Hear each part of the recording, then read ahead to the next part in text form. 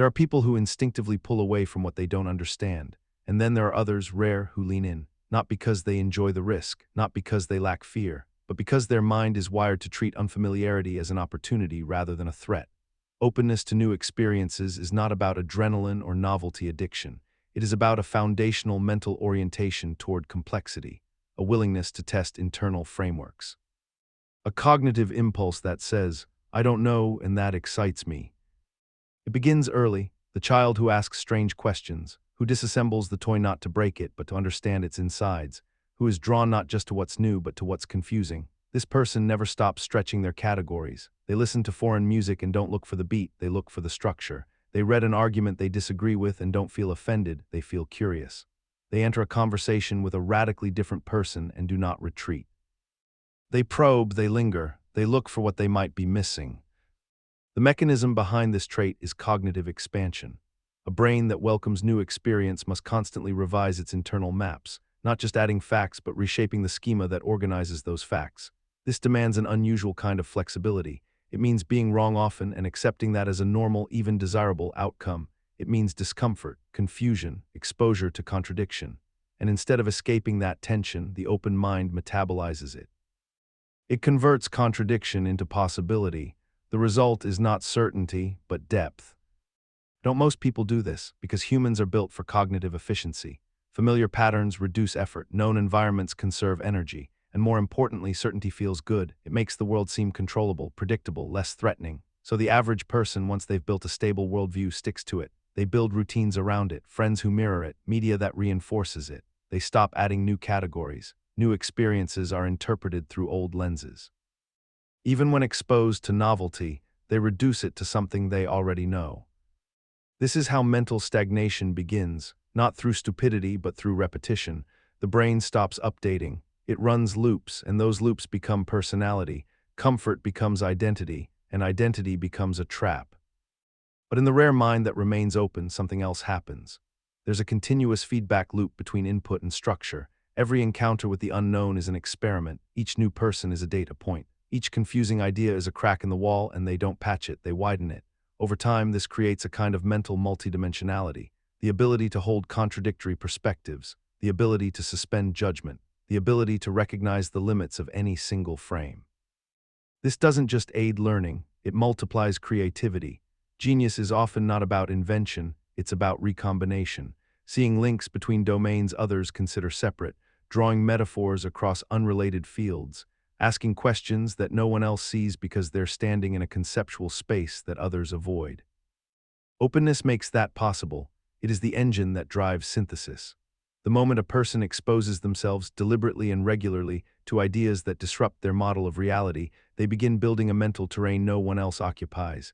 That terrain becomes a resource, a reserve of perspectives, images, concepts, and patterns that can be drawn upon in problem-solving, communication, and even intuition. Over time, this becomes identity, not fixed but fluid.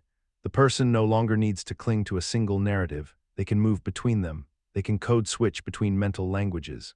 They can understand people they disagree with, navigate problems that defy categories, and design solutions that didn't exist before because they weren't limited to the obvious inputs. This is not a matter of intelligence in the narrow sense. It's a matter of direction. The open mind gathers more and filters less. It tolerates ambiguity, and from that ambiguity it extracts unexpected structure. While others repeat, it experiments. While others protect, it deconstructs. And while others fear the new, it builds with it. This doesn't mean openness is always useful. It can lead to distraction, to contradiction, even to instability. But in its most refined form, when tempered by focus and self-awareness, it becomes the essential condition for innovation, for insight, for the kind of genius that doesn't just solve problems, it redefines them. A closed system is efficient, but it's limited. An open system is chaotic, but it evolves. And evolution, in the cognitive domain, is what separates the merely clever from the profoundly original. Everyone behaves when someone's watching. That's easy. Social pressure is the oldest form of control, but genius is never built in public. It's forged in private, in invisible rituals, silent resistance, and the kind of inner rigor that no one applauds. Self-discipline in private is one of the rarest psychological traits because there's no feedback, no validation, just you, the noise in your head, and the choice to do what you said you'd do or not. At its core, this trait is not about strength, it's about architecture, the ability to build systems of behavior that function without immediate reward, that execute despite boredom, that persist through emotional noise. It means waking up and doing the work even when it feels pointless, eating what supports the goal, not what pleases the moment, saying no when the yes is easy and invisible, practicing not just self-control but self-design. This kind of discipline works by creating a feedback loop between intention and identity. Every time a person acts in alignment with their internal standard, especially when no one else is present, they reinforce a self-image. I am someone who does what I decide. Over time, this creates a stable internal structure.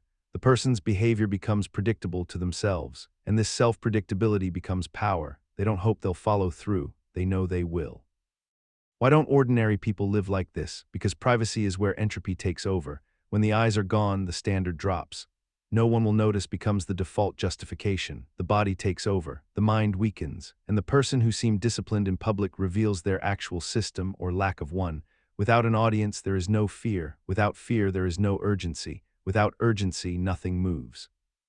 But the disciplined mind flips this. It doesn't depend on fear. It builds habits so internalized they function without surveillance. It attaches meaning to the invisible choice. It treats the private moment as sacred because it knows that only the private moment builds real integrity. There's another layer to this. Private discipline is not just about consistency, it's about leverage. When a person can self-regulate without external enforcement, they become scalable. Their energy isn't spent on resisting temptation, it's directed toward precision. They move faster because they don't stop to negotiate with themselves. They're not caught in cycles of guilt, relapse, justification. They execute, reset, adjust, repeat, quietly.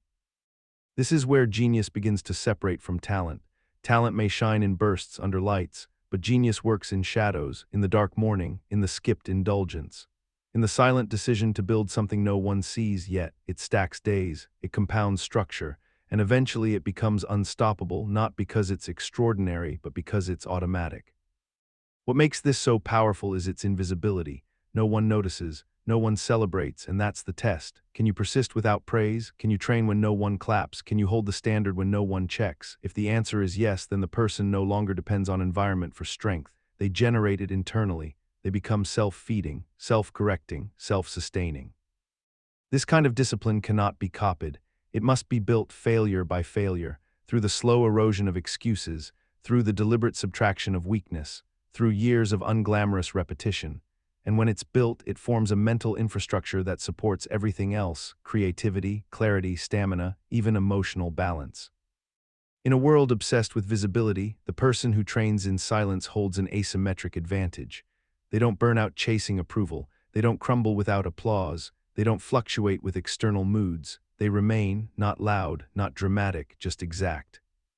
The world will never reward this at first. It will call it obsessive, boring, unnecessary. But eventually, when the results speak, no one will understand where it came from. That's the point. Private discipline doesn't show up on the scoreboard until it's too late to catch up.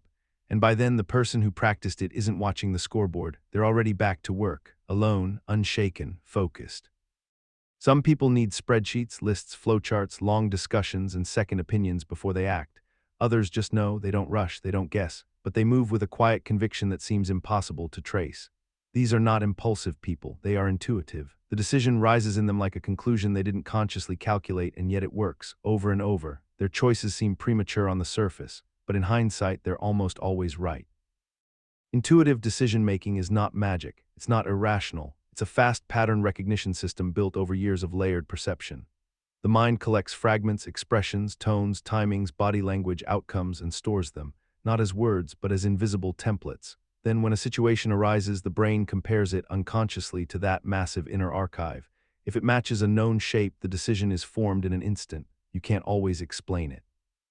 But it feels correct, solid, settled. This is how the best investors, negotiators, detectives, creatives, and strategists operate, not just through logic, but through a felt sense of alignment. They make moves before the logic becomes visible to others, because they've internalized the structure behind the logic. They've rehearsed it silently for years, through observation, immersion, and repetition. Most people don't trust this process, because it doesn't feel controllable. They need justifications. They want numbers. They want someone else to confirm it. They want to eliminate the risk. And so they delay, they hesitate, they seek more data and drown in it. Or worse, they ignore their inner signal because it lacks a formal reason, so they miss the window, they move too late, or not at all. Intuition avoids that paralysis. It operates when there's no time for linear thought, when the stakes are high and clarity is low. It gives you a sense: go now, speak now, walk away, ask this, stop here. You feel it in the chest, the gut, the throat. It's not emotion, it's not fear, it's fast cognition without language, and when trained, it's more accurate than most conscious deliberation. This doesn't mean you follow every feeling. Intuition must be distinguished from impulse, from desire, from fear-based reaction. That takes refinement. The intuitive decision-maker knows the difference, because they've seen what happens when they confuse the two. They've paid the price. And now the internal signal is sharper, calmer, less noisy. The genius of this trait lies in its asymmetry. While others waste time organizing information, the intuitive mind has already moved. It sees through situations in real time. It doesn't need perfect clarity, just enough to match the shape. That gives it a head start in negotiations, in judgment, in conflict, in creation. And often, that head start is the difference between mediocre and exceptional. What's more, intuitive decisions feel different. They don't come with anxiety. They feel clean, clear, neutral. There's no mental debate, no spiral, just an action that feels like it was already made. This doesn't mean it's always right, but it's right often enough to be trusted and fast enough to be powerful. Over time, this trust compounds. The person starts listening earlier, acting faster, hesitating less. The delay between knowing and doing shrinks. That precision becomes indistinguishable from genius, and to others it looks like foresight, like magic, like they just have a sense. But it's not magic, it's pattern fluency. Built silently, applied rapidly, and trusted completely, that's intuitive decision-making. In every room, there's a layer of reality most people don't see. Not because it's hidden, but because they're not paying attention. Tone shifts, micro-expressions, tension in the jaw, the hesitation before a sentence. The way someone says it's fine, the sigh before the agreement. These signals are constant but subtle, and only a few people are tuned in. They don't just understand emotion, they read it, in themselves, in others, in the space between. Emotional awareness is not the same as sensitivity. It's not about being dramatic or easily affected. It's about detection, precision. The ability to label and map what is happening beneath the words, in others and in yourself. This means recognizing when someone's words don't match their eyes, when the laughter is sharp instead of soft, when enthusiasm is forced, when detachment is a defense. It also means seeing your own reactions, that flash of irritation, the tightening chest, the sudden boredom. And knowing what triggered it and why. This works through layered perception. You are watching the conversation, but also watching the emotional choreography inside it. You see what's said, what's meant, what's avoided, and what's denied. You understand that emotions are not obstacles to logic, they are the logic. People make decisions based on what they feel. They argue, withdraw, agree, comply, or resist based on affective states. The emotionally aware person doesn't just observe this, they adjust to it in real time. Why don't most people have this? Because they were never taught to see it. Emotions were either overindulged or suppressed, and so they either become noise flooding the system or blindness ignored until they explode. Most people walk into a room thinking it's about words. They miss the real negotiation, the emotional dance underneath. They don't know why someone pulled away, why the conversation went flat, why trust never formed. They don't know because they didn't see. The genius with emotional awareness moves differently. They calibrate, they shift tone, pacing, posture. They sense discomfort and soften it. They detect anger and avoid escalation. They feel disconnection and name it gently. This makes them powerful, not because they manipulate, but because they navigate. In conflict, in leadership, in negotiation, in creative collaboration, they can sense the emotional topology of the group. They work with it, not against it. More importantly, they don't ignore their own signals. They notice resentment early. They see burnout coming. They hear the lie forming in their own voice. They don't need breakdowns to signal misalignment. They feel the shift at the beginning and course correct.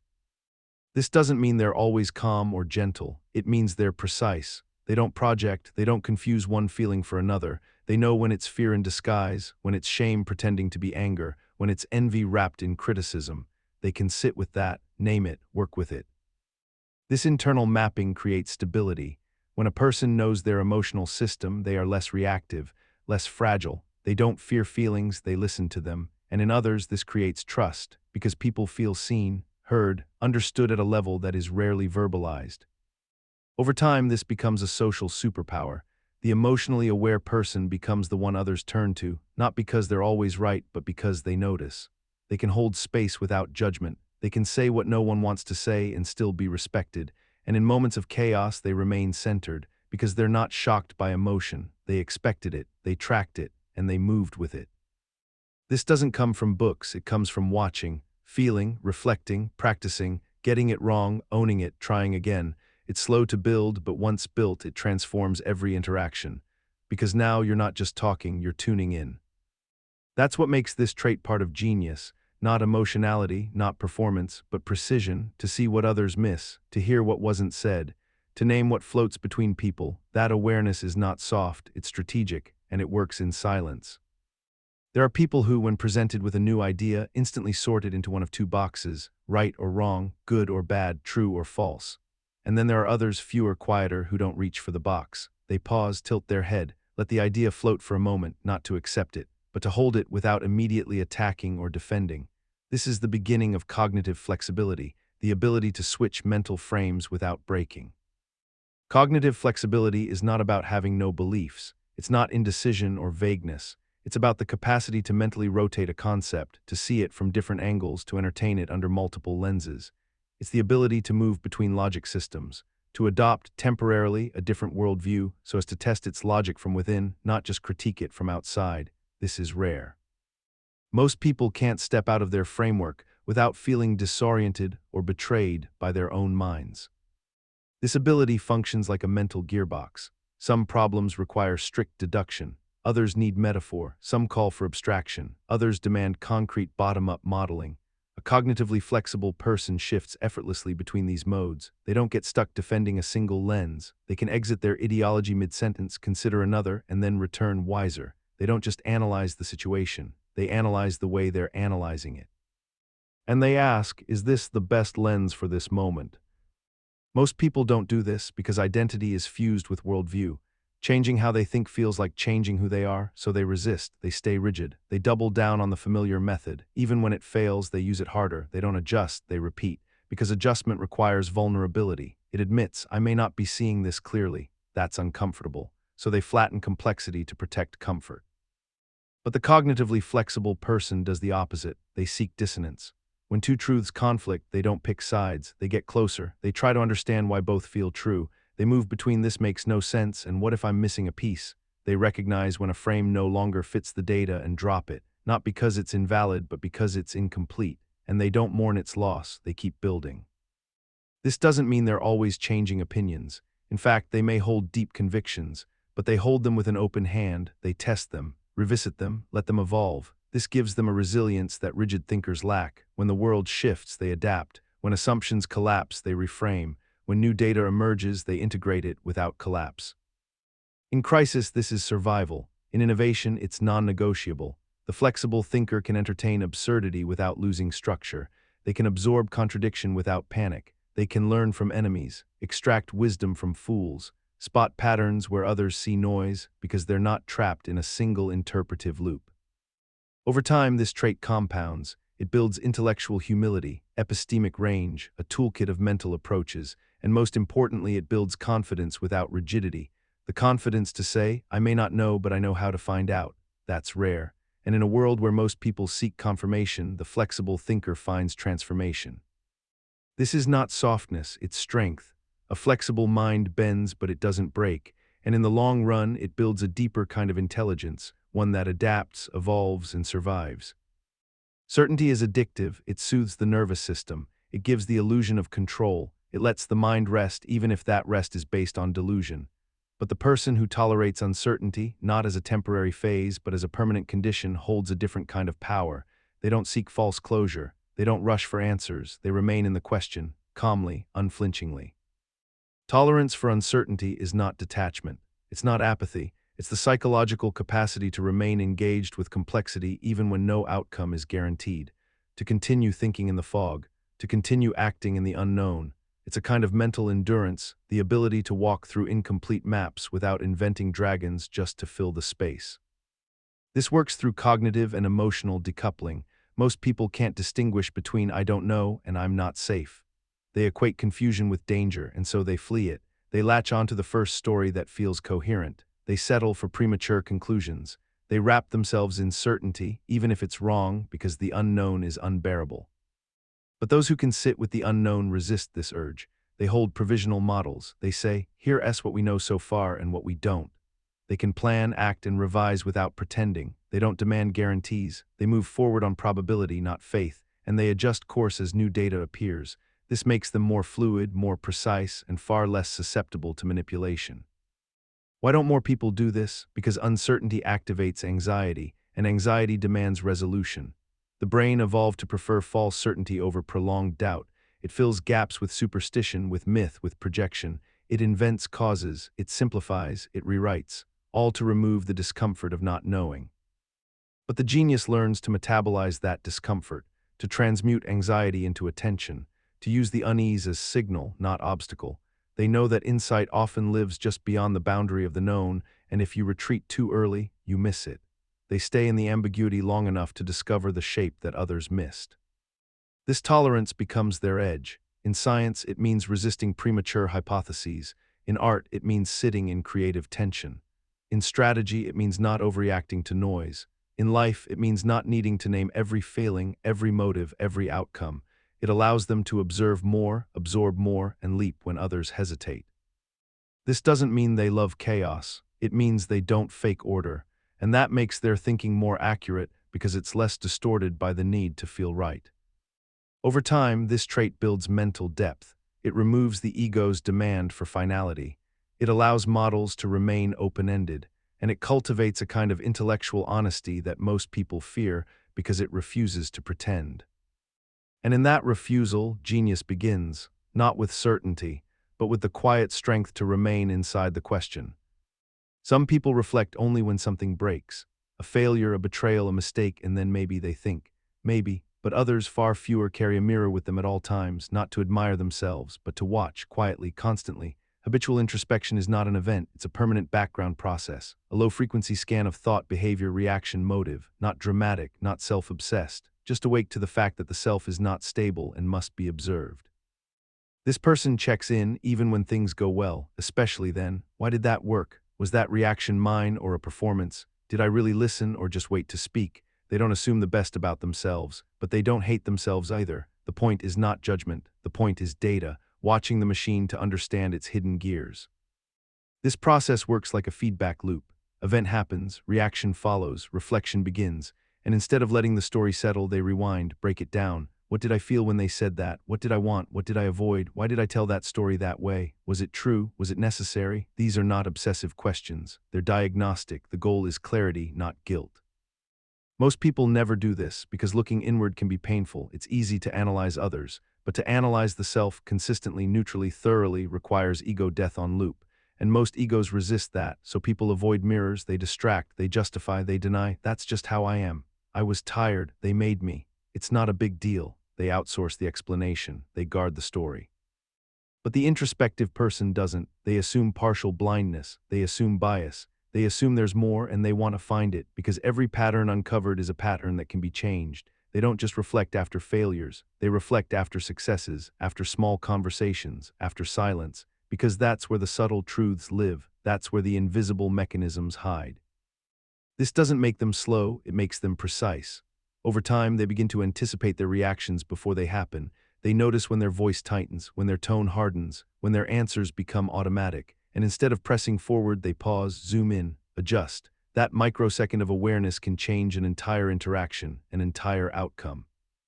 It also builds something stronger than confidence, coherence. Their inner world begins to match their outer behavior, not perfectly, not always, but enough that the dissonance shrinks, and with it, their need to lie to themselves or others. The introspective mind becomes its own guide. It doesn't need rules, it has awareness. It doesn't need external correction, it self-corrects. And while others repeat their patterns blindly, this person slowly reshapes theirs, one layer at a time, one flaw at a time, one blind spot at a time. This isn't soft work, it's brutal, because the self is messy, ugly sometimes, contradictory, but the introspective person doesn't flinch. They turn the light up, they look closer, they sit with the discomfort, and they keep watching. That habit over years builds something few people ever touch, inner leverage. The ability to change not just behavior, but the operating system behind it. That's not just reflection, that's transformation. And it begins with a decision most people never make, to look inside every day without turning away. Some people see the world in narratives, others see it in numbers, and then there's a small group that, regardless of content, defaults to structure. It doesn't matter if it's politics, relationships, marketing, ethics, or lunch plans, their brain instantly scans for variables, causes, sequences, and implications. This is analytical default thinking, not a skill but a mode. A lens so ingrained it activates before emotion, before opinion, before impulse. It begins with detachment, not apathy but distance, a mental reflex to step back from the event and ask, what are the parts here? What drives this? Where's the weak point? It doesn't matter whether it's a conversation or a crisis, the same architecture kicks in. The person is not trying to be cold, they just naturally move into a problem-solving orientation, not to fix but to understand. This works because the analytical thinker sees everything as a system, and systems have inputs, outputs, feedback loops, and points of failure. This lens makes them calm in chaos. While others panic, react, or moralize, they analyze, they deconstruct, they slow time, because they're not trapped inside the content, they're watching the machinery behind it. Most people don't live this way because analysis is slow and emotional reaction is fast. People feel first, act second, and maybe think third. If at all, that's normal, but it's not precise. And precision is what analytical minds crave. They don't want noise, they want the signal, the root, and they'll keep cutting through until they find it. This makes them frustrating to others, emotionally unreadable, detached, overly rational, but they're not detached, they're just upstream. They're not rejecting feelings, they're scanning the system that produced them. Because once you understand the system, you can change it, without screaming, without guessing. Over time, this trait creates an internal laboratory. The analytical mind is always running tests. If this, then that. What if I change this variable? What if I remove this piece? What happens if I invert the problem? They don't wait for clarity to arrive. They build it, step by step, from the inside out. This is not always social. Analytical thinkers often feel isolated, because most conversations are emotional exchanges, not structured debates. Most people don't want clarity, they want validation. And the analytical mind doesn't play that game. It can listen, but it won't lie. It can understand, but it won't agree without structure. But in environments where complexity matters, where real solutions are needed, this mind is priceless. It cuts through confusion like a surgeon. It designs, diagnoses, and dissects, and it does so without ego, because the goal isn't being right, the goal is understanding what's true. This makes them adaptable. The problem doesn't scare them, it activates them. They don't collapse under ambiguity, they organize it, and once it's mapped, they move cleanly, efficiently, without drama. That's what makes this trait rare. It's not intelligence in the usual sense, it's structure under pressure. And that structure builds a kind of invisible power, the power to see what others don't even know they're missing. Some people think, others think about how they think. That's the difference. Not in depth, not in speed, but in layer. Metacognition is not intelligence. It's the mechanism that watches intelligence. A second-order loop that reflects on the first-order process. You're not just forming conclusions, you're asking, why did I arrive at this conclusion? You're not just arguing, you're tracking how you argue. It's a recursive awareness, and it changes everything. A metacognitive person is not just a thinker. They're a monitor. While they speak, they track the assumptions inside their speech. While they listen, they examine their interpretation filters. Am I reacting to the words or the tone? Am I interpreting this through insecurity? Did I ignore that data because it contradicts my model? These questions don't come later, they come during. The mind splits. One part engages, the other evaluates. This changes decision-making. Most people are consumed by their immediate thought. They act as if the thought is the truth. The metacognitive person acts as if the thought is a hypothesis, something to be tested, modified, compared. This reflex distances them from the ego's grip. It protects them from blind certainty. They can change their mind without shame because they never fused with the content in the first place. The mechanism works like a nested loop. Every action contains a watcher. That watcher doesn't interrupt, it observes, and when needed, it adjusts. You're in a conversation and you feel annoyed. Instead of reacting, the inner observer notes you're about to defend yourself unnecessarily. That's ego. And just like that, the behavior shifts, not after, but in real time.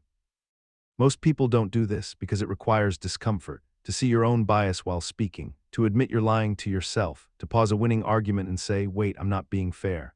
That takes a kind of mental integrity that most people never cultivate, not because they can't, but because it threatens their self-image. They don't want to see the gears. They want the illusion of clean logic, consistent beliefs, rational behavior, and they'll lie to themselves to preserve it. The metacognitive person doesn't care about that illusion. They'd rather be accurate than proud, rather be real than consistent. So they pick apart their own thoughts like a mechanic tearing down an engine, not to destroy it, to understand it, improve it, rebuild it.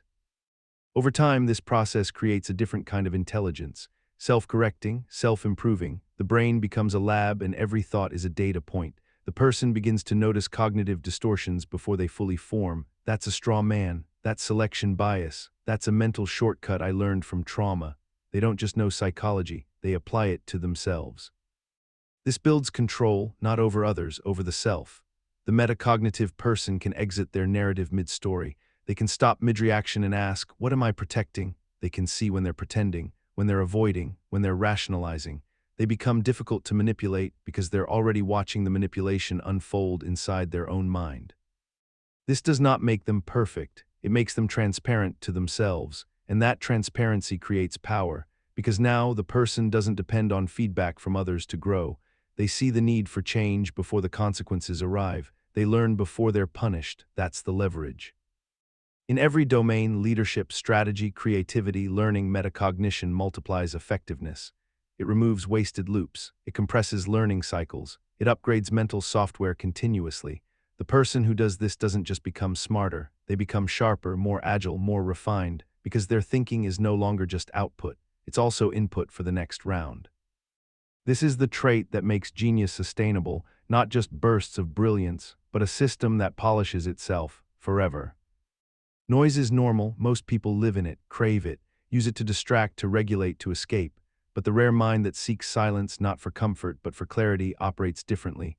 Silence isn't empty for them, it's full of signal, of reflection, of raw data. Solitude isn't loneliness, it's context collapse recovery, a place where the self can unfold without negotiation.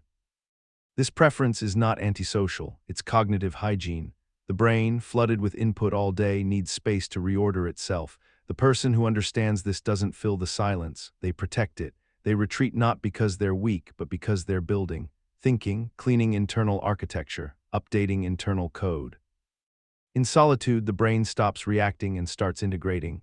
Thoughts that couldn't surface in conversation begin to form, patterns become visible, emotions that were suppressed now speak clearly. The person doesn't run from this, they welcome it, because they know the truth only appears when the noise stops.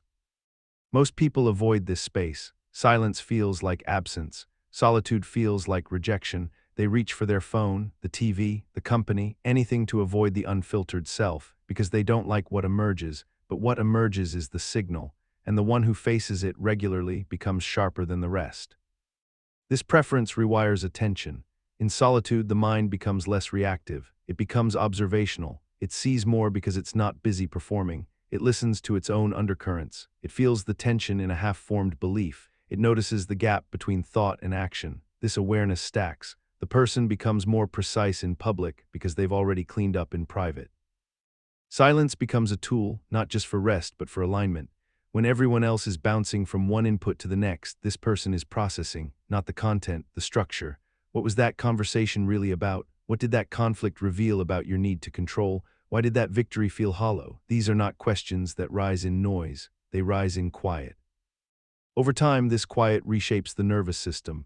The person no longer panics in stillness, they crave it, and in that craving they begin to shape a different kind of mind, not faster, not louder, but cleaner, less contaminated, less anxious, more free. This doesn't mean they avoid people. It means they return to people with something real to offer, a clearer perception, a stronger boundary, a deeper insight, because they didn't just feel something, they understood it, alone, in silence, without input. That's what makes this trait powerful. It's not about being quiet, it's about what happens in the quiet, the reset, the recalibration, the re-entry into the world with more signal, less noise. Everyone consumes, few process, fewer still refine. Silence is the refining fire, solitude is the forge, and the mind that seeks them is building something most others will never even see. Some people see events, others see connections, but a very few don't even wait for events to finish. They see the pattern forming in real time. This is fast pattern recognition. It's not intuition, though it feels like it. It's not magic, though others often mistake it for that. It's an advanced form of unconscious processing. The brain notices repeated structures, compresses them, and uses them as prediction engines before anyone else knows what's happening. This person doesn't need all the data. They don't need charts, they need a glance, a sentence, a shift in tone, a number out of place. And immediately they sense what's behind it, where it's going, what it means. They recognize the underlying shape because they've seen it before, even if the surface is different. A look across the table in a negotiation, a word left out in an email, the sudden stillness in a room. It's not the detail they respond to, it's the form, the signal beneath the noise. Pattern recognition operates through compression. The brain observes repeated input and strips away unnecessary detail. It keeps what matters, it tags cause-effect pairs, it bookmarks structures. Then when something similar appears, the system lights up, not consciously, but instantly. I've seen this before, I know how this unfolds. Most people never reach this speed because they don't compress. They treat every new event as new. They react to content, not structure. They see differences instead of similarities. And so they're always starting from zero, always overwhelmed, always behind the curve because they never built the library. The fast pattern recognizer built it, quietly. Years of observation, not just of people, but of systems, outcomes, feedback loops, behaviors. They study not to memorize, but to compress. And once compressed, they stop needing long explanations. They don't need the full conversation. They don't need to wait for the outcome. They can often interrupt the process and still predict the ending because they've seen the pattern start to form. This doesn't make them arrogant, it makes them efficient. They conserve energy. They don't waste cycles on situations they've already modeled. That gives them speed in thinking, in speaking, in reacting, and that speed compounds. Over time, it becomes clarity. Over longer time, it becomes foresight. This trait doesn't require genius to begin with. It requires attention, repetition, curiosity. But at high levels, it creates a kind of nonverbal knowledge, a library of maps inside the mind. Not just of how things are, but of how they become. That's rare, and it's dangerous, because when you know what's coming, you can move while others hesitate. You can exit before collapse. You can enter before opportunity becomes obvious. This makes the person seem lucky. They're fast, they're not reckless, they're ahead, they're not impulsive. They're already decided before the others finished thinking. It's not always perfect. Patterns can mislead. There are false positives, but the person adjusts, updates, improves the map. Over time, they don't just see what's coming, they shape it. They act earlier, speak first, leave first, arrive first, and everyone else wonders how they knew. That's the secret. They didn't guess. They just saw the pattern before you did. Most people don't think independently, they think socially. They scan the group, detect what's acceptable, and then modify their beliefs subtly, sometimes unconsciously, to align. This is not weakness, it's biology. Belonging was survival, exile was death. But in the modern world, that instinct creates mental conformity. It makes people lie to themselves, say they agree, say they care, say they believe, just to avoid friction, just to stay warm in the group's center. But a few people don't need that warmth, or at least they can withstand the cold. These are the ones who resist peer pressure, not loudly, not defiantly, quietly, calmly, consistently. They hear the group's signal and don't move, not because they want to rebel, but because they've already formed their opinion. And no amount of laughter, silence, mockery, or disappointment will change it unless the logic changes too. This resistance begins with internal orientation. Most people locate their center outside themselves. What will they think? Will they still like me? Will this make me look smart? The resistant person doesn't ask those questions, or if they do, they don't act on them. They move from internal consistency, not external approval. This makes their behavior look strange. They don't laugh when everyone else does. They don't join trends. They say I don't know when others pretend to understand. They ask naive questions. They change the subject. They leave the party early. They stay quiet in meetings when the room gets performative. They don't need to be seen agreeing. They need to be honest to themselves first. This isn't about being a contrarian. The person doesn't oppose the group out of reflex. They just don't fuse with it. They maintain an independent thought line and they guard it, even under pressure, even under subtle cues. The nervous laugh, the eye roll, the change in tone. Most people adjust instantly to avoid social pain. The resistant person doesn't, or if they do, they notice and reverse it. That self-awareness makes them hard to bend. Why don't more people do this? Because the brain interprets disapproval as threat. Being different feels like danger, and danger triggers conformity, so people fold, not with intention but automatically. They nod, they mimic, they swallow the doubt, and slowly they lose track of what they really think. They forget the original idea. It's overwritten by the group's emotion. But the resistant mind doesn't lose track. It anchors, it pauses before speaking. It holds internal reality in place even when everyone else moves. And that internal alignment becomes a kind of integrity. The person doesn't need to prove themselves. They don't need applause. They need to stay honest, especially under pressure. Over time, this becomes a source of quiet strength. Others start to notice. She's not easily swayed. He doesn't jump on bandwagons. They don't fake reactions. That consistency breeds trust. It also breeds solitude, but the solitude is clean. The person doesn't feel alone, they feel real. In times of crisis, when the group panics, flips, or lies, this is the one who remains steady. They're the one who says, that doesn't make sense. And they say it first, before it's safe, before it's popular. That's rare, and in the long arc of events, it's indispensable. Not because they're always right, but because they can be, because they didn't sell their perspective for a seat at the table. And when the room clears, they're still there with their mind intact. Most people want answers that fit. They want the world to make sense cleanly, fully, without contradiction.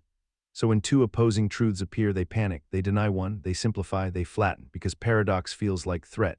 But for some minds, paradox is not a problem, it's home. They don't need the contradiction to resolve. They hold both sides and remain calm. They don't need closure, they need truth, even when it clashes with itself.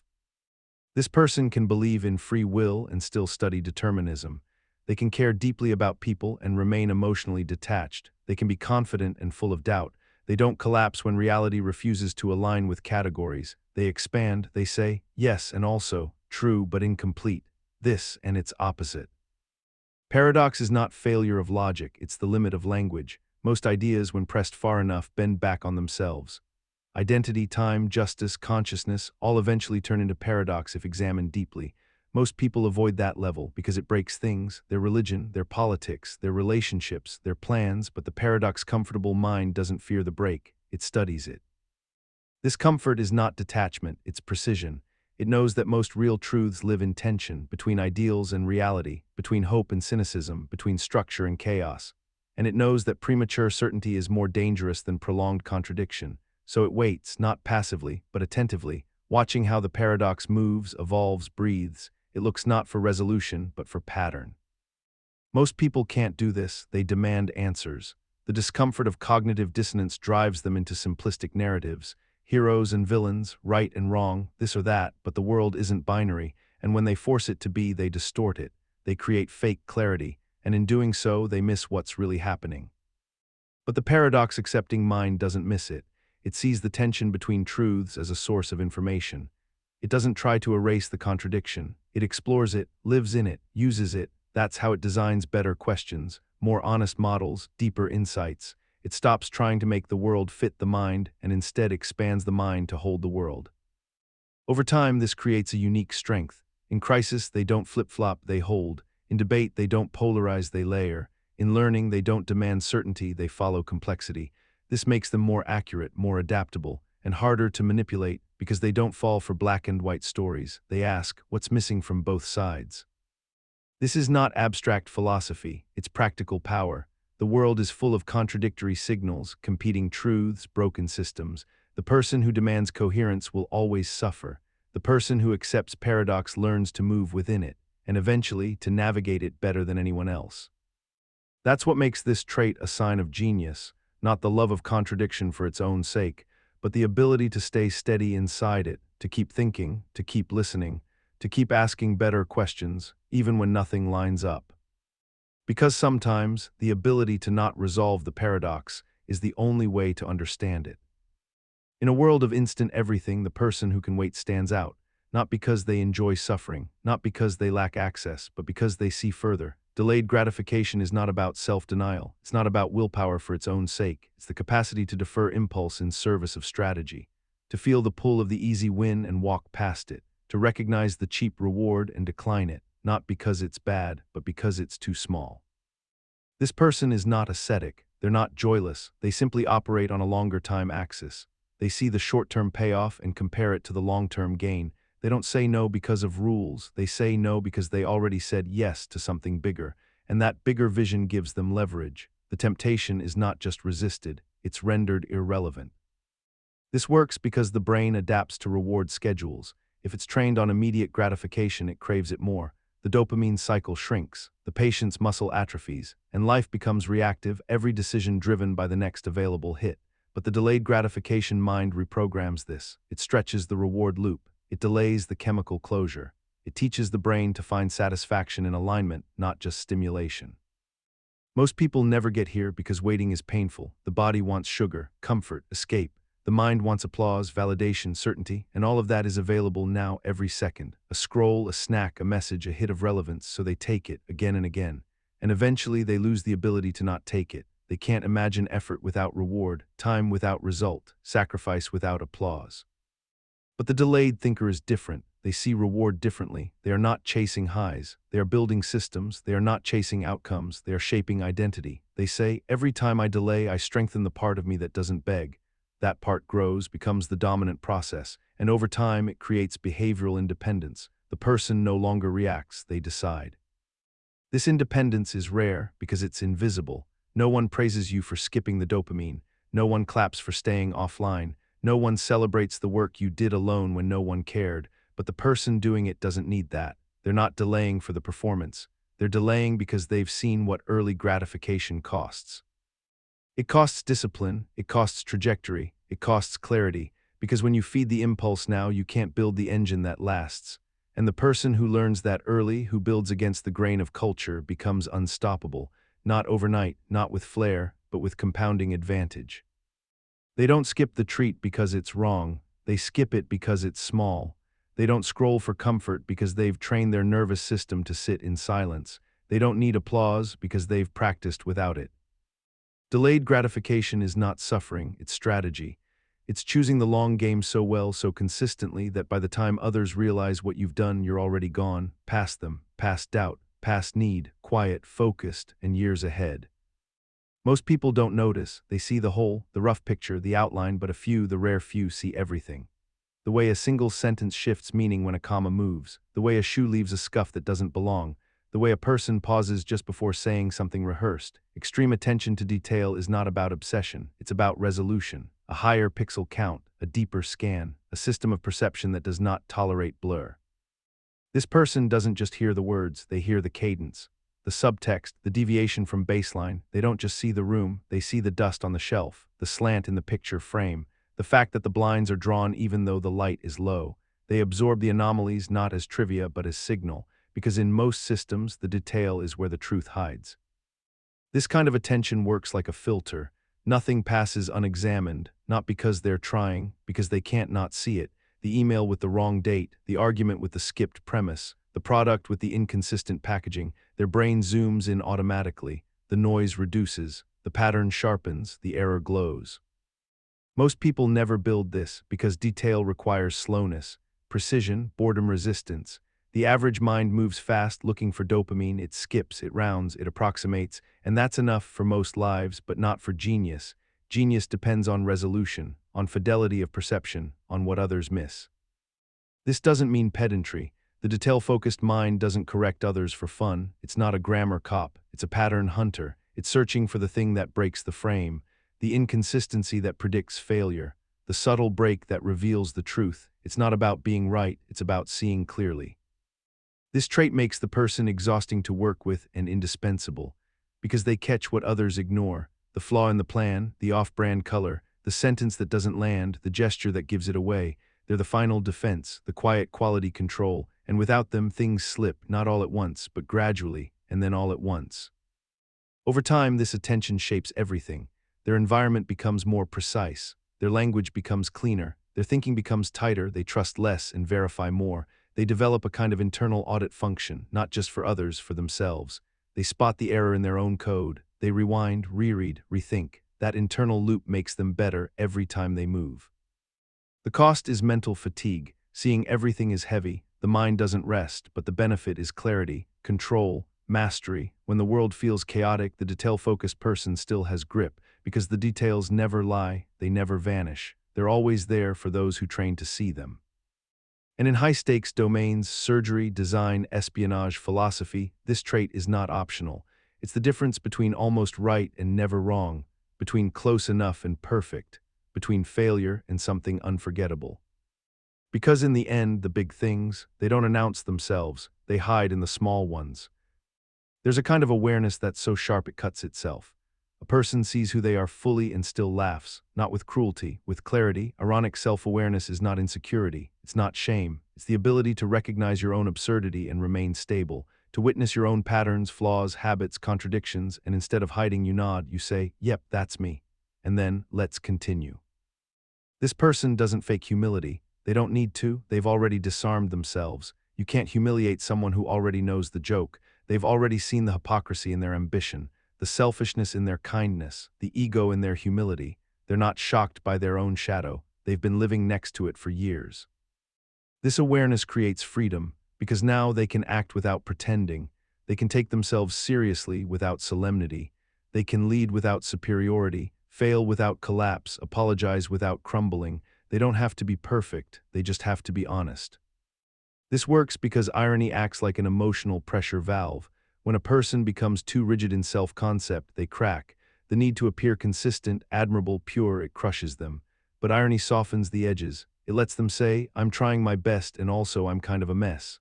That duality keeps them sane, it keeps them funny, it keeps them human. Most people lack this, not because they're arrogant, but because they're fragile. They can't see themselves clearly and remain whole, so they defend, deny, cure it. They build a self-image and then protect it like a glass castle. Any crack feels fatal, so they pretend they don't notice, and they stop growing. But the ironically aware person doesn't need the castle. They build a cottage, lived in, unimpressive, real. They don't edit out the bad lines, they don't remove the footnotes.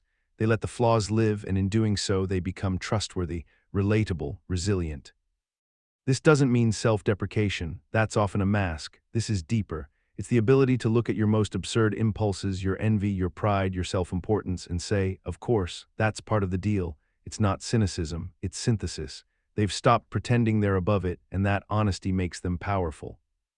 Because now no one can corner them. They already know, they've already said it. They're not confused, they're not shocked. They're just here messy, aware, and fully functional. Over time, this trait becomes armor, not the kind that deflects, the kind that absorbs impact without breaking. They can take critique, they can receive truth, they can change, because they're not clinging to a brittle image, they're living in a flexible one. That flexibility makes them dangerous in the best way. They can enter any space without performance. They can adapt without losing center. They can laugh and still lead. They can admit fault and still move forward. And in a world obsessed with control, with image, with perfection, the person who sees themselves fully, ironically, and continues anyway becomes unforgettable. Most people imagine what's likely, some imagine what's possible, but a few, the rare cognitive builders, simulate automatically, without being asked, without effort. You tell them a plan, and within seconds their mind generates 5 alternate outcomes. You mention a strategy, and they're already running failure loops in the background. They don't do this to argue. They do it because they can't not. Spontaneous mental simulation is the default operating mode of people whose minds are structured not just for memory or logic, but projection. Their brain doesn't just react to inputs, it builds models from them, and then without needing conscious direction, it starts to animate those models. What if this breaks? What if they overreact? What happens if I delay by a day? These questions don't come verbally. They emerge as intuitive scenarios, fast, vivid, precise. This isn't daydreaming, it's high-efficiency predictive processing. These people don't just see the present, they run it forward and backward. They take a conversation and fast forward to how it might fracture in a week. They take a design and mentally test it under stress. They take a sentence and imagine how it will land, twist, or echo. Their mind becomes a dynamic lab, one input, infinite trajectories. Most people don't do this because it takes energy. Simulation is costly. It requires holding variables, updating them, tolerating uncertainty. And it often produces discomfort. You see things you don't want to admit. You anticipate failure where others see only momentum, so people skip it. They think linearly. They wait for things to happen, then they react. The simulator doesn't wait. They pre-react. They anticipate, not to avoid life, but to understand it better. They don't need to experience every mistake to learn. They can run it mentally, quietly, in advance. And when the real event arrives, they're not surprised. They already saw it 10 ways. This gives them tactical advantage. In meetings, they're 2 layers ahead. In strategy, they've already tested the scenario you just proposed. In conflict, they've already heard what you're about to say in their head 3 times. This isn't arrogance, it's architecture. The way their mind moves through time is different. It also makes them seem psychic. They leave the room before the disaster. They speak to your future objection before you say it. They prepare for variables you didn't notice. But it's not magic, it's practice. The simulation loop has been running since they were young. They asked too many what-ifs. They watched too much, paid attention to everything, and now it happens without effort. This doesn't mean they're always right, but they're rarely blindsided, and in a world where most people are reactive, that alone is genius. Because simulation shrinks the gap between possibility and preparation, it lets you act like you've been there before you ever were. Over time, this trait builds resilience, flexibility, depth. The person doesn't lock into one path, they hold multiple, they see branches instead of walls, and that perception alone lets them survive and win in situations others don't even understand yet. Not because they're smarter, because they saw it sooner, and the sooner you see, the more you shape. Most people feel shame and stop. They make a mistake, feel small, and withdraw. But some people, again, rare, feel the same shame, the same inadequacy, and move, not away, not into denial, toward. They use the sting not as a signal to hide, but as a signal to build.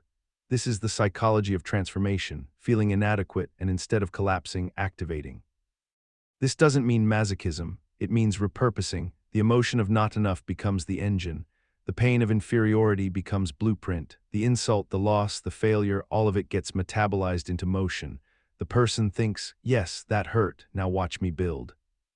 Most people don't have this reflex. When they're criticized, they become bitter. When they're defeated, they become passive. When they're humiliated, they protect themselves. And sometimes they never try again, because they're taught to associate failure with finality. The inadequate feeling becomes identity instead of information. But this person splits it. I am not enough becomes I am not enough yet. And in that tiny linguistic shift, the power flips. They stop resisting the feeling, they harness it, like a cold wind pushing from behind, like gravity inverted. They don't avoid the burn, they convert it. This trait works because motivation doesn't have to feel good, it just has to move you. And the genius here isn't that they like pain, it's that they don't waste it. They sit with it, study it, ask why it happened, what it means, where it points. Then, with or without clarity, they begin, again and again. This makes them relentless. The worse they feel, the more fuel they get. They use every insult, every rejection, every superior, every ghost of someone better, every younger version of themselves who thought they'd be more by now. And instead of breaking under that weight, they press into it. That tension sharpens them, refines them, wakes them up. The world doesn't understand this. It calls them obsessive, unbalanced, insecure, maybe, but they move, and movement beats pride, because while others protect their image, this person rebuilds their architecture. Over time, this creates something terrifying, a mind that doesn't rely on external praise, that doesn't require applause, that doesn't fold when embarrassed, because it already used that moment as fuel. The failure you mocked, it became their discipline. The day they lost, it became the day they decided. This isn't healthy in the usual sense, but genius isn't about health, it's about function, output, precision. And when a person can take the most painful signal, you're not enough, and turn it into construction energy, they become untouchable. You can take their title, their place, their respect, but you can't take their fire because you gave it to them. When you made them feel small, you forgot small things grow, and they grow in silence. This is the mind that remembers every slight, not to retaliate, but to transform. Quietly, fully, without mercy. Most people are conditioned to obey. From the first day of school to the last breath at work, they're trained to defer to titles, uniforms, credentials, and volume. Authority walks in and most people lower their eyes. The rules are accepted. The leader is followed. The instructions are assumed correct, not because they are, but because they said so. But some people, very few, have an immediate internal recoil, not loud, not rebellious, just a deep, natural pause. This person doesn't fight every order, they don't argue for sport, but they never switch off. When someone claims power, their first response isn't belief, it's examination. Why are they in charge? What's their track record? Is this logic or just hierarchy? They don't accept commands at face value. They translate, filter, test. Authority doesn't earn trust until it proves itself. This reflex starts early. A teacher gives an answer, they check the premise. A manager gives an order, they ask what problem it solves. A government makes a rule, they wonder who benefits. They don't default to cynicism, they default to clarity. Their trust has a cost, that cost is logic. Most people don't operate like this, because blind trust is rewarded. The obedient are promoted, the agreeable are praised. Those who question authority are labeled difficult, dangerous, ungrateful. And because people fear exclusion more than error, they fold, they tell themselves stories. They must know what they're doing. It's probably for the best. I don't want to cause trouble, and so the machine continues. But the person who naturally distrusts authority slows that machine down, not to break it, but to verify it. They are the immune system of any collective, asking the question that no one wants to hear. What if this isn't true? What if this isn't right? What if we're obeying something stupid? This doesn't make them disloyal, it makes them rigorous. They don't follow instructions without checking the math. They don't adopt values without reverse engineering them. And they don't confuse position with competence. They know power often hides incompetence. That authority attracts the insecure. That leadership without scrutiny rots. Over time, this trait makes them lonely. They don't fit into most hierarchies. They don't blend, but it also makes them strong because they're not dependent on external permission. They act from internal conviction. They don't collapse when leadership fails because they never outsourced their thinking in the first place. This makes them hard to manipulate. You can't pressure them with tradition, shame, or chain of command. They don't fear breaking rank because their loyalty is not to the structure, it's to truth. And when that truth deviates from the line, they walk away. These are the minds that build new systems because they don't believe the current one is sacred. They see its flaws, its contradictions, its abuses, and instead of excusing them, they log them, quietly, until the time comes to replace them. This trait isn't loud, it doesn't need to be. The power lies in the silence, the refusal to nod along, the inner voice that says, maybe not. And that refusal, repeated over a lifetime, becomes something rare, mental sovereignty. Crowds feel safe, consensus feels warm, and most people, without realizing it, equate popular with probably right. If enough people say it, repeat it, like it, buy it, believe it, it must be true. The logic is invisible but pervasive. The majority can't all be wrong, but some people, the outliers, feel something else. When the crowd roars, they flinch. When the whole room agrees, they grow alert. When the masses move, they hesitate. This is not contrarianism. It's not cynicism for its own sake. It's skepticism of collective instinct. The understanding that group behavior is not a source of wisdom, it's a source of error, a shortcut, a blindfold, an amplifier of bias. These people don't assume that consensus reflects truth. They assume it reflects social inertia. The mechanism is simple. When the crowd says, "This is obvious," they ask, to whom? When a trend explodes, they want to know what caused the spark, not just what's catching fire. They never confuse virality with value or popularity with proof. Most people do because being with the group feels good. Agreement lowers anxiety. Synchrony builds identity. Nobody wants to be the one who says, "I don't buy it." So they nod, they post, they cheer, even when it doesn't sit right, even when they haven't thought it through. But the skeptical mind doesn't nod automatically. It checks the wiring. It asks, what are we assuming here? It asks, who benefits from this belief? It asks, would I still believe this if I were alone? And most of all, it asks, what's being left out? Because mass intuition always leaves something out. It simplifies, rounds corners, deletes nuance. And the person who resists that deletion keeps their edge. They don't collapse into collective emotion. They stay upstream of the signal. This gives them distance, and with distance comes clarity. While others ride the wave, they map the current. While others chant, they listen for the contradiction.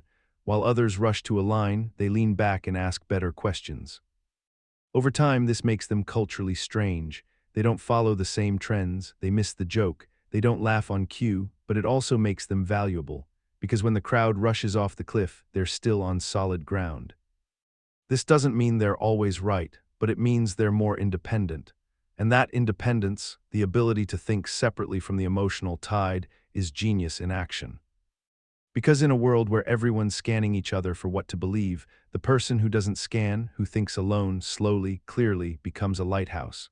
Not loud, but steady, and when the wave crashes, they're the one still standing. Most people hear what was said, some people hear how it was said, and then there are the rare ones who hear what wasn't said at all. Sensitivity to language nuances isn't about vocabulary, it's about microperception. It's the ability to detect meaning shifts hiding in tone, rhythm, phrasing, hesitation, and substitution. The kind of person who notices when someone says, "I guess I'm fine," instead of "I'm fine." Who pauses when someone says "technically" before "true." Who understands that in language, the signal is rarely the words themselves, it's the friction around them. This person doesn't just listen, they scan for the choice of verb, for the qualifier that weakens the statement, for the metaphor that unconsciously reveals worldview. They can hear self-doubt in a pause, hear aggression in a sentence that ends too fast, hear trauma in an oddly formal tone, hear power in silence. This trait functions like a decoding device. While most people process surface content, the nuance-sensitive mind hears the deeper structure. Not to manipulate, to understand. They interpret the speaker's relationship to their own words. That difference between what's said and how it's owned often says more than the content itself. Most people don't operate at this level. They take words as containers, literal, blunt. They miss the leakage, the unspoken context, the gap between intention and expression, because they're trained to respond, not notice. They hear the statement, they miss the signal. The nuance-sensitive mind can't not hear it. A word slightly misused, a repeated metaphor, a switch from I want to I should, a sentence cut short and left dangling, all of it flags internal tension, and that tension is information. This trait makes them incredible in high-context environments. Negotiation, mediation, editing, therapy, even politics, because they don't fall for the script. They watch the gaps, the slips, the tells, and once you see those, you stop reacting to content, you respond to truth. Over time, this builds a kind of linguistic intuition. They don't need someone to spell it out. They already heard the contradiction in the phrasing, the shift in pronoun, the way we became I at the moment of blame, the way always showed up in an argument that pretends to be rational. They also hear themselves, that's the other layer. When they speak, they monitor. They notice when they soften impact, when they slip into jargon, when they perform instead of communicate. This reflex makes their language cleaner, not more perfect, more aware. This makes them harder to manipulate, harder to persuade with fluff. They don't fall for charm or slogans. They hear the machinery inside the sentence, and if it doesn't run right, they stop it. Silently, instinctively, they know that truth doesn't need 10 qualifiers, that confidence doesn't hide behind passive voice, that honesty doesn't come pre-packaged. In relationships, this trait builds depth. They don't respond to the surface emotion, they trace it back to its origin. They ask real questions, and they hear the answers that weren't spoken. That makes others feel seen, and sometimes exposed, because you can't lie fluently to someone who's hearing your structure, not your script. That's what makes this trait genius level. It's not showy, it's quiet, but it's razor sharp, and once developed, it turns every conversation into a map with landmarks most people never notice. Some people drown in emotion, some people repress it, but a few, rare and often misunderstood, abstract it. They feel what they feel, but they don't get lost inside it. They can step back, turn the emotion over in their mind, trace its edges, even translate it into different formats, ideas, metaphors, systems. Emotional abstraction is not detachment, it's translation. It's the ability to experience feeling without being owned by it. This person doesn't panic when they feel anger, they analyze it. They don't collapse in sadness, they explore its architecture. They can say, this emotion is real but it doesn't define the event, or this feeling is strong but it doesn't require a reaction. They create space between sensation and interpretation. This trait functions like a pressure regulator. Emotion arrives strong, raw, sometimes chaotic, and instead of reacting, they process. They ask, what triggered this? What does it want me to do? Is this useful? Is this pattern familiar? That doesn't make the feeling disappear. It makes it legible. Once legible, it becomes information. Most people can't do this. When they feel something, they become it. Anger speaks for them. Fear shuts down logic. Jealousy hijacks behavior. They don't notice the transition. They don't question the source. They just act, and then regret. The emotionally abstracting person doesn't avoid feeling, they upgrade its function. Emotions become inputs, not orders. They are studied, not obeyed. That makes this person calm under fire. They can sit with grief, navigate betrayal, hold fear, and keep moving, because the emotion doesn't dissolve them, it informs them. This ability is dangerous in the best way. It lets a person stay strategic in emotionally charged situations. They don't say the thing just to relieve pressure. They don't slam the door because it feels good. They don't collapse into apology just to restore peace. They wait, they interpret, then they decide. In art, this creates depth. They can paint pain without wallowing in it, write love without cliché, create characters whose emotions are felt but also understood. In relationships, it creates stability. Fewer explosions, more honesty, less projection, because they're not afraid of emotion, they're fluent in it. This trait also makes them hard to manipulate. Guilt trips bounce. Rage doesn't rattle. Love bombs don't override logic, because they're constantly running internal checks. What's the actual signal here? What is this feeling really about? Does this match the situation, or is it bleeding in from the past? Over time, this becomes a kind of psychological sovereignty. The person becomes self-regulating, not numb, aware, not cold, coherent. They can explain what they feel without dramatizing it. They can choose their timing, their words, their actions, all while still feeling everything. That's what makes this trait genius. It lets the person feel deeply without being hijacked. It lets them translate emotion into thought. And that translation, again and again, is what allows humans to make meaning out of chaos. Most people are trapped at one level of analysis. They either see too much detail and miss the big picture, or they float in abstractions and miss the mechanics. But the rare mind that can shift scale instantly, accurately, and fluidly holds a unique advantage. This is the zoom in, zoom out ability, the cognitive flexibility to alternate between microscopic and macroscopic thinking without losing coherence. One moment they're inside the code, the next they're surveying the entire architecture. This person listens to a sentence and hears the precise word choice, the emotional coloration, the logical pivot, and then steps back to evaluate how that sentence fits into a years-long narrative arc, a cultural framework, or a power structure. They move between this moment and this system effortlessly, and that movement produces clarity others can't access. Zooming in, they detect the overlooked variable, the misplaced assumption, the silent cue, the fragile hinge holding everything together. Zooming out, they recognize the pattern, the incentives driving behavior, the historical rhythm repeating itself, the macrostructure generating the microconflict. They don't get stuck in either view because they understand both are incomplete without the other. Most people operate at a fixed range. Detail-oriented minds get lost in weeds. They solve for what's in front of them but forget what it connects to. Abstract minds float too high, elegant but impractical. But this person can translate between levels. They can see how a specific word in a policy becomes a future lawsuit, how a single missed detail in product design scales into user frustration, how one misplaced incentive eventually shapes culture. The mechanism behind this is layered cognition. The mind organizes information across multiple spatial and temporal levels. It stores data in formats that can be collapsed or expanded, and when needed, it reorients, not just what's happening, but what level am I seeing this from, becomes a default question. This trait becomes lethal in strategic environments. In business, they can toggle between vision and logistics. In conversation, they can adjust from the emotion of the moment to the long-term dynamic. In systems thinking, they can trace a ripple from one small change to an outcome months later. They see what's next because they see what's above. It also makes them hard to argue with, because when challenged on the micro, they zoom out and show the context. When pushed on the macro, they zoom in and point to the mechanism. They can explain failure not just as error, but as misalignment across layers. And when you fix the alignment, you fix the system. Over time, this trait compounds. The mind becomes multi-resolution, flexible, meta-aware. They start asking not just is this true, but at what level is this true? A sentence can be emotionally valid, logically flawed, strategically correct, and morally ambiguous all at once. They can see that and not shut down. That's genius, not because it feels good, because it works. Because life is layered, and the person who can surf between those layers without losing balance sees more, builds better, and thinks clearer than the rest.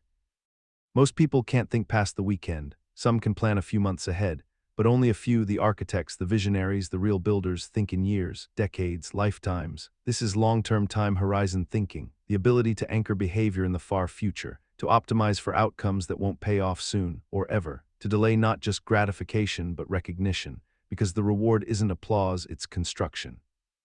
This person thinks differently. They don't ask what feels right now. They ask what will matter 10 years from now. When they make decisions, they factor in the second and third order effects, the compounding returns, the reputational gravity, the systemic inertia. They don't need immediacy. They need alignment with a long arc.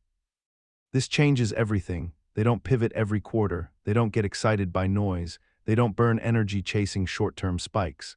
They move slowly, deliberately, because they're solving for durability, for scale, for systems that last. Most people don't operate like this, because the brain is wired for immediacy.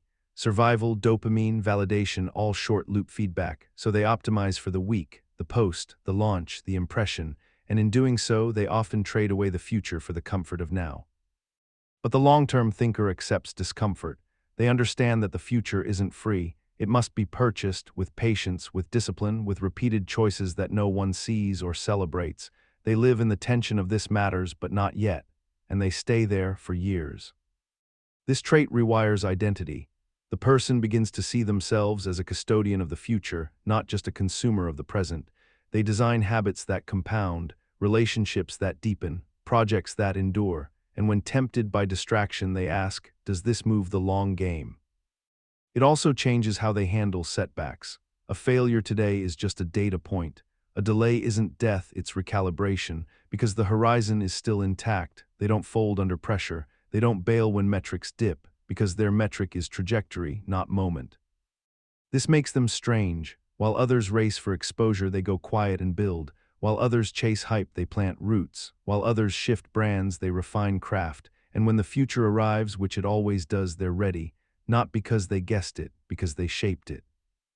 Long-term thinkers become unshakable.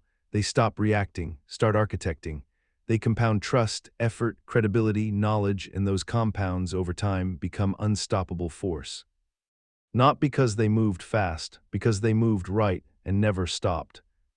Most people fail and freeze. They collapse inward. They dwell, spiral, ruminate, withdraw. A single mistake can turn into a story. A rejection becomes an identity. Days are lost, sometimes years. But the person with fast recovery from failure operates on a different cycle. They still feel it, still blade, but they reboot at unnatural speed. One crash, one reset. They're already moving again while others are still explaining what went wrong.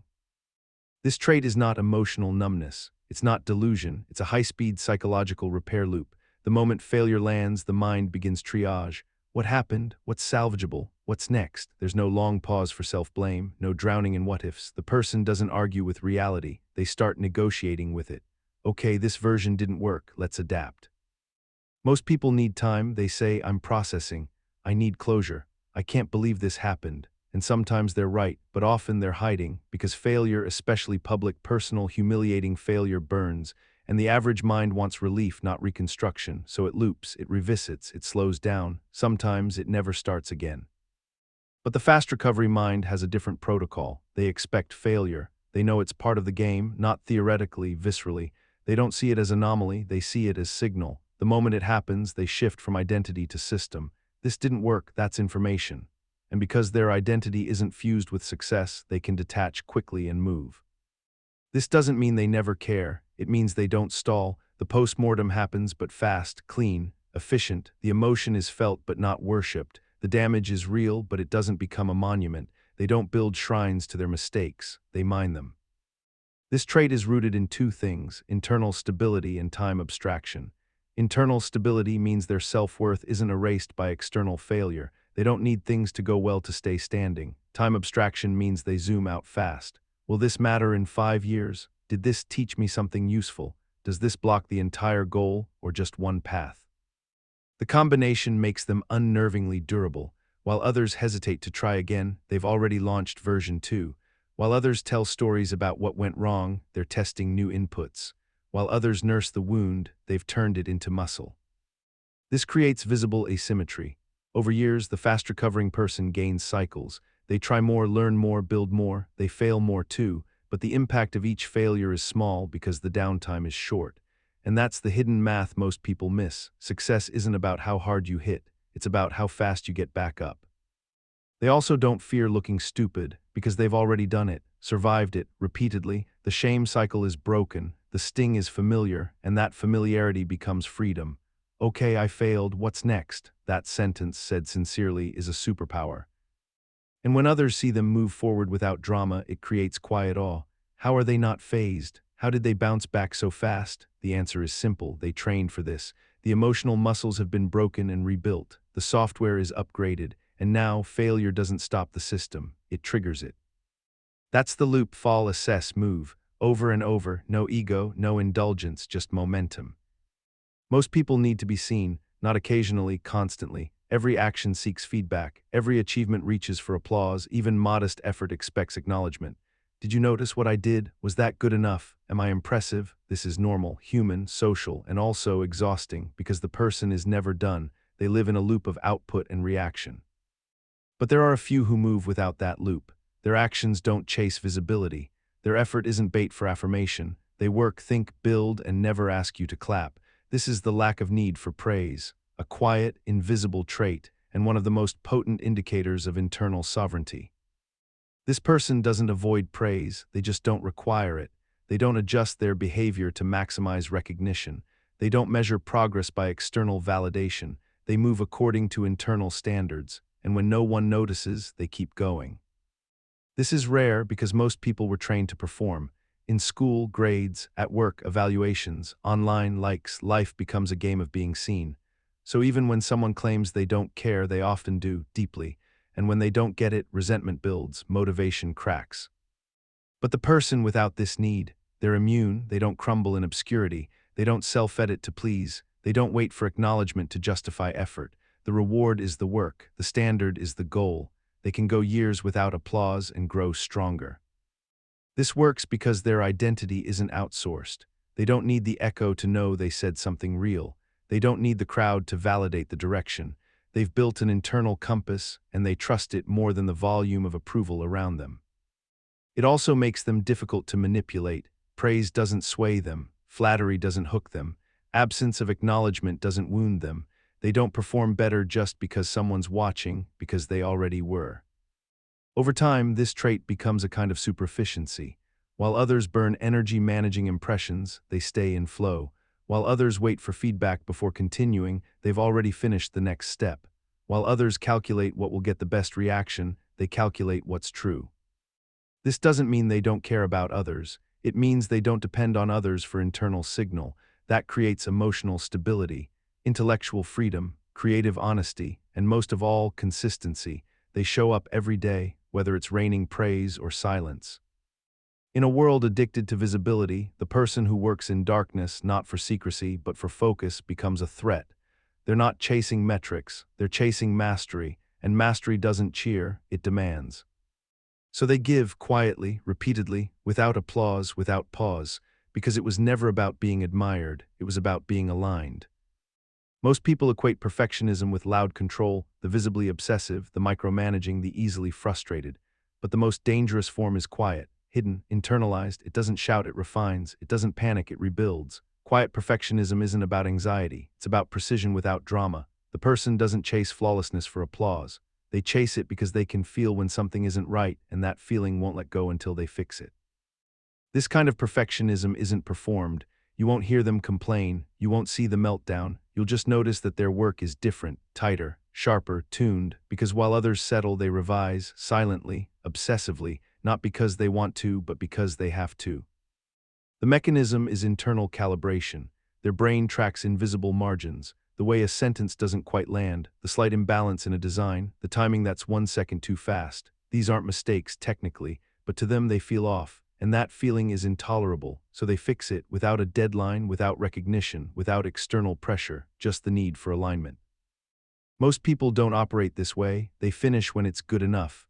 They publish when it's 90%. They move on when it's functional, and that works for many, but not for this person, because good enough feels like failure. They're not aiming for adequate, they're tuning for resonance, until the internal click says, now it's right. This trait makes them slow sometimes, but the output lasts, the quality compounds. They don't have to redo later what they refuse to skip now. And over time, that refusal builds a reputation, not for speed, for depth. It also makes them solitary, because very few people care at the level they do. Others don't see the distortion they fix, don't feel the imbalance they correct, so they stop explaining, they just do it, alone, late, quietly. This isn't about neuroticism, it's about standards. They know what excellent feels like, and they refuse to release something that doesn't match that frequency. Not because anyone will notice, but because they will, and that's enough. Over time, this trait becomes invisible mastery. While others fluctuate with motivation, deadlines, or praise, they remain consistent, because their drive isn't external, it's embedded in every project, every line, every brushstroke, calculation, transition, argument. This level of precision is exhausting, but it's also trustworthy. When they do something, it works, it fits, it endures, and when they walk away, they're still scanning it, still wondering if one change could make it closer to what it should be. You'll rarely hear them talk about this, because they don't think it's special. To them, it's just what's necessary. They don't brag about how many drafts they went through, they just keep drafting, and that humility is part of the power. They don't strive for perfect because they believe they'll reach it. They strive for it because the act of striving is the point. That pursuit keeps them awake, clear, alive, and in a world of shortcuts and noise, their quiet perfectionism becomes a silent revolution. Most people chase results, numbers, awards, outcomes. The goal is what matters and the method is secondary, but the process-oriented person flips this. To them, the goal is just an excuse to engage with the system. They care more about how it's done than where it leads. They optimize the mechanism. They refine the method, because they know that if the process is right, the outcome will take care of itself. This person gets deep satisfaction from the work itself, from the sequence, the structure, the logic of the thing. They don't just want to win, they want to understand what winning requires. They study the terrain, map the patterns, build the repeatable motion. The trophy is irrelevant if the method was flawed, because for them, the process is the product. This trait shifts everything. They don't burn out chasing peaks. They're fueled by the rhythm of consistency. They don't abandon effort after failure, they analyze and adjust. They don't depend on sudden motivation. They rely on structured motion, habits, schedules, checkpoints, feedback loops. Most people don't have this orientation. They work in bursts, high when praised, low when ignored, focused when close to reward, lost when distant. They chase dopamine, not development, so their path is jagged, their growth is accidental, and when the result doesn't arrive fast enough, they quit. The process-minded individual doesn't, because they didn't enter for the reward, they entered for the craft, and when others fall away, they're still there, iterating, refining, adjusting the system. This makes them dangerous, because while others get distracted by success or failure, they keep calibrating. They treat every round like a prototype, every version as a data point, and slowly, quietly, they build something others can't replicate, a sustainable engine. It also makes them less emotional, not cold-centered. If the process is strong, a bad day doesn't shake them. If the outcome lags, they don't panic, they trust the motion. They don't pivot with trends, they improve the mechanism. Over time, this becomes their edge. They're not dependent on luck. They're not riding waves. They are the wave because the process keeps going. Every failure just strengthens the protocol. Every insight gets absorbed. Nothing is wasted. And when success finally arrives, it's not a surprise. It's a checkpoint, a confirmation, a small light on a long path that's already been mapped and will continue long after the moment fades. They don't chase wins. They build systems that generate them. That's genius, not in one brilliant idea, but in the machinery behind it, quiet, precise, ongoing. Most people obey because it's easier. The rule exists, so they follow it. The form is there, so they fill it. The path is marked, so they walk it, even when it doesn't make sense, even when it goes against what they believe, because obedience is safe, disobedience is work, and conscious disobedience, the kind that's intentional, strategic, and unshaken, is almost extinct. But the few who do it deliberately. They don't disobey to provoke, they disobey to think. They examine the rule, they ask who wrote it, when and why. They trace its function, its incentive structure, its hidden assumption, and if it doesn't hold, they don't follow it, not out of impulse, but out of clarity. This person doesn't flinch when norms are questioned. They expect norms to be flawed. They expect institutions to fail. They assume every dominant system contains error, hypocrisy, bloat. So when they act against it, it's not rebellion, it's alignment with something deeper. Most people don't operate this way. They default to what's permitted. They wait for permission. And if a structure tells them you can't, they shrink. They don't test it. They assume the barrier is real, even if it's just tradition, even if it's just fear dressed up as law. But the consciously disobedient person pushes. They run controlled violations, small ones, precise ones, not to destroy but to verify. They test what happens when they say no, when they leave the form blank, when they don't smile at the boss, when they ignore the obvious answer. And what they learn is simple. Most rules are paper walls, thin, unenforced, unnecessary, but everyone acts like they're steel, so when you walk through one, it shocks people, it exposes the game, and that exposure becomes leverage. This doesn't make them reckless, it makes them surgical. They don't break rules randomly, they break them selectively. They study the cost, the risk, the backlash, and if it's worth it, they move, even when no one follows, even when the crowd gasps. Over time, this trait makes them uncapturable. You can't control someone who doesn't believe in the cage. You can't predict someone who rewrites their own map. They're not chaotic. They're unavailable to systems that demand blind compliance. This scares people, and rightly so, because conscious disobedience isn't loud, it's effective. It redesigns workflows, rewrites culture, collapses hierarchies. It doesn't need a flag or a speech. It needs one person willing to not nod and keep moving anyway. And in moments of crisis, when everyone else is frozen by the system they trusted, this person is already adapting, because they never needed the system to begin with. They had their own logic, their own path, their own permission. That's genius, not because it breaks rules, but because it knows when to break them and never looks back. Most people look but don't see, they hear but don't listen. They live surrounded by shape, rhythm, color, tone, but their mind doesn't register it. It skips past the curvature of architecture, the friction in a sentence, the tension in a design. But a few people move differently. For them, the aesthetic of everything matters, not as decoration, as meaning. Aesthetic sensitivity is not about taste. It's not about liking nice things. It's the neurological response to pattern, harmony, texture, silence.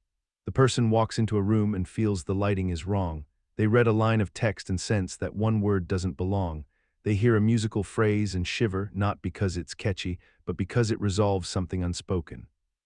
This trait creates a continuous stream of input. Everything is signal.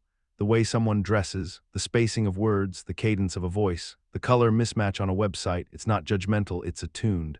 The brain is wired to detect microtension, and when things don't fit, it notices, instantly, involuntarily. Most people don't notice, they consume the content, not the form. They tolerate bad design, ugly sound, clumsy sentences, because their threshold is coarse. But for the aesthetic mind, these things are uncomfortable, disjointed, they itch. And the only relief is correction, refinement, alignment. This trait works like internal harmony detection. When something clicks, it's not just beautiful, it's true. It reveals coherence beneath chaos. It expresses the inexpressible. And that moment, when form matches meaning, is ecstasy. In creative fields, this is obvious. The best designers, writers, musicians, filmmakers all see what others ignore. But this trait isn't limited to art. It shows up in systems design, user experience, strategic communication, even leadership, because clarity is aesthetic, flow is aesthetic, trust, when delivered well, feels aesthetic. Over time, this sensitivity reshapes the person's output. They won't publish something that's off. They can't, even if it works, even if it sells, because their standard isn't external, it's sensory. They know when something isn't whole, and that knowing governs their pace. This makes them slow sometimes, but deep, precise, timeless. They create work that lasts because it doesn't just inform, it resonates. It carries emotional geometry, structural truth. It also isolates them, because most people don't see the distortion. They think it's fine. Who cares? But this person cares, always, to the pixel, to the pause, to the placement of the final comma. That's genius, not in volume, in vibration, the kind that hums at the edge of silence and makes you feel something before you even know why. Most people wait for words, for explanations, for someone to say what they feel, but some people don't wait, they see it before it's said. A glance held too long, a foot pointed toward the door, a smile that doesn't lift the eyes. This is microsocial perception, the ability to register subtle behavioral cues that most people miss entirely, not through effort, through wiring. Their brain is tuned to the undercurrent, not just the conversation. This person doesn't just hear what's spoken. They track cadence, blink rate, vocal strain. They notice when someone touches their face right before lying, when someone's posture softens just before surrendering a point, when someone agrees but their microexpression flashes disgust. These aren't theories, these are signals, and this person reads them fluently. It begins with sensitivity to discrepancy. When verbal and nonverbal diverge, most people miss it. They focus on the words, the surface, but the microsocial mind zeroes in on the contradiction. He said yes, but his hands clenched. She laughed, but she swallowed right after. They changed tone right when I mentioned that topic. These are not hunches. They're snap assessments based on pattern detection built over years of observation. Most people don't do this because social attention is usually focused on being seen, not seeing. People are wrapped in performance. They rehearse their responses. They anticipate judgment. They're too inward to track others clearly. But this person does the opposite. They watch, continuously, calmly, accurately. This makes them eerily perceptive. They know when someone's hiding something. They detect the third person in the room's power dynamic. They feel tension rising before the conversation turns. They know which seat someone picks in a room and why. They observe not just what people do, but what they avoid doing. That avoidance is often the key to the whole structure. This perception isn't always conscious. Sometimes they don't know why they know, they just do. The mood has shifted, trust is breaking, the group dynamic turned, they pick it up like scent.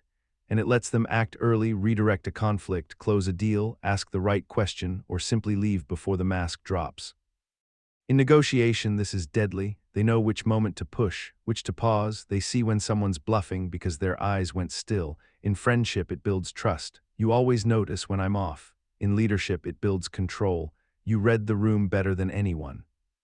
But it's not always a gift. It can be isolating, exhausting, because they don't get to turn it off. They always see the awkward pause, the fake laugh, the way someone zones out during praise, the signal that this partnership is dying even if everyone says it's not. The person may smile at them, but the signal already said goodbye.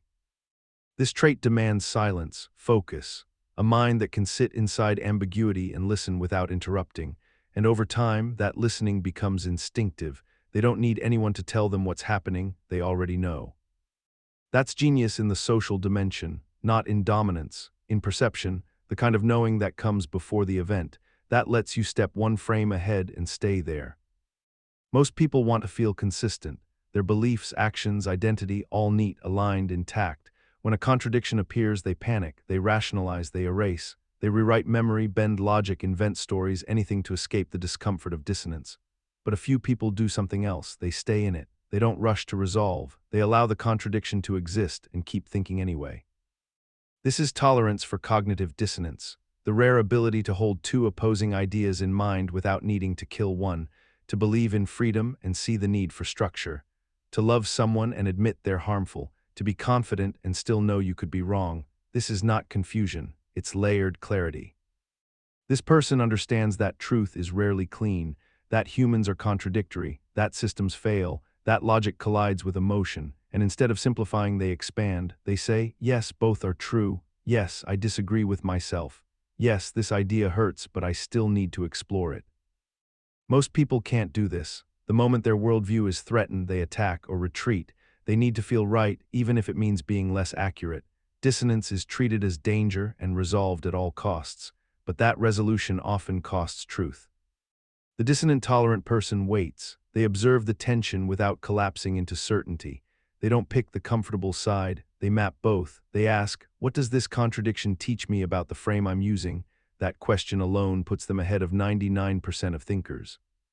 In complex fields, science, philosophy, policy, ethics, this is essential, because most problems are not solvable, they're navigated, and the person who can stand inside ambiguity unshaken becomes the one who sees the deeper structure.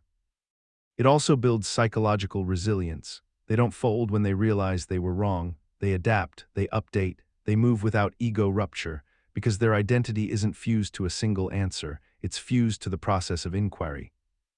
This trait is invisible at first, but over time it creates a mind that's harder to manipulate. Propaganda doesn't stick, tribal narratives don't pull, simplistic dichotomies don't seduce, because they've felt the tension of opposing truths and they didn't die, they became sharper. That's genius, not because it feels good, because it doesn't and you stay anyway. Most people can't hold still, not mentally, not emotionally. The mind flickers, interrupts itself, moves laterally when it should go deep. Even when they want to concentrate, the noise doesn't stop. Something pings, something aches, something distracts. But a few, the deeply focused, have a trait that looks almost supernatural. When they engage, everything else vanishes. This is the ability to mentally freeze the world, not literally, but experientially. They enter a state where nothing else exists except the point of focus. This isn't flow. Flow is smooth, reactive, almost dreamy. This is deliberate, cold, chosen. The person doesn't drift into focus, they lock in. They quiet their system manually, shut down the irrelevant, strip their cognitive space down to a single item, one text, one number, one model, one question, and once locked, they do not drift. It starts with a threshold. Most people switch tasks as soon as friction appears. As soon as focus demands effort, they flinch. But this person does. They expect friction. They sit inside it. They burn through the first wave of restlessness until silence arrives, not external silence, cognitive silence, the moment when the other voices die down and the work begins. This is not multitasking, not optimization, it's monolithic attention, and it's incompatible with most modern environments, because phones, meetings, noise, they all break the lock. So this person builds rituals, they disappear, block out time, create brutal boundaries, not for productivity, for immersion, because anything less is insufficient. Most people never reach this depth. They think 20 minutes of scattered attention is focus. They confuse urgency with presence. They feel busy but never inside the problem. But this person drops into it, deep enough to think thoughts that require mental stillness, the kind of thoughts that bend if you glance away. This trait makes them seem slow at first. They don't jump into everything, they ramp up slowly. But once locked, they don't stop. Time distorts. The session lasts 3 hours, the insight appears, the noise is gone, the room is gone, there's only the thing and the machinery of thought around it. Over time, this becomes a superpower, because no one else is doing this. Everyone else is deluded, distracted, half-present. Even smart people rarely sit still long enough to earn the deep pattern, but this person does, and it shows in the clarity of their models, the depth of their writing, the simplicity of their solutions, the way they make hard things seem obvious. It's not magic, it's duration, sustained attention under pressure, the kind that most people never practice and couldn't tolerate if they tried. And in a world full of fragmentation, the person who can freeze the world and focus becomes untouchable. Most people accept their thoughts as final. A belief forms and it stays. A conclusion is drawn and it stands. They might update occasionally, but only if forced. There's no routine challenge, no internal audit, but some people live differently. For them, questioning isn't occasional, it's constant, not dramatic, not destructive, just built in like a hum, a quiet internal voice always asking, is this true? Is this complete? Is this mine? This is not insecurity, it's a mental maintenance protocol, a background check that never stops running, every idea, every decision, every judgment held up to light. Where did I get this? What assumption is hiding in this sentence? Would I still think this if I were someone else? The questions aren't paralyzing, they're clarifying, they prevent stagnation, they filter ego, they tighten logic. The person doesn't need an external critic because they already have one 24/7 inside their own mind. Most people fear this. They equate questioning with doubt, doubt with weakness, so they hold tight, they rehearse certainty. They avoid self-inquiry because they think it might undo them, but this person knows better. They know the self is not a statue, it's a system, it needs debugging. This trait makes their thinking cleaner, their speech slower, not because they lack conviction, but because their convictions have passed the test. Many tests, quiet ones, the kind that never end. It also makes them hard to manipulate, because they've already asked the question you're trying to suppress. What am I not seeing? What am I avoiding? What part of this feels too easy? That internal radar makes lies louder, trends flatter, simplistic narratives weaker. They don't shout back, they just don't absorb the nonsense. In solitude, this trait blooms. The person doesn't need a crisis to question themselves. They ask anyway, in calm, in success. Why did I react like that? Why do I care so much about this? What belief did I protect in that argument? These are not dramatic moments. They're daily ones, mental hygiene. Over time, this trait builds a mind that bends without breaking, that updates without collapse, that evolves without external demand, because the demand is internal and unrelenting. It's not comfortable, but it's real. And in a world where most people guard their ideas like fragile ornaments, the person who breaks theirs on purpose becomes something else entirely. Sharp light, quietly unstoppable. Most people think they're independent until the group turns, until the voices rise, until the silence thickens, until the eyes all swivel toward them and the temperature shifts. And then, like a reflex, they shrink, adjust, stay quiet, laugh along, but there are a few, very few who don't flinch. They stand inside the tension. They know they're outnumbered, they feel the isolation, but they do fold. This is the ability to stand alone against the group, and it's not willpower, it's design. This person isn't trying to be difficult. They're not contrarian, they're clear. While others merge into social logic, they stay aligned to their own. That alignment is not stubbornness, it's independent cognition, a personal compass calibrated to internal standards, not collective emotion. The group says yes, they say no, not loudly, not defiantly, just with calm precision. No. This trait activates when consensus becomes pressure, when nodding is expected, when disapproval becomes implicit threat. Most people obey in these moments because they confuse belonging with agreement. But this person unhooks those things. They know you can disagree and still exist, still walk away whole. The mechanism is internal orientation. While others look around before they speak, this person looks inward. Is this true for me? If the answer is no, they don't say yes. They would rather risk exclusion than lie, not because they enjoy being an outsider, but because they've accepted the price of clarity. This trait becomes visible in subtle ways. They don't join in when someone is being mocked. They don't laugh at jokes they don't find funny. They don't stay silent just because the room prefers it. And when they speak, it's not to provoke, it's to break the spell. To remind the group that consensus is not truth. Most people can't do this. The heat is too much. Being liked matters more than being aligned. So they bend, erase, merge, and then over time they forget what they actually believed. The person who stands alone remembers. This trait creates tension. It makes others uncomfortable. Because someone who won't conform is someone you can't predict. You can't guilt them, shame them, socially punish them into agreement. They are immune not because they're cold, but because they've practiced staying whole in uncomfortable places. Over time, this becomes leadership, not because they want followers, but because in moments of crisis, when the group gets it wrong, everyone turns to the one who didn't move, the one who saw clearly, spoke honestly, refused to join the madness. That's genius not in IQ points, in integrity under pressure, the ability to stand when others fold, the willingness to be alone and remain whole. Most people listen for what's said, they wait for language to explain the moment, but some people, the intuitive decipherers, listen for what's not said, what's skipped, what's buried, what's avoided. This is reading between the unspoken lines, the ability to hear silence as signal, to extract meaning from absence, to interpret omission as data. This person doesn't just hear the story, they feel the edits. They never mentioned his name. She changed topics right before the emotional part. He listed everything except the one thing I expected. These aren't coincidences. These are marks, and this person tracks them like footsteps. The mechanism is negative space detection, like reading a painting by what's not on the canvas, like tracing a crime scene by what's been cleaned. They don't just process presence, they process lack, the absence of vulnerability, the missing context. The words someone wanted to say but couldn't, that ghost data is their domain. Most people don't pick this up, they focus on the surface. The statement, the presentation, they believe the story being told, but this person watches the hesitation. The way someone touches their face when dodging, the way they say I'm fine too fast, the joke that came too quickly after a real question. They see the glitch, and they know something's underneath. This trait builds over time, it comes from observation. From thousands of hours watching people say one thing and mean another, it becomes second nature. They don't accuse, they don't interrupt, they watch. And because they don't need you to say it, people say more. In conflict, this is disarming. You're not angry, but your tone dropped 3 degrees. You say you don't care, but you flinched when I mentioned her. The person being read suddenly realizes they've been heard more deeply than they intended. That creates tension, sometimes trust, sometimes fear. But always clarity. This trait makes conversations multidimensional.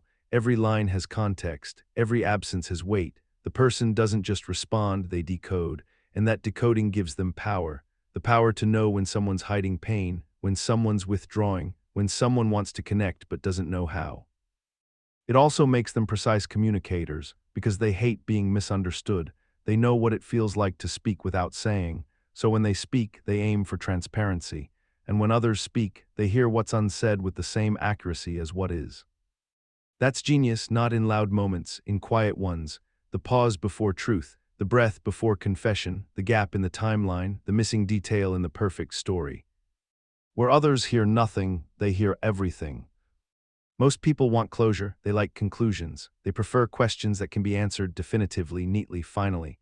When a problem resists resolution, they lose interest. They feel defeated. They move on, but some people are different. The more uncrackable the problem, the more alive they feel. They're not intimidated by ambiguity. They're drawn to it. This is the attraction to unsolvable problems, the quiet obsession with the things that don't yield.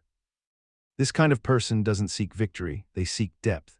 Their goal isn't to conquer the question, it's to dive into it, not once but repeatedly, relentlessly. They think about paradoxes on their walk. They write theoretical contradictions in the margins of books. They wake up in the middle of the night because a logic loop re-emerged. It doesn't stop, and they don't want it to.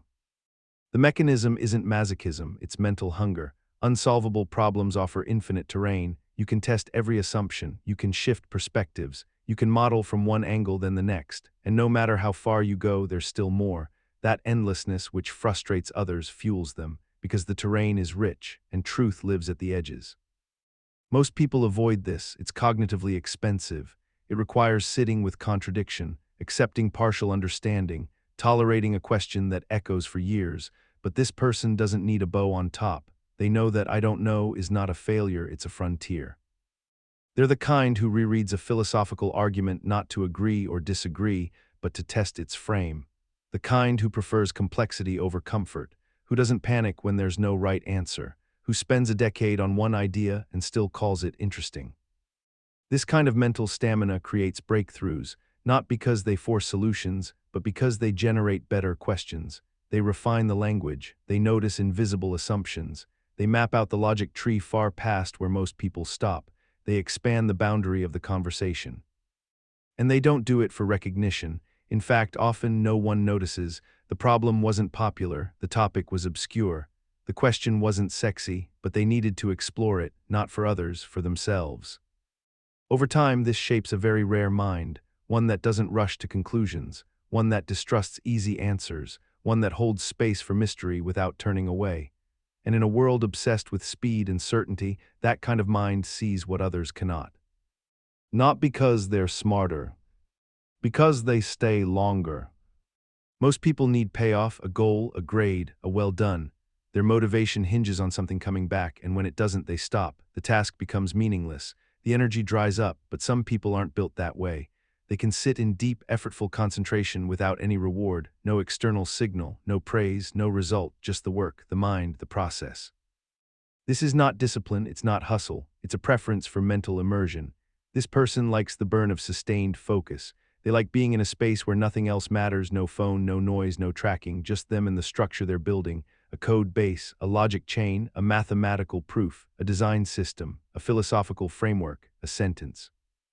They don't need dopamine to continue. They don't need applause to care. They don't even need to finish to feel the value, because the work is the reward, the act of thinking is the nourishment, and everything else, prestige, outcome, recognition, is secondary. Most people can't relate to this. They need progress bars, they need metrics, they need to see movement, but this person works in silence. Sometimes they throw away what they made, sometimes no one ever sees it, and still they return, again and again. This trait builds a strange kind of strength, not physical endurance, cognitive endurance, the ability to hold a structure in their mind for hours without deviation, the ability to stay in the uncomfortable zone, the zone where things don't yet make sense, and not bail, the ability to think without feedback. And over time this becomes their edge. While others get distracted, they remain. While others chase short wins, they build something lasting. While others seek permission to care, they already do. This kind of concentration is rare because it's invisible. You don't see it on resumes, you don't hear about it in small talk, but when you encounter someone who has it, you feel it. Their work is precise, their insights go deeper, their thinking moves with weight. And in a world where most attention spans are evaporating, the person who can sit in silence and think hard for no reason will always be ahead, not because of talent, because of time multiplied by depth. And no shortcut can replicate that. Most people want to believe they're smart. It becomes a quiet anchor for their identity, so they protect it, they reinforce it. They don't question it because to do so would feel like disassembling themselves. But there's a rare kind of person who does the opposite. They don't worship their intelligence, they interrogate it. They turn their mind inward and ask again and again, what am I missing? What am I overestimating? What part of my intellect is actually just performance? This is not false modesty. It's not a performance of humility. It's a forensic audit. They want to understand where their intelligence helps and where it lies, where it solves and where it distorts. Because intelligence, left unchecked, can become an echo chamber. It gets good at justifying its own conclusions, good at out-arguing other people, good at building walls that feel like clarity. This person knows that, they've seen it in themselves, the overconfident theory, the emotionally detached analysis, the ability to be technically correct but humanly useless, and so they develop an internal feedback loop. One part of the mind that's always watching the other. Was that insight real or just clever? Am I simplifying too much to sound elegant? Do I actually understand this, or am I just good at sounding like I do? That questioning doesn't weaken them, it strengthens them because it prevents mental rot. It stops them from becoming too enamored with their own brilliance. It creates self-skepticism, not self-hate, not paralysis, but a kind of intellectual hygiene. A regular cleaning out of the inflated ego, the flattering conclusion, the seductive narrative. Most people avoid this, it's uncomfortable. It threatens their self-image. But this person has a different North Star, accuracy, truth, and they know that uncritiqued intelligence is dangerous not because it's wrong, but because it can feel right while being wrong. Over time, this creates depth. Their ideas may be slower to form, but they're stronger. They may not sound like the smartest person in the room, but they see further, because they're not looking to impress. They're looking to catch themselves before they mislead themselves. In private, they keep notes, not just of what they think, but of how their thinking failed. I underestimated X, I assumed Y too quickly, I missed the emotional layer. This archive of errors becomes their guidebook, not shame, calibration. That's genius, not the kind that wins debates or dazzles crowds, but the kind that grows in silence, through introspection, through self-repair, through the courage to question the very tool everyone else uses to feel superior. Because the moment you believe your own intelligence is beyond critique, you stop learning. Most people hate the feeling of not belonging. It's uncomfortable. It presses on the deepest parts of the human need for connection. So they conform, they mimic, they try to fit to smooth their edges to match the room. But there's another kind of person who, over time, realizes something strange. Being an outsider is not a defect, it's an asset. This doesn't start as a choice. It begins in childhood, in school, in early social groups. They were different, too quiet, too intense, too curious about things no one else cared about. At first it hurt. They wanted in, they tried, it didn't work. And then slowly something shifted. They stopped trying to blend and started noticing something else. When you stand outside the group, you see things the group can't. This is the outsider's advantage. They're not in the trance. They're not bound by the same assumptions. They don't have to protect the same myths. And so they see with clarity. They see how the group performs approval, how consensus overrides logic, how people trade authenticity for belonging. That distance, once painful, becomes fuel. It sharpens observation. It builds internal anchors. The person learns to validate from within. They don't need to be agreed with to know what they know. They don't need applause to finish the thought. They become self-contained, not in an arrogant way, but in a quietly unshakable way. This trait makes them hard to manipulate, because most manipulation hinges on belonging, on social threat, on making someone afraid to stand out. But the outsider isn't afraid. They already live there. Most people never reach this point. The pressure to fit in is too high, the fear of loneliness too heavy, but this person converts isolation into insight, not by hating the group, but by no longer needing it. They can engage with others fully, kindly, but without dependence. They can think alone, create alone, move alone, because they've done it for years. That kind of independence changes everything. It gives them a different style of confidence, not the loud kind, the kind that doesn't flinch when misunderstood, that doesn't break when criticized, that doesn't chase approval because they've already built something deeper, coherence with themselves. And in a world built on performance, someone who no longer needs the stage becomes powerful in a very different way. Unattached, unpredictable, unstoppable. Most people think in straight lines. One thought leads to another, one idea at a time, a mental monologue with a single thread. That's how most decisions are made, how most plans are formed, how most problems are solved, serial processing. But some people aren't bound to that lane. Their minds split, branch, operate in parallel. While one part of them is following a conversation, another is testing an idea. While they're nodding, they're also calculating. While they're listening, they're also mapping. This is not distraction, it's parallel cognition, the ability to sustain multiple simultaneous mental streams, each distinct yet connected, like a chess engine evaluating all possible outcomes while pretending to stare blankly at the board, like an engineer thinking about the failure mode of a bridge while sketching its shape, like a strategist watching a negotiation unfold while predicting its third-order consequences. Most people can't do this because it feels overwhelming. Holding multiple lines of thought at once creates friction, cognitive drag. It requires executive function but also mental architecture. This person has both. Their inner world is built for multi-track processing. When you ask them a question, they don't just answer. They run models, side routes, exception paths. What if I'm wrong? What if they meant something else? What would this sound like from a different lens?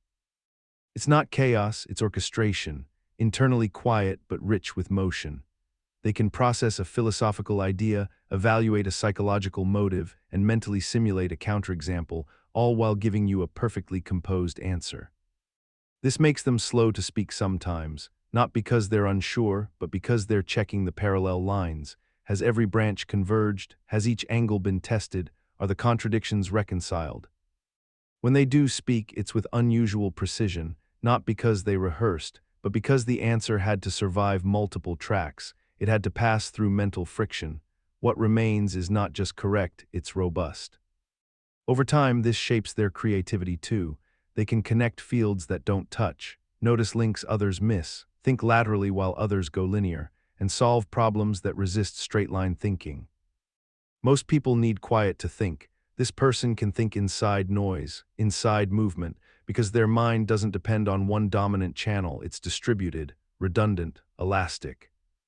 That's genius, not just for insight, but for resilience. When one track gets blocked, others continue. When complexity rises, they don't collapse, they scale. Because they've always been thinking, not in sequence, but in systems.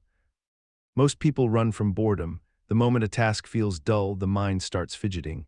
The hand reaches for the phone. The background noise gets louder. Silence becomes unbearable.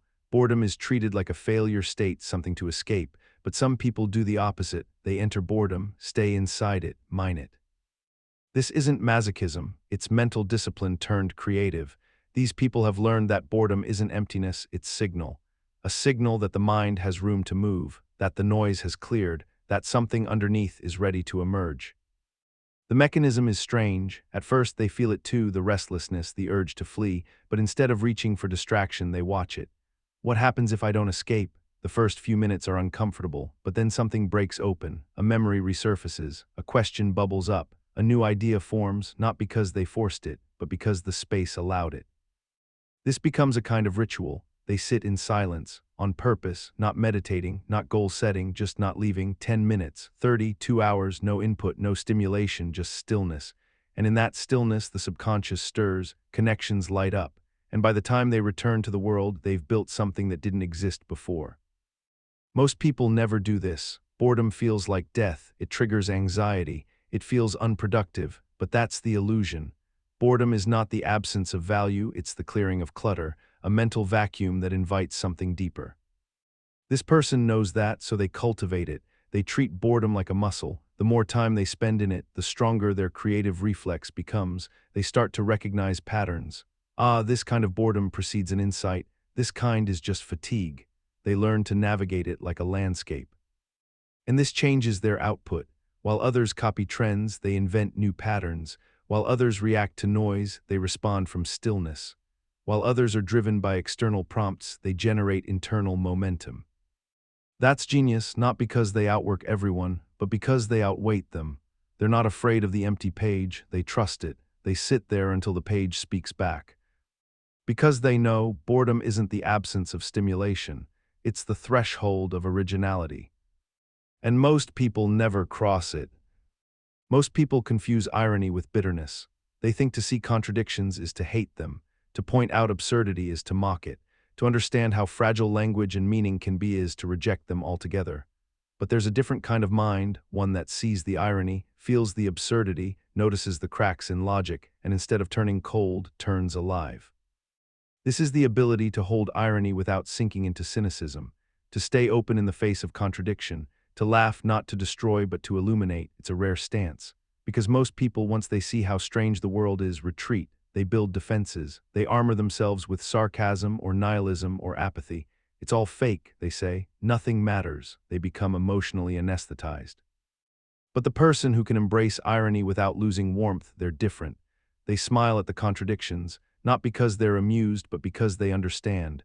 They see how language is slippery, how systems contradict themselves, how truth flickers depending on the frame, and they don't flinch. They stay present. They stay gentle. They still care. This creates a unique tone in their thinking. Their insights are sharp but not cutting. Their jokes reveal truth but don't wound. Their criticism is deep but never cruel.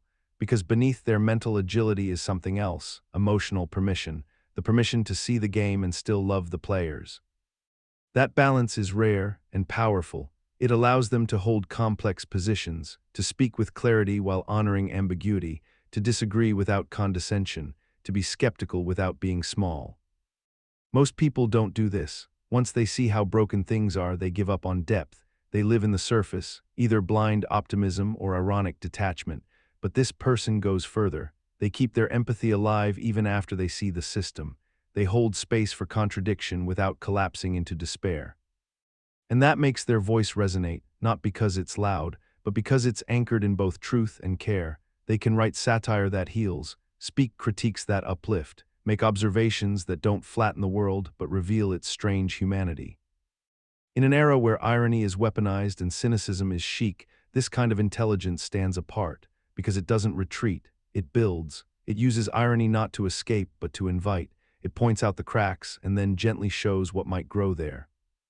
That's genius, not in the sharpness of the wit, but in the warmth of its direction. Most people try to master complexity by adding more data, more structure, more theories, more layers. They believe complexity demands complexity, so they build sprawling models, endless frameworks, and intricate explanations. But some minds work differently. When they face a complex system, they subtract. They look for the least amount of logic needed to make it hold together, not to oversimplify, but to distill. This is the mind that scans a mess of variables and sees the silent hinge, the one rule that triggers the cascade, the structural asymmetry that matters more than the rest. They don't get lost in the swarm, they zoom out or zoom in and find the leverage point, the fault line, the pattern that governs the chaos. It looks like magic, but it's not. It's selective attention, recursive modeling, and discomfort with intellectual bloat. While others are dazzled by complexity, this person keeps asking, what's actually driving this? What's the minimal viable understanding I need to act intelligently here? They think like system architects, not content consumers. While others memorize the details, they build frames. While others drown in data, they search for the structural ratios. And while others look for guarantees, they search for sufficient reliability at minimal cost. This doesn't make them reckless, it makes them focused. They understand that complexity is often a disguise, a way to look impressive without being clear, and they reject it, not because they're lazy, but because they care more about precision than performance. Most people don't do this. They equate detail with intelligence. They think more complexity means more accuracy, but often it's the opposite. The mind that seeks elegance not by ignoring the mess, but by threading a clean logic through it, that mind produces clarity. And clarity scales. It applies across disciplines. It reveals transferable insight. It helps others understand not because it dumbs things down, but because it trims away what isn't essential.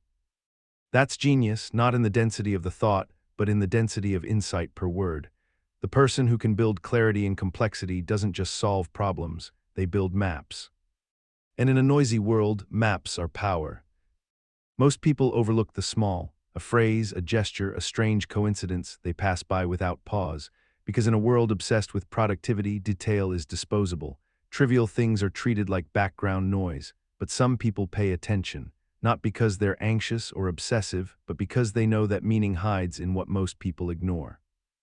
This is the mind that sees deep links in the seemingly irrelevant. A sentence overheard on a bus becomes a model for group psychology. A broken vending machine becomes a metaphor for economic failure. A child's question opens a crack in metaphysics. It's not mystical, it's pattern recognition turned toward the invisible. This person doesn't force connections, they notice them, not by searching for magic but by maintaining openness. Their attention scans laterally. Instead of focusing like a beam, it moves like a sonar, wide, curious, looking for rhythm, echo, symmetry. And when they find it, when the trivial and the profound align, they feel it instantly, like a key turning in a strange lock. This gives their ideas depth, their stories ring truer, their analysis feels layered not because they start from complexity, but because they extract it from simplicity. They can look at a cracked window and explain entropy, at a missed appointment and describe time anxiety, at a poorly written memo and uncover the logic of empire. Most people miss this. They're too fast, too focused, too goal-directed. They skip the sentence that would have changed their view. They delete the awkward thought that would have been the seed, but this person saves it, they trace it, they ask, why did that feel important? Why did that make me pause? And then they build from it. This creates a unique style of genius, one that's often invisible to others because it doesn't shout, it doesn't start with a theory, it starts with a moment and builds meaning from there. Over time, this makes them culturally powerful. They write essays that reveal the hidden structure of emotions. They design systems that reflect real human behavior. They make art that feels inevitably true, even if no one can explain why, because they're not just inventing, they're uncovering. And the tool they use is not complexity, but attention, not authority, but curiosity, not brilliance in performance, but brilliance in noticing.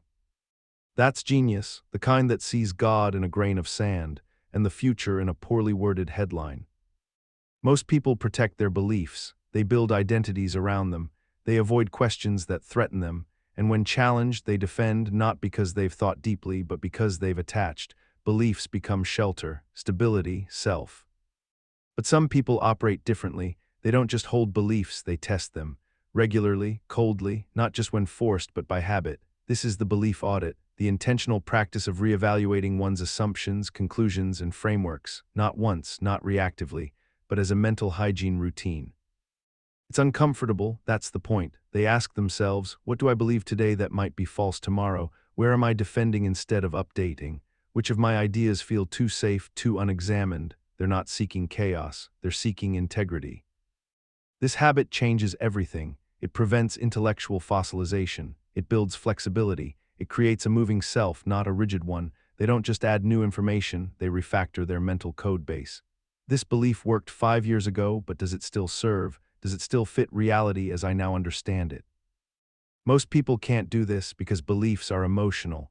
They're connected to tribe, memory, story, but this person untangles that. They treat beliefs like tools, not limbs, useful until they're not. This doesn't make them relativists, it makes them rigorously empirical. They're loyal to reality, not identity. And when new data contradicts their old frame, they update, not always instantly, but willingly, because they've done it before. They've felt the ego death, they survived it, they grew from it. Over time, this makes them mentally rare. They're not trapped in ideology. They can talk across boundaries. They can absorb, integrate, and transcend. Their worldview feels earned, not adopted, and because of that, it evolves. This also gives them unusual confidence, not the bluster of certainty, but the stability of someone who knows they're not brittle, who has stress-tested their own foundations, who doesn't fear being wrong because being wrong is how they got strong. That's genius, not in the number of beliefs, but in the fitness of the ones that remain. The person who audits their own mind is not just smart. They're free. Most people follow scripts for how to behave, how to speak, how to show ambition, how to express care. They're rarely conscious of them. These scripts are absorbed early, silently, from parents, teachers, TV shows, colleagues. Over time, the scripts feel natural, like reality, like being a good person or a functional adult. Deviating feels wrong, even dangerous. So people conform, they laugh when expected, ask safe questions, offer predictable answers. And most never even notice they're reciting. But some people do, not loudly, not rebelliously, but quietly. They spot the artificiality, the unnatural timing of small talk, the empty calories of performative empathy, the strange rituals of power and submission coded into normal behavior, and instead of playing along, they opt out, not with anger, not with superiority, but with deliberate silence. This is the quiet rejection of social scripts, the unspoken decision to only act from real internal logic, to answer only when the answer feels clean, to move only when the movement is chosen, not inherited. This shows up in subtle ways. They don't force smiles, they don't flatter, they don't mimic, they don't ask, "How was your weekend?" if they don't care. They might seem blunt or cold or off rhythm, but look closer, it's not coldness, it's clarity. They've refused to waste signal on noise. This isn't social incompetence, it's intentional authenticity. They're fluent in the scripts, they just don't believe in them, so they cut them away. And what's left is strange, disarming, sometimes even intimidating, because people can feel it. This person isn't role-playing, they're just here. Most people can't handle that. Scripts create safety, predictability. They tell others, "I'm one of you." But this person doesn't need that badge. They're willing to stand apart, willing to seem odd, because what they gain is purity of intent. Every word is theirs, every gesture is real, every silence means something. Over time, this makes them powerful. In conversation, they don't follow, they anchor. In relationships, they don't perform, they reside. In systems, they don't assimilate, they observe. And in all that, they remain light, no wasted energy, no misplaced allegiance. That's genius, not in volume, not in charisma, but in the discipline to remain unmasked in a world of scripted personas. Most people reflect after action. They do something and later maybe think about how it went, what could have gone better, why it felt hard, what they missed. And often that post-analysis is shallow. A few obvious insights, then back to the loop. Action, regret, forget, repeat. But some people don't wait for reflection. They run it, live. In the middle of doing something, they observe themselves doing it, not in a frozen, self-conscious way, but in a flowing, dual-layer awareness. One layer acts, the other watches, adjusts, refines, asks. This is operational introspection, the ability to monitor one's own behavior, emotion, and thought in the middle of execution. Imagine writing an email while simultaneously noticing, why am I using that tone? Am I over-justifying? Is this defensiveness or clarity? Imagine having a conversation while tracking. I'm starting to overtalk, what am I avoiding? Did their tone shift after I said that? Am I really listening or just preparing my response? This isn't paralysis, it's agility. Like driving a car while noticing engine sounds. You're not stopping, you're staying tuned. adjusting on the fly, responding in real time. Most people don't do this because action consumes attention, and self-awareness feels like friction. But for this person, the dual focus is trained, familiar, they've built enough mental bandwidth to maintain it. It transforms how they learn, every task becomes a feedback loop, every failure contains insight before it finishes. They don't just try harder, they try smarter, because they're debugging as they go. It also refines their social presence.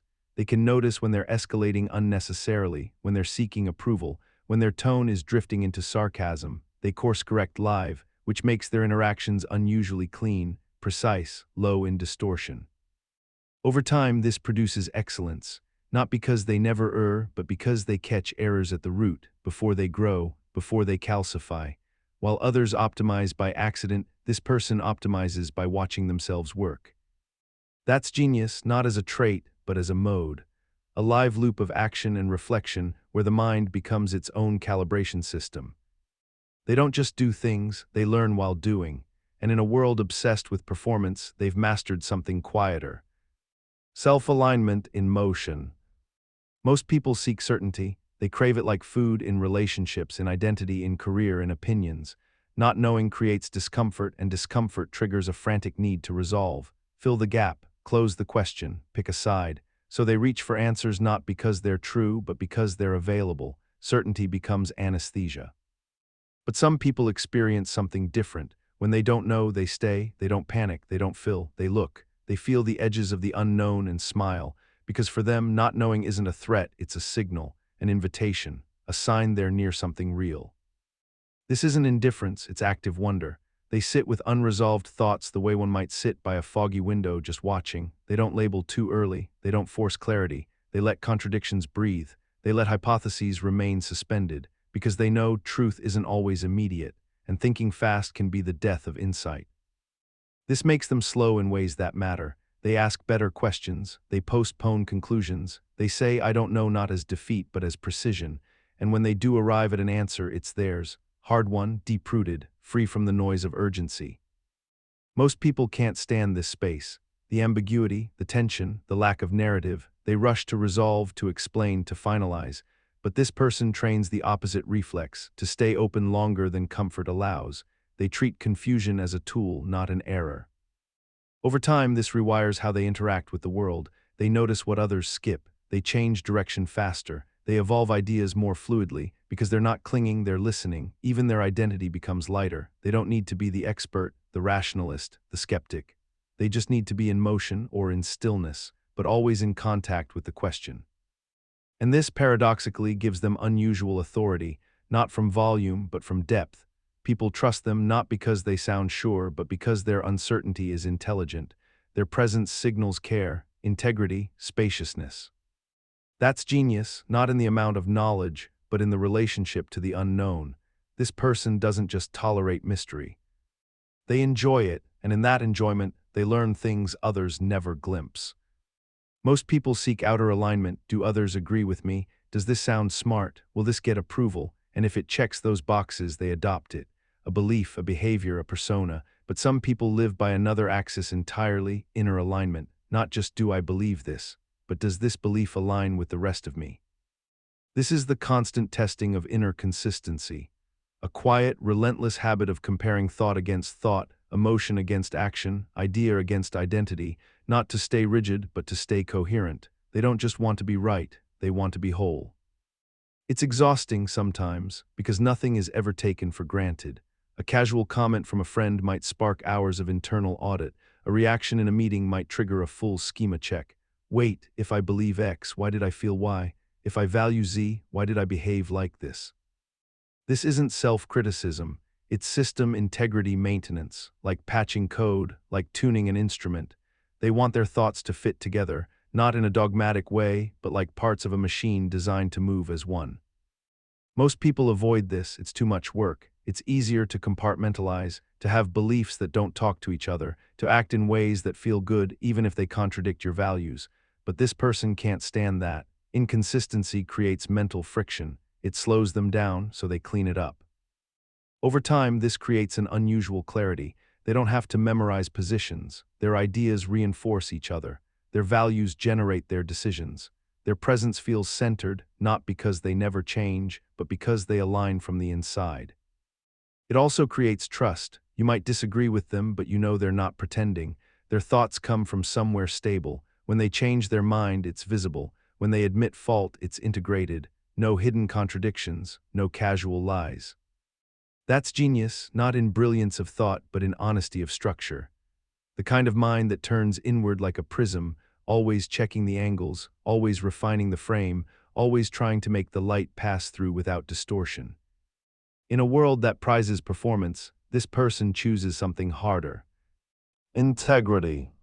Most people are swept by emotion. A sharp comment turns their entire day sour. A compliment inflates their sense of self. A delay triggers panic. An argument replays in their mind for hours. They don't process emotions, they become them. And so their decisions, speech, and presence shift chaotically, depending on the emotional weather inside them. It feels normal, even inevitable, because that's how everyone seems to live, reactive, fragile, mood-driven. But some people operate from a different mode. When emotion arises, they see it, they feel it, but they don't enter it blindly. They step back, observe, allow. They treat emotion like a fire seen through glass, visible, powerful, but not consuming. This is emotional detachment, not as suppression, but as discipline. A learned ability to stay clear while storms pass. It doesn't mean they're numb, they feel deeply. They cry, get angry, get hurt, but they don't believe every emotion. They don't obey every wave. They create a space inside wide enough to hold chaos, but steady enough not to be devoured by it. This changes everything. In conflict, they can remain present. In stress, they can still choose wisely. In love, they can stay whole. Their emotions are not distractions, they're signals. But signals don't need to be obeyed blindly. They're interpreted, measured, integrated. Most people can't do this because they identify with their feelings. I am angry, I am anxious, I am hurt. But this person replaces identity with awareness. I feel anger, I notice anxiety, I observe pain. That gap, small but real, creates freedom. Over time, this makes them unusually stable, not cold, not robotic, but self-led. They don't need perfect conditions to function.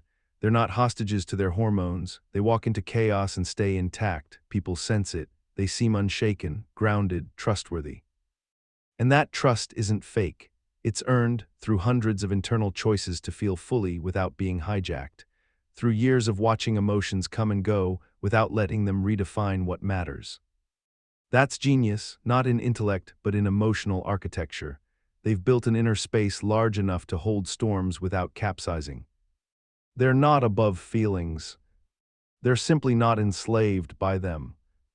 Most people inherit their moral frameworks, from religion, culture, family, school. These frameworks are presented as fixed, right and wrong, good and evil, hero and villain, and because they simplify life, they're rarely questioned. People operate inside them like fish in water, unaware that water exists, unaware that other water exists. But some people develop something different, not because they're immoral, not because they want freedom to do harm, but because they see the cracks. They notice when fixed frameworks break under complexity, when rules contradict, when doing the right thing hurts real people, when wrong contains wisdom, when context transforms meaning. So they adapt, not by discarding morality, but by refining it. They build frameworks that are conscious, contextual, fluid. They ask, what value is actually at stake here? Whose perspective is being excluded? Is this principle still serving what it was meant to serve? This doesn't make them relativists. They still have a core, a compass, but they're willing to adjust the map, to redraw lines, to say, this situation demands a different lens. They don't moralize reflexively. They don't reduce people to categories. They listen, then decide. Most people find this threatening because flexible morality feels like no morality, but it's the opposite. It's examined, it's conscious. It's willing to face uncomfortable trade-offs instead of hiding behind absolutes. Over time, this makes them wise because they're not trapped in slogans. They can navigate complexity. They can see both sides without collapsing into neutrality. They make better judges, better leaders, better friends, because they're not judging your alignment with rules, they're asking what really matters here. And sometimes that's the harder question. This also makes them hard to manipulate. They don't respond to guilt trips, purity tests, or ideological shaming because their ethics aren't performative. They're lived, quiet, deep. That's genius, not in moral superiority, but in moral intelligence. the ability to rework ethics in real time without losing the thread of humanity. They don't follow the rules blindly. They ask, what was the rule for? And sometimes they choose something better. Most people leak emotionally, mentally, energetically. They respond to everything.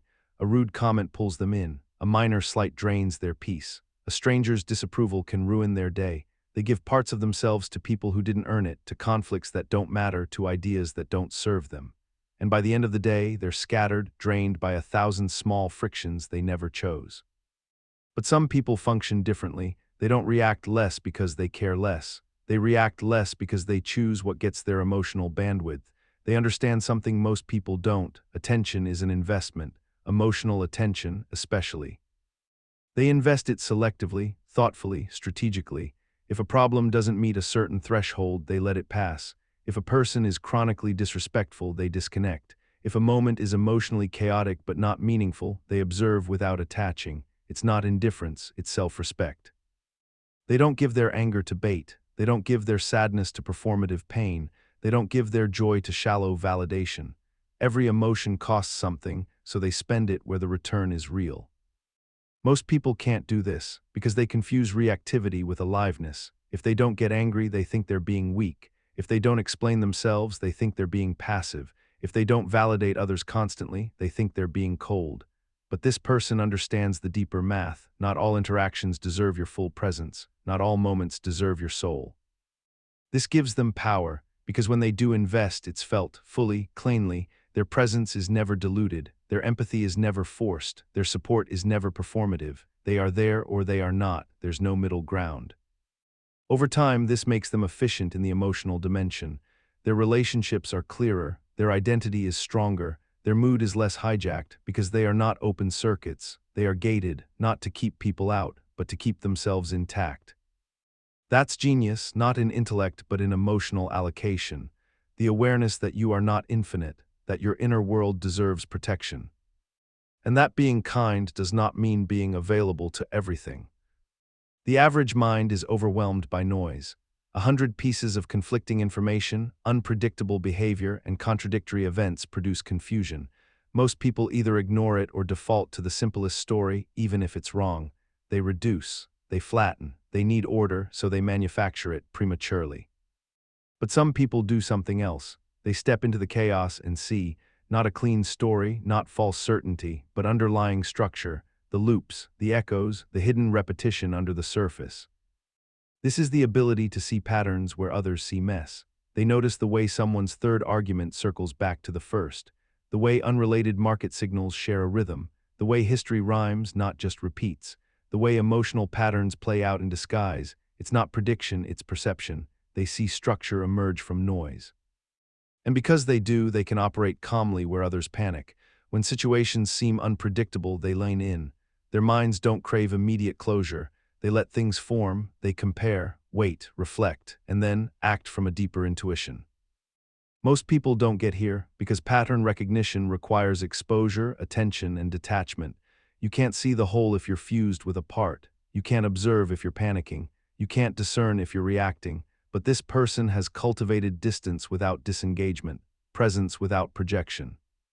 This makes them strategic. They don't get lost in what's loud, they listen for what's quietly recurring. They're not dazzled by events, they're tracking systems. They can learn from one domain and apply it to another. They can map unseen forces and act accordingly. While others are solving problems, they're seeing the shape of the problem space. Over time, this becomes a superpower, not because they always know what to do, but because they know how to see clearly, and clarity in chaos is rare, valuable, dangerous to the status quo. That's genius, not in what they know, but in how they perceive. They don't just wait for patterns to be given. They find them in the wild. Most people live near the present. Their thoughts orbit the immediate, what happened yesterday, what's due tomorrow, what they're feeling right now.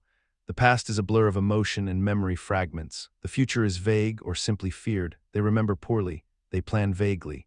They exist in a narrow mental window, ruled by urgency, habit, and mood. But some people operate across timelines, mentally traveling backward and forward with precision, almost like a tool.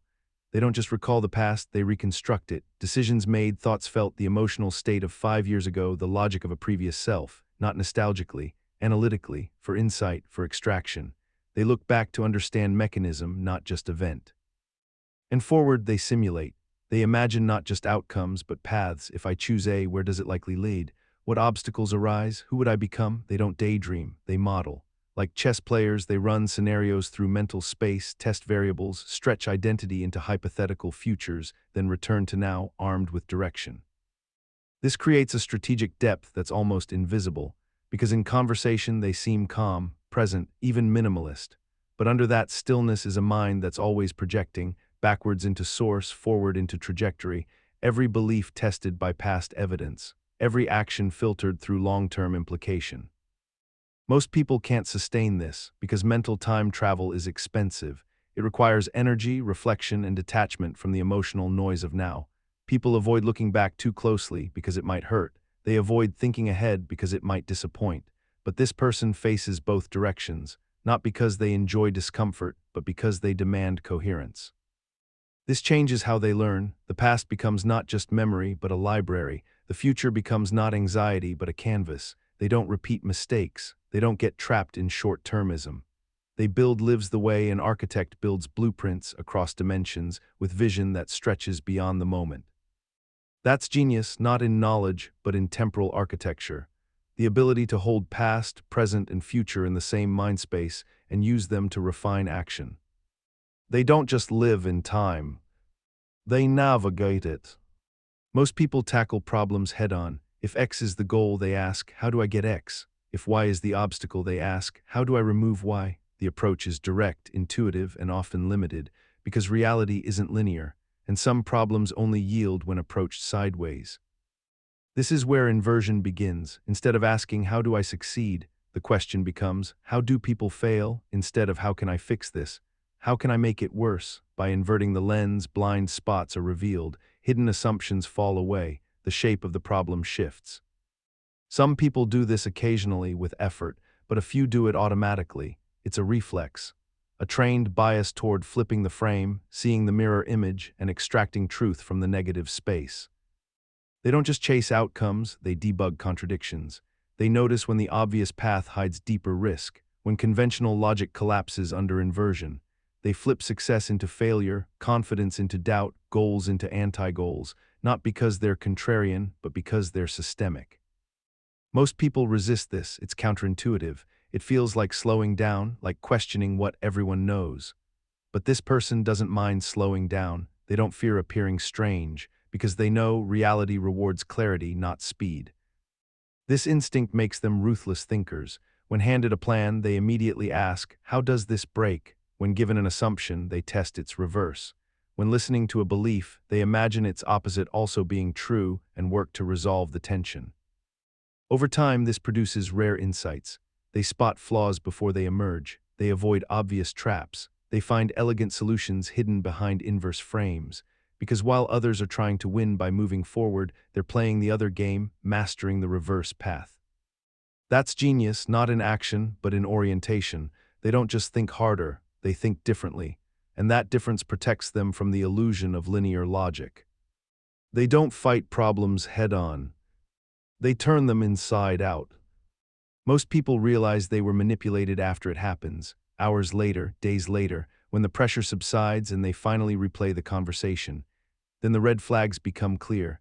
The flattery felt too rehearsed, the urgency was artificial, the guilt was disproportionate, but in the moment they felt trapped, oblivious, responsive, vulnerable. Some people, though, don't need hindsight. They see it while it's happening. Subtle shifts in tone, forced emotional leverage, implanted assumptions, disguised threats. The manipulation isn't loud, but it has fingerprints, and they recognize the pattern instantly. They're not paranoid, they don't assume bad intent, but they scan for structure, they feel for pressure, they map the frame. What is this person trying to move me toward? What emotion are they weaponizing? What fear are they subtly activating? They observe before they react. Most people can't do this because they're too engaged. They're inside the interaction, emotionally fused. They're answering the question, defending the point, explaining themselves without noticing they were just positioned. This person, on the other hand, does something different. They detach slightly. They split awareness. One part engages, the other part watches. They don't freeze, they don't attack, they just adjust, push back gently. reframe calmly, let the trap close on empty air. This ability protects them from emotional blackmail, from toxic charm, from pressure disguised as logic, from your overreacting as a tactic. They don't need to prove the manipulation, they just exit the game. It also gives them influence, because while others are reacting, they're architecting. They choose words with precision, they remove leverage before it's used. They lead conversations by resisting the frame, not the content. That calm presence, it's not just temperament, it's tactical awareness. Over time, this becomes part of who they are, not cynical, not closed, but clear. Impossible to steer without consent, immune to cheap persuasion, not because they're unfeeling, but because they see the wires. That's genius, not in what they say, but in what they refuse to absorb. The ability to walk through manipulation like it's fog. And never come out coded. Most people fear contradiction. They don't want to hold an idea unless they're sure it's correct, so they wait, or they pick a side too early. They treat belief as identity, and once it's inside, it defines them. This makes thinking fragile, because changing your mind becomes existential. But some people have a different architecture. They don't need to believe an idea to explore it. They create a mental sandbox, a space where thoughts can live without being adopted, where they can simulate, test, stretch, and play with dangerous or conflicting ideas without internal collapse. They might spend hours defending a position they disagree with just to test its structure. They might mentally inhabit a worldview for weeks, not because they accept it, but because they want to understand it from the inside. This isn't debate, it's cognitive freedom. Most people can't do this because they fear contamination. If I consider this idea, what does that say about me? But this person is immune to that question because their sense of self is not bound to belief. Their mind is modular. Ideas are guests, not permanent residents. This gives them reach. They learn faster, integrate better, cross boundaries, find unexpected insights in unlikely places. They are not bound by ideological safety. They are not scared of being wrong, because in the sandbox there is no wrong, only exploration. It also makes them dangerous, in the best sense, because when they emerge from the sandbox with a conclusion, it's been tested under every pressure. When they speak, it's not reflex, it's refined, and when they act, it's from understanding, not tribal alignment. Over time, this changes how they move through the world. They can discuss taboo topics without flinching. They can disagree without disconnecting. They can entertain wild hypotheses without losing their footing. Their thoughts are portable. Their mind, a lab, not a shrine. That's genius, not in what they believe, but in how they handle belief itself. Sandbox open, judgment suspended, insight unlocked. Most people crave stability. Once they find a routine that works, they cling to it. Once they form an identity, they protect it. Change is tolerated when forced, but rarely initiated, because change means risking comfort. It means breaking what works to discover what works better, and most people would rather keep the known mediocre than gamble for the unknown excellent. But some people have an unusual reflex. They self-disrupt on purpose, even when things are going well, especially then. They recognize that growth doesn't come from repetition, it comes from interruption. So they interrupt themselves, their habits, their beliefs, their social circles, their environments, their own thinking. It's not impulsive, it's strategic discomfort. They observe when something feels too automatic and then deliberately step outside it, not to destroy it but to test its edge, to see if they've outgrown it, to see what else is possible. Most people don't do this because it's painful. To challenge your own routine is to admit it might no longer serve you. To question your identity is to confront ego. To walk away from mastery is to accept beginner status again. But this person accepts those costs. They view comfort as a signal not of success, but of stagnation. This makes them sharp, always evolving. While others plateau, they reinvent, not chaotically, but with intention. They listen for internal boredom, complacency, or hidden fear, then use it as a compass. This is where the next growth is. They don't wait for external crisis. They create internal ones in miniature, so the real ones never catch them unprepared. Over time, this trait builds resilience. They're not just adaptable, they're proactively anti-fragile, because they've built a life on dynamic scaffolding. Every few years, they update their mental operating system. Every few months, they challenge their strongest assumptions. Every day, they remain open to shedding layers. That's genius, not in consistency, but in metamorphosis. The rare willingness to outgrow your own skin, repeatedly, consciously, ruthlessly. They don't fear collapse. They schedule it. Most people are never alone in their own minds. Even in silence, there are echoes. What will people think? How will this look? Would others approve? Their thoughts are shaped by invisible social pressure, the imagined audience that edits every opinion, every instinct, every doubt. They're not thinking, they're preparing to be heard. But some people develop a rare mode of consciousness, mental isolation, not physical solitude, though that helps, but psychological seclusion, a space where the mind is unhooked from performance, from consensus, from social filtration. In this space, they think as if no one is watching, not even the internalized critic. This allows something strange and powerful, clarity. Without the need to be likable or acceptable or understandable, their thoughts become raw, unpolished, authentic, sometimes ugly, but real. They find insights others can't, not because they're smarter, but because they're not performing intelligence. Most people don't access this, because even when alone, they imagine judgment. They mentally rehearse how to explain themselves, but this person doesn't. In this mode, they're not trying to explain, they're just listening to what emerges, and what emerges is often unexpected. This mental isolation gives them a head start, because by the time they do speak, their thoughts have already passed through the private fire. They're not tentative, they're not parroting, they've already had the internal argument. What you hear is just the residue of something fully processed. It also protects them from herd thinking, from trendy conclusions, from fear-based conformity. While others chase visibility, they're seeking accuracy. While others worry about alignment, they're mining for coherence. The spotlight never enters this space, and that's the point. Over time, this becomes a sanctuary, a hidden lab, a control room. When decisions matter, they retreat, not to escape the world, but to see it clearly, because only in silence can they hear which thoughts are actually theirs. That's genius, not in expression, but in internal autonomy. They don't think alone to be special. They think alone to be undistorted. Most people want to be normal, not consciously, not all the time, but subtly, in the way they dress, speak, explain themselves. They crave resonance with the crowd. When in doubt, they default to majority behavior. They don't ask if the norm is right, only whether they're aligned with it. But some people are built differently. They don't rebel for style. They don't provoke for attention. They simply do not grant the word normal any intrinsic authority. When faced with conventional beliefs, they don't ask, why not follow this? They ask, why should I? And they require a real answer. This is philosophical resistance, a stance not of rejection but of inquiry. They don't dislike the normal. They just refuse to assume it's good. Every common belief is subjected to scrutiny. Every standard behavior is filtered through first principles. Everybody knows is paused on and dissected. Most people avoid this because it's exhausting and because it costs social points. If you question the basics too often, people think you're difficult or arrogant or strange, but this person accepts that friction because to them, intellectual dignity, social smoothness. This makes their mind structure unusual. They're immune to many cultural defaults. Productivity is not automatically virtue. Money is not automatically proof. Success is not automatically admirable. They question value itself, not to be clever, but because unexamined value systems create blind lives. They also act differently.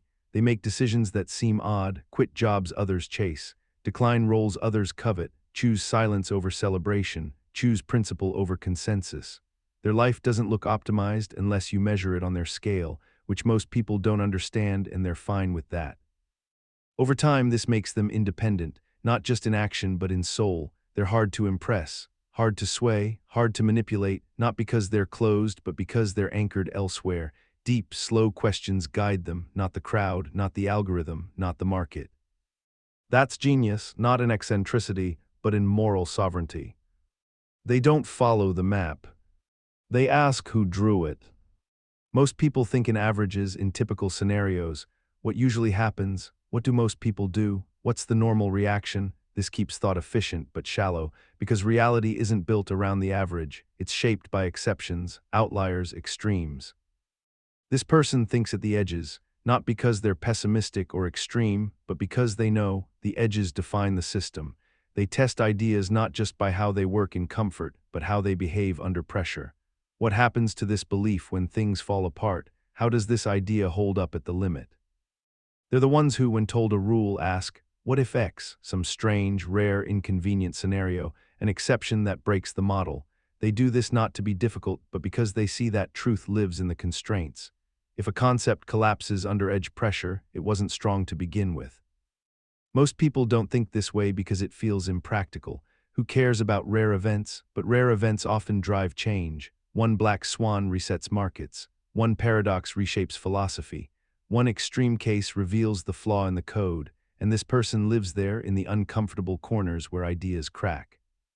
This makes them good at seeing risk, at stress testing systems, at asking questions others miss. What if we're wrong? What if this interacts with something we didn't model? What happens if everyone adopts this? Their thoughts are not bounded by what's likely, but by what's possible, and that opens depth.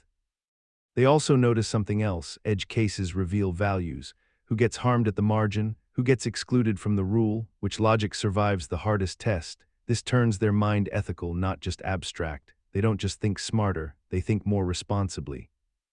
Over time, this makes them indispensable. They catch problems before they emerge. They notice holes before they widen. They don't fall for beautiful generalizations, because they've trained their vision at the fracture lines, and they respect what they see. That's genius, not in simplicity, but in edge precision. Most people think with borrowed language. They use labels handed to them: smart, lazy, toxic, deep, strong, weak, true, false. These words come with hidden assumptions. When a person accepts the category, they often absorb the framework behind it. Thought becomes confined to the vocabulary available. But some people don't just use language, they build it. They invent mental categories where none existed, not to sound clever but to see clearly. They notice when the default words distort reality, when existing labels oversimplify nuance. And instead of forcing a messy truth into a tidy box, they make a new box. They'll describe an emotional state with a phrase that doesn't yet exist, coin a term to capture a social dynamic others can't name, create inner taxonomies for decisions, motivations, fears, not as abstractions, but as tools for perception. Their vocabulary becomes architecture, shaping what they can see, track, and refine. Most people don't do this, they're not trained to. School teaches answers, not new categories. Culture rewards agreement, not invention. People fear making up terms because it feels arrogant, like, who am I to rename reality? But this person flips the question: who are you not to if the existing labels don't work? This shift grants freedom. It breaks the illusion that all useful ideas have already been discovered. It allows their inner world to become as customized as a craftsperson's workshop, every tool sharpened to their particular way of observing and making sense of experience. It also makes them harder to manipulate, because while others are trapped inside socially constructed binaries, they're asking different questions entirely. They don't argue within the frame, they replace the frame. Where others debate whether something is A or B, they're busy defining C, D, and E. Over time, this becomes their default mode. They notice what hasn't been named yet, in emotions, in behavior, in systems. They live slightly ahead of language, slightly deeper than concept. And eventually, others begin to adopt their terms, repeat their insights, live inside the mental categories they built in solitude. That's genius, not in having answers, but in creating the right questions to ask. Most people don't just live in the world, they live in a story about the world. That story is ambient like air. The economy is this, people are that, success means this, life is about that. It comes from media, from school, from culture, from repetition. And because it's everywhere, most people mistake it for truth. But some people have a strange silence in them. They don't absorb the dominant narrative, not because they're resistant, but because they're tuned differently. They walk through the same world, hear the same noise, but none of it sticks. Their mental radio doesn't pick up the main frequency. This isn't apathy, it's independence of orientation. They don't need a storyline to feel anchored. They don't need a shared belief to feel stable. They make sense of the world on their own terms, and most of the time, those terms don't match the mainstream script. Most people don't do this because the narrative gives comfort. To reject it is to risk alienation. If I don't believe what others believe, am I lost? But this person has already made peace with that. Being alone in thought isn't loneliness, it's clarity. They don't need others to confirm what they see. This gives them strange power. When trends come, they don't flinch. When everyone panics, they observe. When people align out of fear, they pause. Their decisions are slow, deliberate, self-sourced. They're immune to mass delusion, not because they're better, but because they never plugged in. It also gives them vision. While others are arguing about what's true inside the narrative, they're asking if the narrative itself is worth believing. They see second layers, structural forces, invisible incentives. They don't just see what people are saying, they sense why they're saying it, and what silence covers it all. Over time, this shapes a different life. They don't chase the news cycle. They don't update their identity every election. They don't need a hero, a villain, or a plot. They just see clearly, and that clarity, while quiet, compounds. That's genius, not in being loud, but in being untouched. When most people encounter a problem, their first response is emotional. They feel insulted, excited, hurt, anxious. And then through that fog they try to think. But the emotion is already steering the wheel, deciding which facts to highlight, which explanations to invent, which enemies to blame. Thinking becomes post hoc rationalization. But some people have trained a different sequence. They think structurally first. Before they judge, react, or identify, they pause and map. What are the variables at play? What incentives drive the behavior I see? What patterns have I seen before? What system is this a part of? They examine the architecture before engaging the affect. It's not that they're unfeeling, it's that they don't use feeling as the starting point. They've learned, often the hard way, that emotion is a poor first filter. It magnifies noise, shrinks context, and makes temporary states feel eternal. But structure lasts. Most people resist this mode. It feels cold, detached, inhuman, but that's only because they confuse delayed emotion with absence of emotion. This person doesn't suppress, they sequence. They understand that once you see the mechanics behind a situation, your emotions become more accurate, not less intense. You stop feeling things that aren't true, and you feel what matters more precisely. This approach gives them an edge. While others are overwhelmed by surface drama, they're spotting leverage points. While others are blaming individuals, they're seeing systems. While others are stuck in reaction, they're already building response, one that's calm, elegant, and strategically aligned. It also makes them better at relationships, paradoxically, because they don't personalize every behavior. They understand people act from structure, incentives, histories, contexts. They don't excuse harm, but they explain it better. And that explanation frees them from spirals of resentment. Over time, this mode becomes instinct. A flash of emotion triggers a quiet internal reflex. Wait, what's the system here? They might sketch it out, diagram the flow, deconstruct the incentives, and in doing so, they reclaim control, not by suppressing emotion, but by reordering their interface with it. That's genius, not in being numb, but in thinking before you feel. Empathy is usually emotional. You feel what someone else feels. You imagine their pain, their joy, their fear. It's effective resonance and it's real, but it's also narrow. You need to relate. You need to feel it to grasp it. And if you can't relate, you don't empathize. But some people develop a stranger kind of empathy, detached, abstract, structural. They don't need emotional similarity to understand deeply. They map someone's internal logic. They infer pain from patterns. They notice the structure of experience, not the emotion directly, but the shape of the weight someone is carrying. They don't cry with you, they don't hug, they don't say, "I know how that feels." Because often they don't, but they see it, with clarity, without being flooded. And sometimes that makes their presence even more stabilizing. Most people don't trust this mode. They think empathy has to be warm, sentimental, but warmth can mislead. You can overrelate, you can over-identify. This person's empathy is clean, it has boundaries, it doesn't collapse into you, it tracks you precisely, then lets you be. This allows them to empathize with people they don't like, people they disagree with, people they can't stand, because they're not using emotional similarity as a requirement. They don't ask, "Do I feel the same?" They ask, "Can I understand the mechanics of how they came to feel this way?" This kind of empathy is powerful. It allows them to navigate conflict without losing balance. It allows them to help without rescuing. It allows them to see trauma without absorbing it. Their insight cuts through noise because they don't need to feel to see. Over time, this makes them indispensable in complex situations. While others burn out or get emotionally entangled, they remain calmly attuned. Their empathy is like sonar, silent, distant, and precise. And though people may not always feel it, they often say, "You understood me better than anyone else." That's genius, not in bleeding with others, but in mapping the invisible weight they carry. Most people notice when something feels unfair, but they rarely notice when something is logically unbalanced.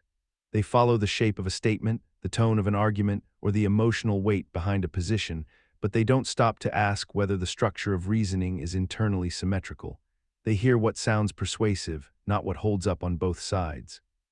But some people have a refined sense for logical asymmetry. They catch when an argument applies a principle in one direction but ignores it in the other.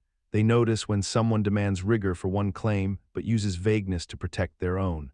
They instinctively check for mirror consistency. If I flipped this logic, would it still make sense? They're not nitpicking, they're scanning for truth integrity. They know that most dishonest positions don't fail in their conclusion, they fail in their imbalance. One rule for self, another for others. One standard for criticism, another for defense. One framework for this situation, another when the same thing happens in reverse. Most people don't see this because they're focused on content, not form. They agree or disagree emotionally. But this person steps back and sees the architecture of reasoning. They don't just ask, is this right? They ask, is this being applied symmetrically? Because if not, it's not logic, it's performance. This sensitivity makes their thinking clean. They apply the same standards to themselves that they do to others. They run their own beliefs through reversibility tests. They avoid convenient logic. When they notice they're being unfair in silence, they correct it, even if no one would catch it but them. It also makes them persuasive, because they can preempt weak spots. They don't overstate, they don't trap themselves in exceptions, and when they debate, they often win not through force but through consistency, because the other side often unravels under mirrored scrutiny. Over time, this mindset creates intellectual elegance. Their views are lighter, sharper, and harder to poke holes in, not because they're simple, but because they're symmetrical. They think in reversible models. They respect the balance of principles. They don't chase being right. They chase being coherent from both ends. That's genius, not in knowing more, but in balancing the beam before they walk it. Most people accept complexity as a sign of truth. If something sounds technical, tangled, and hard to follow, it must be correct. They confuse density with depth. They mistake convolution for expertise.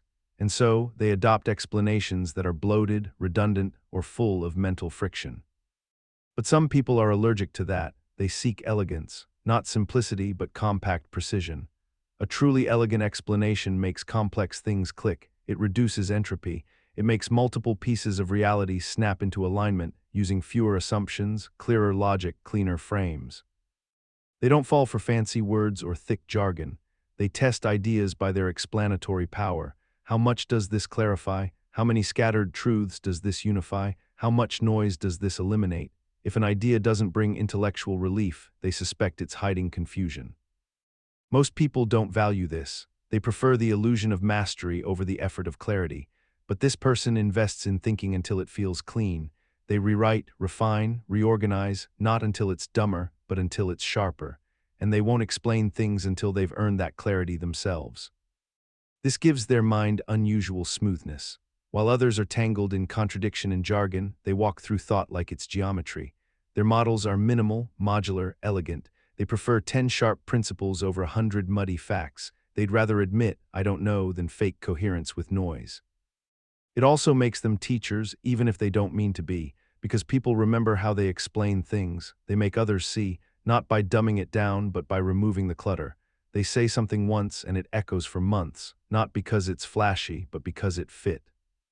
Over time, this becomes their default standard. They don't chase complexity, they chase compression, and they recognize truth isn't always complicated. In fact, the truest truths are often the ones that make the world feel less tangled. That's genius, not in depth alone, but in clarity that feels inevitable. Most people take others at face value. If someone says they want justice, they believe it's about justice.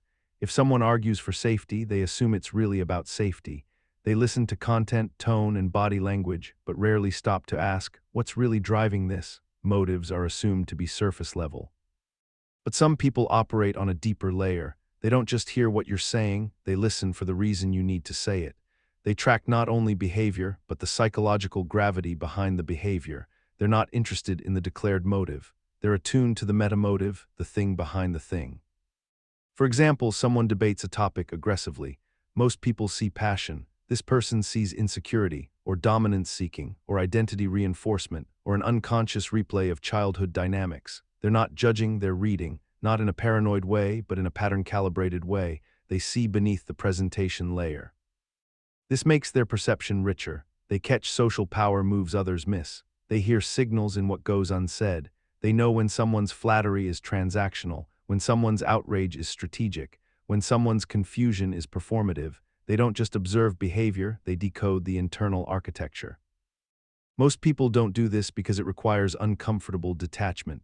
To track motives, you have to temporarily step outside empathy. You have to accept that people often don't know their own motives and that what they say is not what drives them.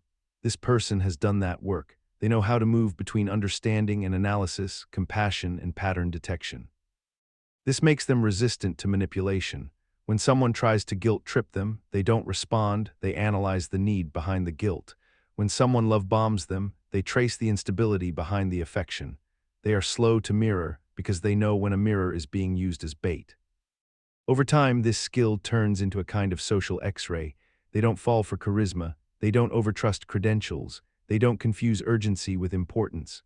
They listen on multiple levels and often respond to the truth behind the mask, not the mask itself.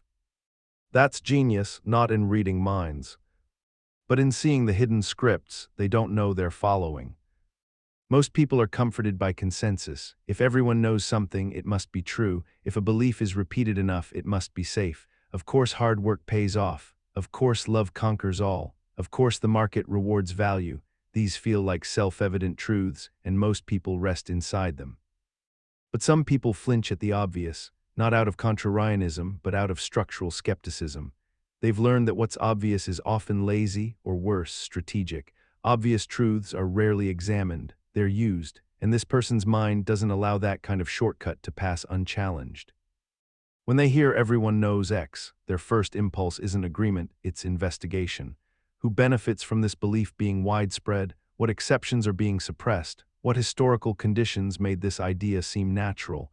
They look at the ecology of the idea, not just the idea itself. Most people find this exhausting. Why overthink everything? Why doubt what works? But to this person, accepting the obvious without pause is mental surrender.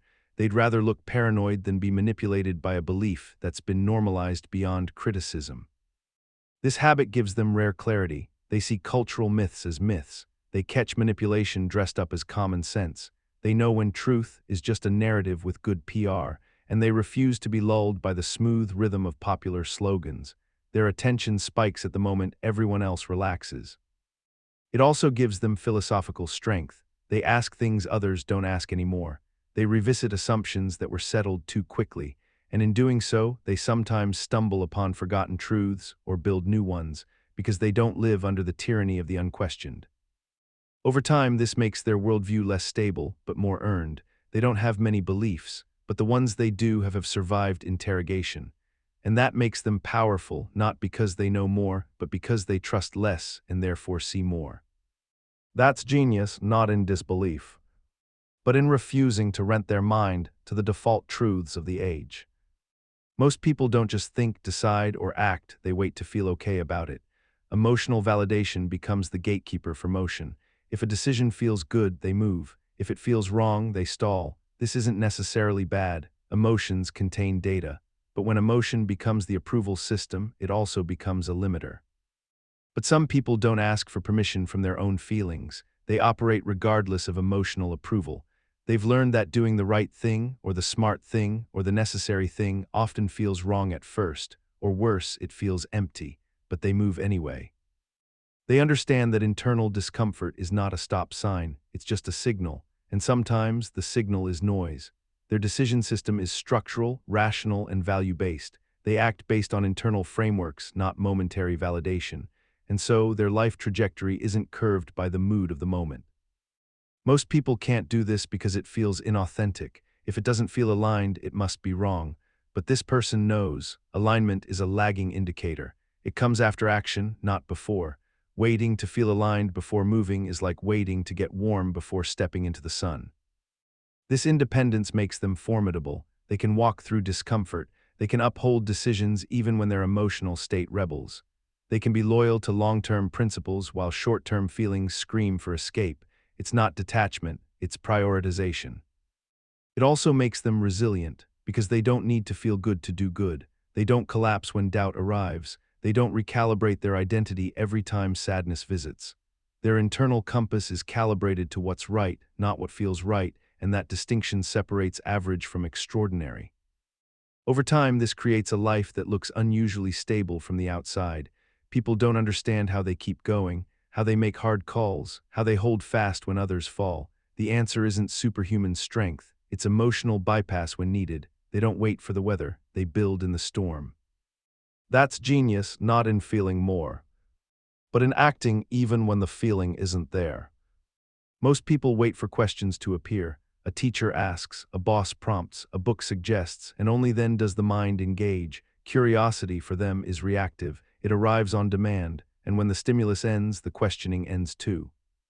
But some people are constantly generating questions, unprompted, unending. Their mind doesn't rest on facts, it moves past them. They don't hear a claim and stop, they hear it and spin out a chain of inquiries. Why is this true? What are its limits? What would the opposite mean? How does this connect to what I saw last week?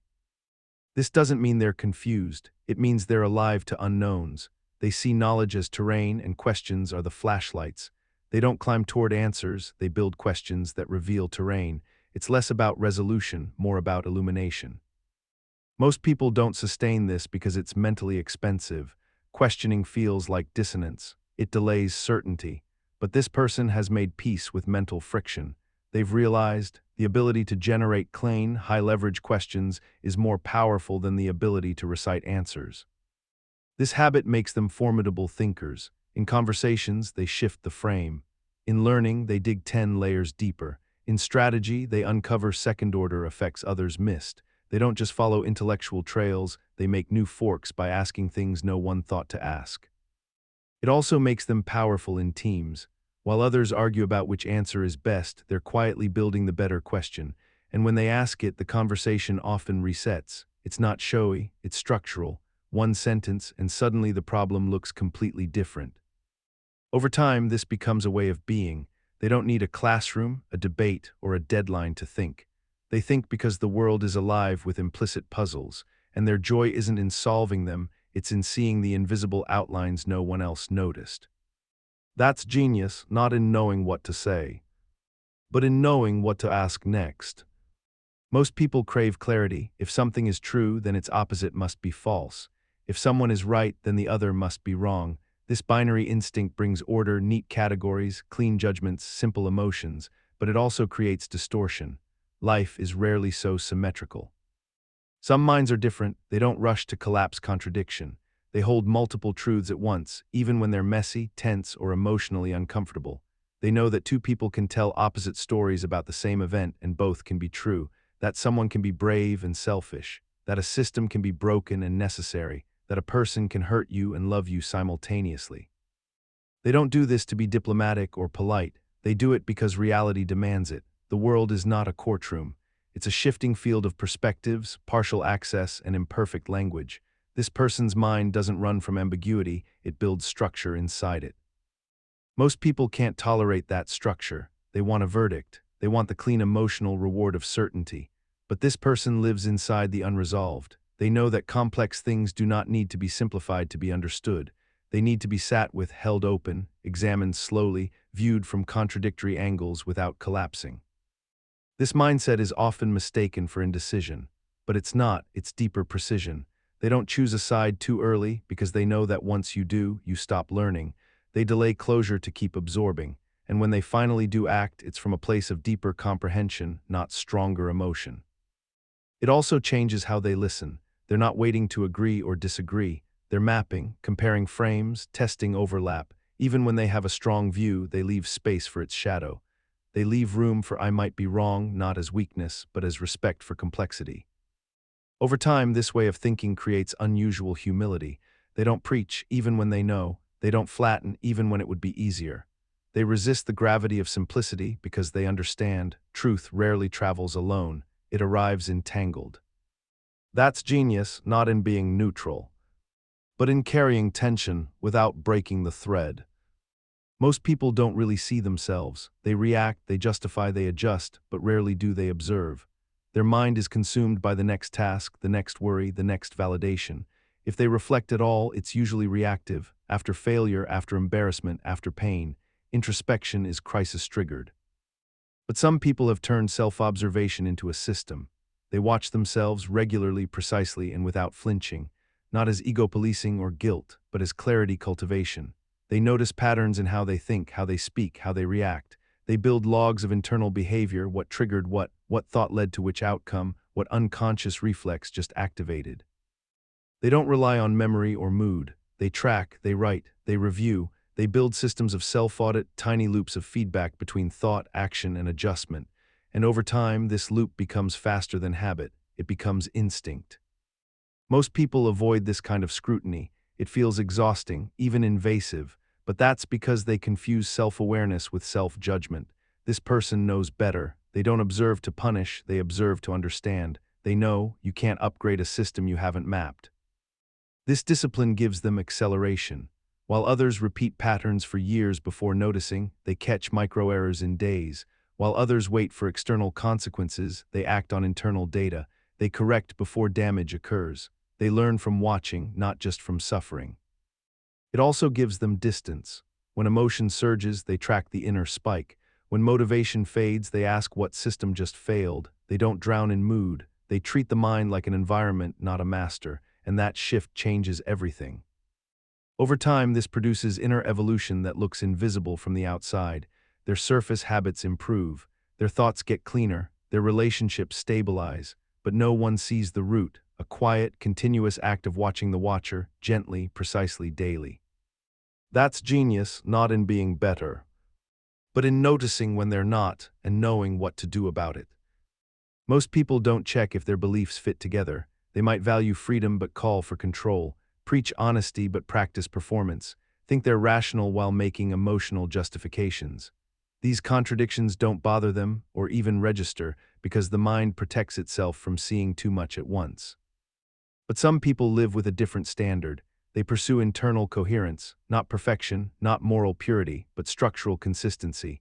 They want their values, actions, assumptions, and words to fit, not for others, but for themselves. They can't rest inside contradictions, even invisible ones. Their peace comes from alignment.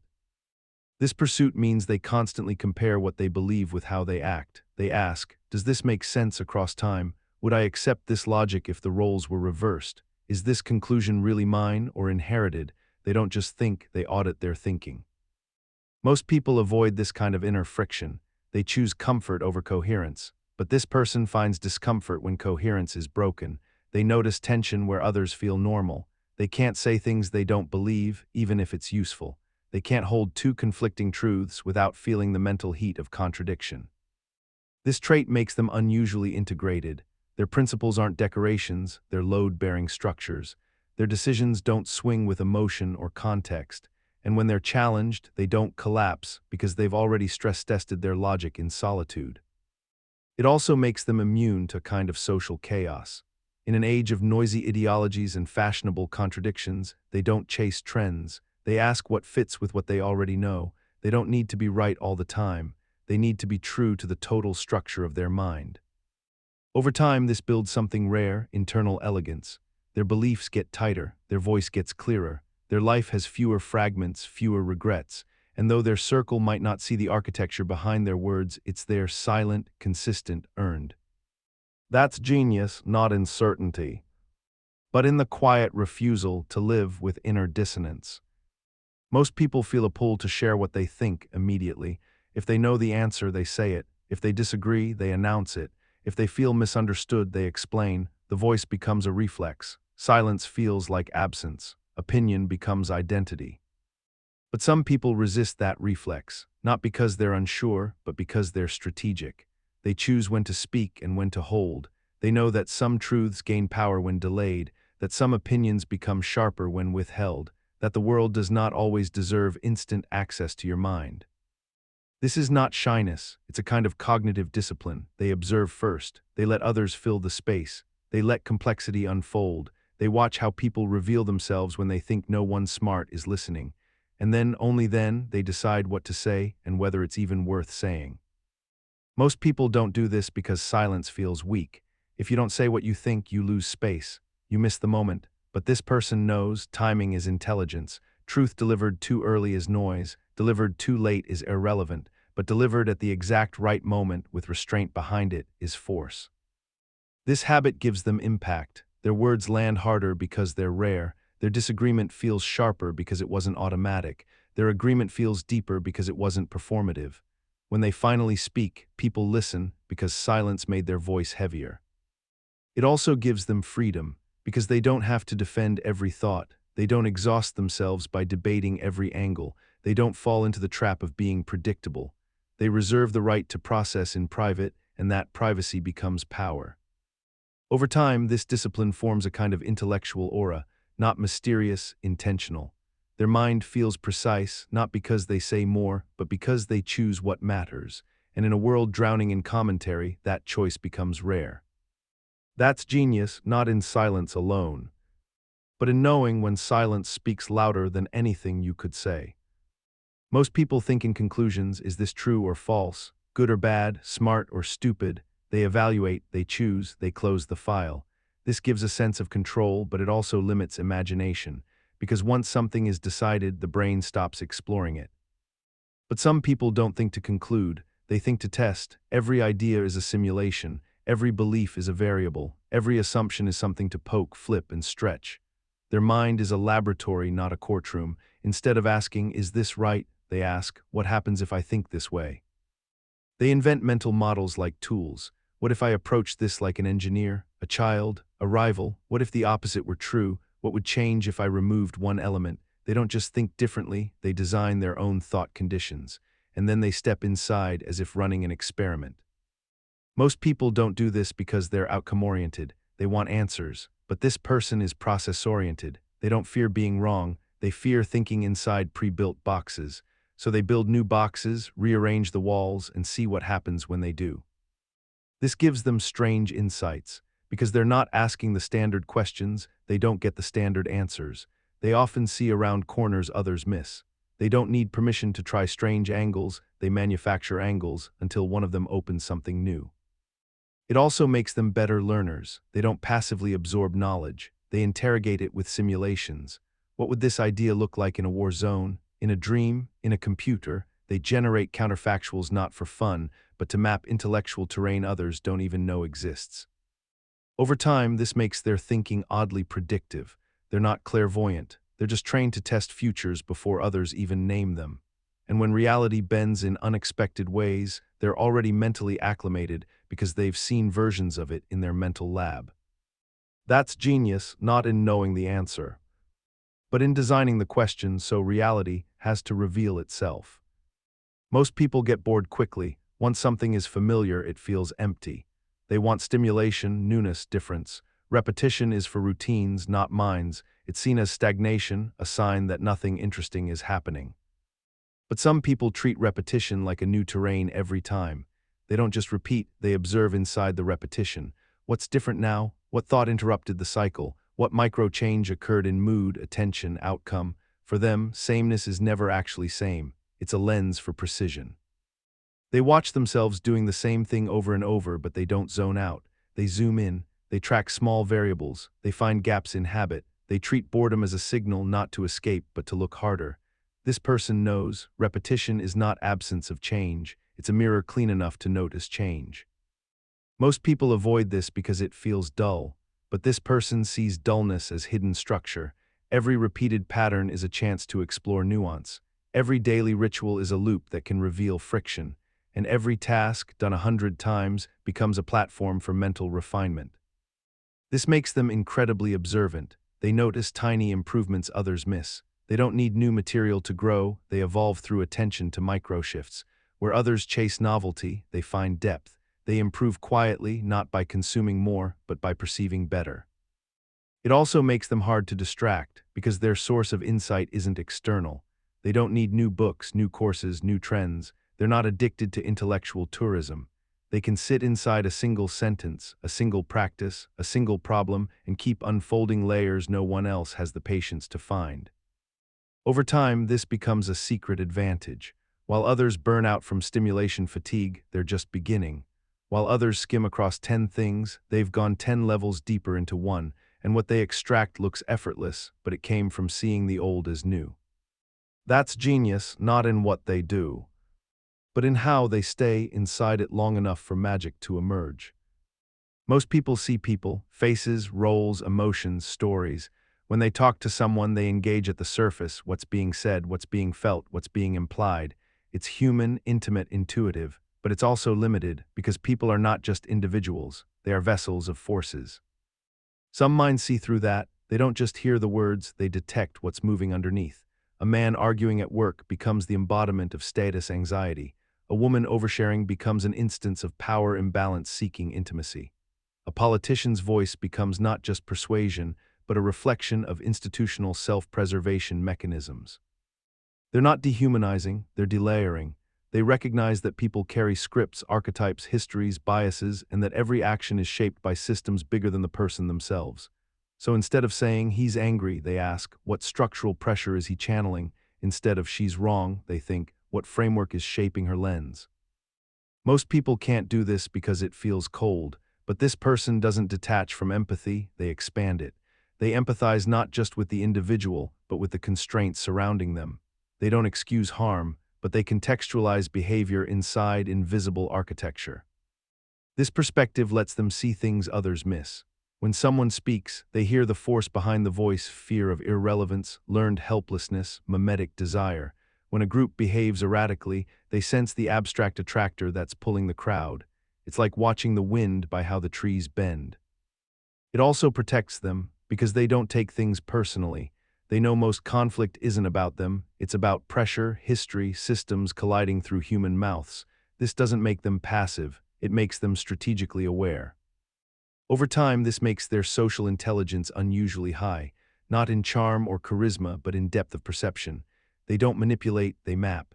They navigate not by personas, but by currents underneath the surface. And in doing so, they understand both power and vulnerability better than most. That's genius, not in reading people, but in reading the invisible structures shaping people. Most people confuse delivery with depth. If someone speaks with certainty, fluency, and rhythm, we assume they're right. If they're calm and articulate, we trust them. If they struggle to explain or hesitate, we think they're unsure. The mind mistakes confidence for correctness. But some people split the two. They listen for truth as separate from tone. They know that a nervous, awkward voice can carry more accuracy than a polished, charismatic one. They see charisma not as evidence, but as a possible contaminant. When they hear someone speak, they ask, is the argument clear even without the delivery? If I strip the emotion, what remains? Is this idea true because of the words or the performance? Their listening is analytic, detached, not cold, just clean. Most people can't do this because we're wired to respond to signals of dominance and fluency. But this person has trained their mind to disentangle signal from content. They hear the music of speech, but they don't confuse it for the message. They don't reward swagger, they reward coherence. This gives them powerful bullshit detection. They're immune to most manipulative communication because they're not seduced by voice, posture, metaphor, or flow. They want to know, is the idea solid when stripped down to logic? Can it survive without the charisma drip? It also makes them trustworthy curators. When they share something, it's been through their filter, and that filter isn't emotional resonance, it's epistemic rigor. They don't share because it feels right. They share because it holds up under disassembly.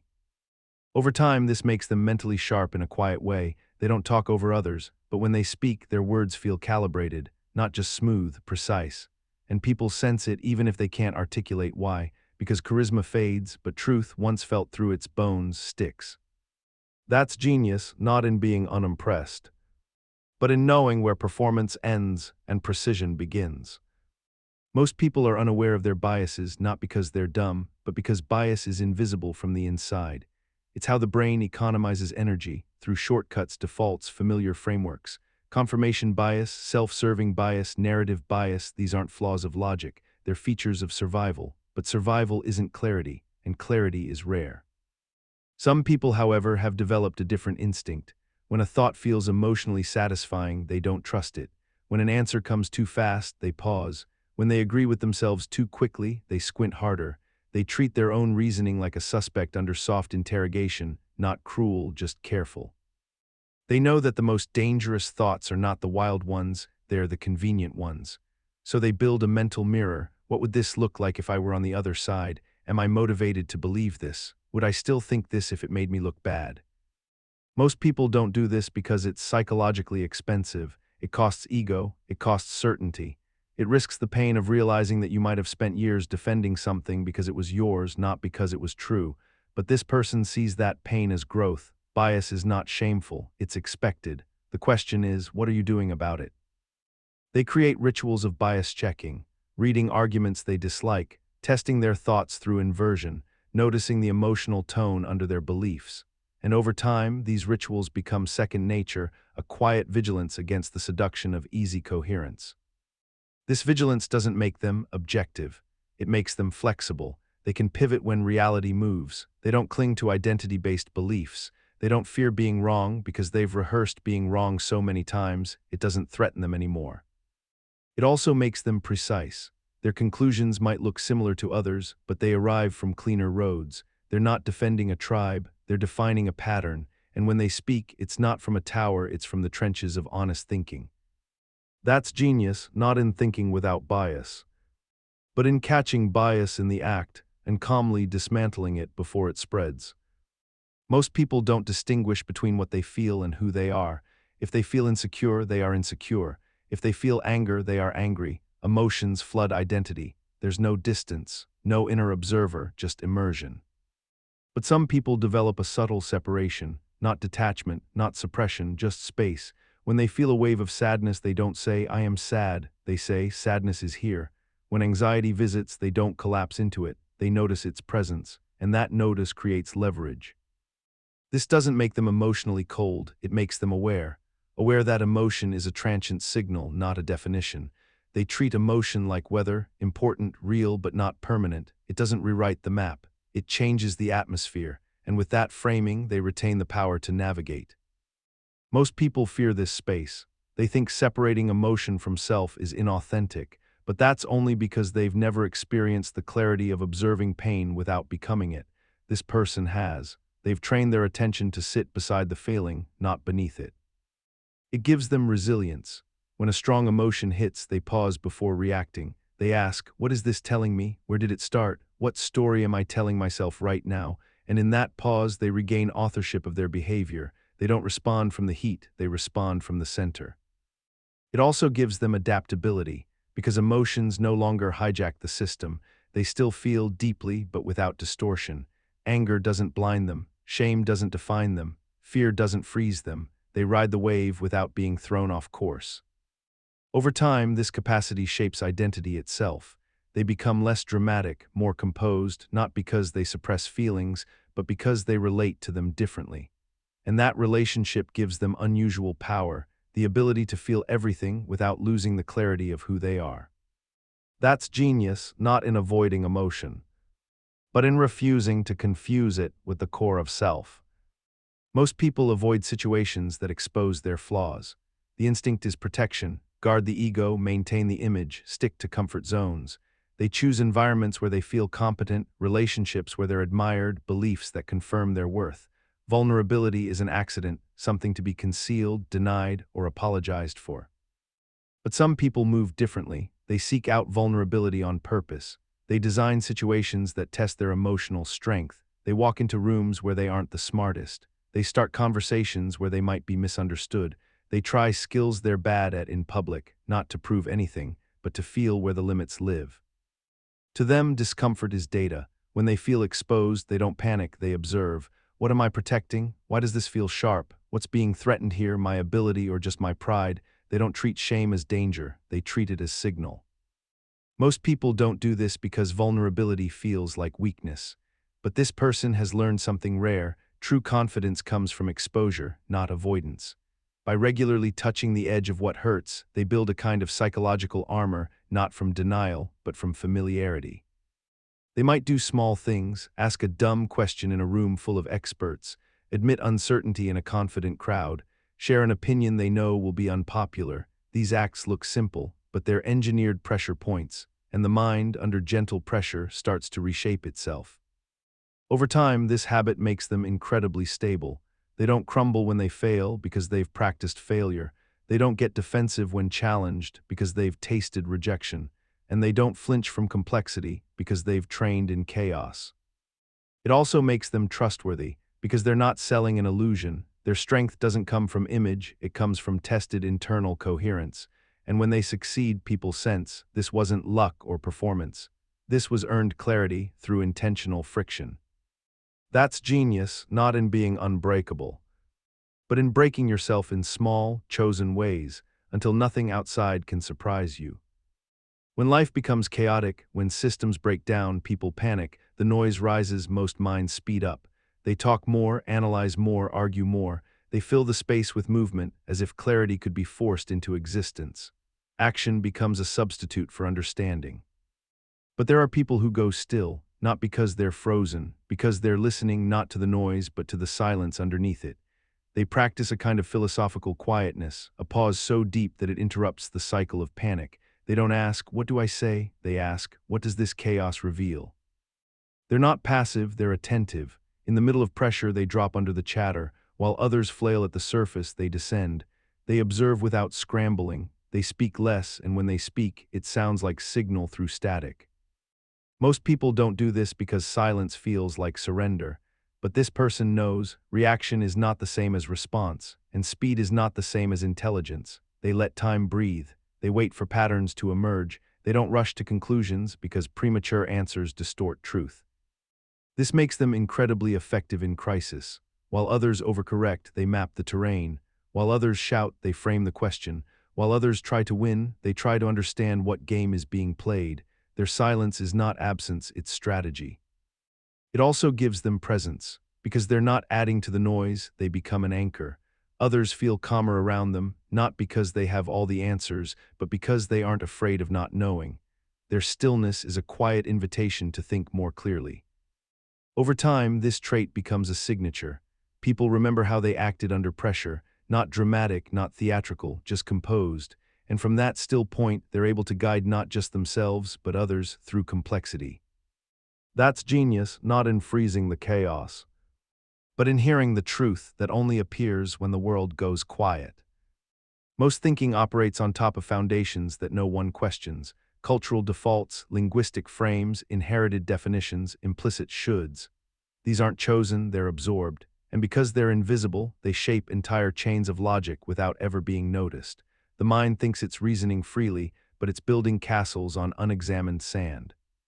Some minds, however, develop a different instinct. They don't just ask if a conclusion is valid, they ask, what is this conclusion sitting on? What assumption is being made about people, about time, about truth, about identity, about normalcy? They don't look at the argument, they look under it. When someone says we should maximize productivity, they ask, what counts as productivity? Why do we want to maximize it? Who benefits from that definition? When someone says this behavior is unnatural, they don't argue the biology, they question the very frame. What does natural even mean here? Most people don't do this because assumptions are invisible by design. They're built into the background like lighting in a theater. You don't see the light, you see what it shows you. But this person rewires their vision. They learn to spot the light source. They know that every sentence carries a shadow, and the shape of that shadow often reveals more than the words themselves. This gives them extraordinary depth. They're rarely satisfied with surface disagreement. They drill down until they find the first premise that was never spoken, the first rule that everyone assumed, the first metaphor that defined the frame, and once they expose it, the whole debate shifts because now the ground itself is being renegotiated. It also makes them powerful thinkers in interdisciplinary spaces, because they don't just apply knowledge, they reframe problems. They don't bring more tools to the table. They ask, what kind of table is this? Why does it have this shape? And often, by adjusting the frame, they unlock options no one else saw. Over time, this capacity becomes their signature, not in being contrarian, but in being fundamentally curious about the rules behind the rules. They're not trying to win arguments, they're trying to see the full board. That's genius, not in playing the game well, but in asking who made the game and what they assumed when they made it. Most people grow up inside rules: social, legal, moral, professional, educational. These rules feel like gravity, omnipresent, unchangeable, built into the structure of reality. Some rules are enforced, others are implied, but the effect is the same. They're accepted as normal, even when they make no sense. But some people learn to see differently. They realize that rules, almost all of them, are designs, not laws of nature. They were created by someone at some time for some purpose, which means they can be questioned, reshaped, ignored, or rebuilt. These people don't disrespect rules, they interrogate their origins. When they enter a system, they don't ask, "What should I do?" They ask, "Who built this? What were they trying to optimize? What was left out? What isn't allowed and why?" To them, rules are frozen preferences. And once you see that, you realize most rules reflect past constraints, not present needs. Most people don't do this because challenging rules feels dangerous. Rules protect us. Rules organize the world. Rules give us predictability. But this person doesn't throw out structure. They just refuse to confuse structure with truth. They treat every rule as a proposal, not a verdict. This makes them creative in unusual ways. While others optimize inside the system, they think, what if the system itself is the problem? They don't just solve puzzles. They ask whether the puzzle deserves to exist. And when they do follow a rule, it's because they chose to, not because they forgot they could say no. It also gives them ethical clarity, because they don't equate rules with morality. They know history is full of evil rules, and kindness is often disobedient. They aren't contrarian for fun, but they are willing to step outside the structure if the structure violates deeper values. Over time, this gives them power, not institutional power, mental power, because no rule can trap them unless they consent. And when they lead others, they're able to reinvent systems from scratch, not just patch the old ones. That's genius, not in breaking rules, but in seeing through them until what's real remains. Most people solve problems linearly. They start at the beginning, move step by step, and hope the answer appears by the end. Their minds follow the shape of time, past to present, cause to effect, input to output. It's rational, familiar, and safe, but it's also slow and often blind to structure. Some minds don't work like that. They fold time. When faced with a problem, they jump to the end. They imagine the outcome first, then work backward to find what must be true to make it real. Or they start from a hypothetical middle. If I were already halfway there, what would be the key variable? Their thinking isn't bound to chronology. It's strategically nonlinear. They treat ideas like constellations, not like lines. They zoom out and map positions, dependencies, and tensions. Then, like folding paper in origami, they collapse distant points together to see what touches. It's not speed, it's topology. Their mind isn't faster than others. It just bends space to shorten the path. Most people don't do this because we're trained in sequences. First do A, then B, then C, but this person doesn't trust order by default. They know that the order of events is often an illusion, and that insight doesn't live at the end of a process. Sometimes it appears all at once when the shape is seen.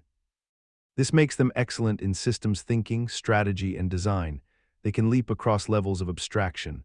They can run mental simulations that skip boring steps and land at the core. They're not mystical, just geometrically aware, treating time, cause, and logic as variables, not constraints. It also makes them calm under pressure. When others panic at the first sign of failure, they're already 3 layers ahead, testing pathways that haven't happened yet. It's not because they're confident, it's because they've pre-lived multiple futures before choosing action. Over time, this ability compounds. They make fewer reactive moves, fewer blind alleys, not because they're cautious, but because they already folded the future back into the present and saw what mattered. That's genius, not in speed of thought, but in reshaping time so that the answer is closer than it should be. Most people crave closure, an answer, a label, a conclusion. It makes the world feel safe, ordered, digestible. Even if the answer is wrong, at least it's something. The mind calms down when the unknown is wrapped in certainty, like putting a lid on a boiling pot. But some people resist that reflex. They live sometimes for years inside unfinished questions. They can hold a contradiction without rushing to dissolve it.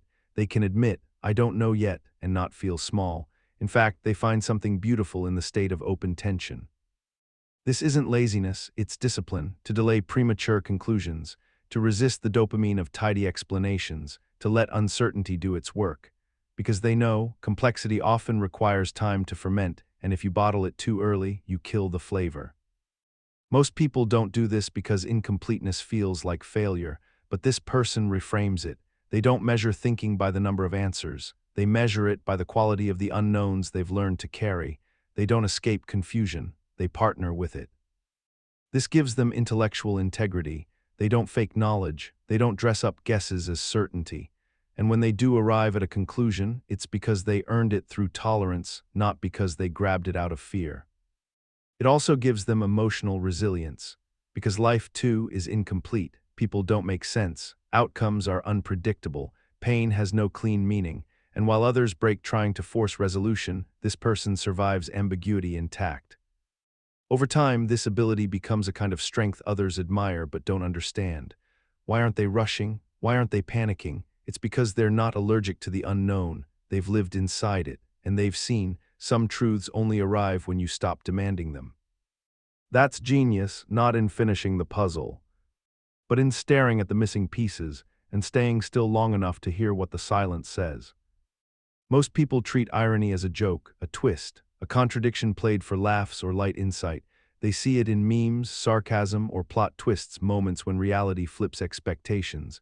But that's surface irony, entertainment-level irony. There's a deeper layer, and few minds learn to see it. Some minds begin to notice that irony isn't an exception, it's a pattern of reality. The structure of things, especially human things, is often ironic at the root. Strength leads to fragility, clarity breeds delusion, certainty invites collapse. Institutions meant to liberate can become cages. The more you chase happiness, the more it runs. This isn't just poetic, it's systemic. To them, irony isn't decoration, it's signal. It reveals where the model fails to account for feedback loops, where the map overwrites the territory, where intention backfires into result. They don't laugh at irony, they study it, because irony, repeated, is a hint about hidden forces. Most people don't do this because it requires cognitive doubling, to believe and also observe belief, to act and also see the absurdity of action. It's uncomfortable, it breaks the illusion of control, but this person leans into that discomfort. They live with layered awareness. They can hold two truths, what a thing is and what it becomes when scaled, repeated, or idealized.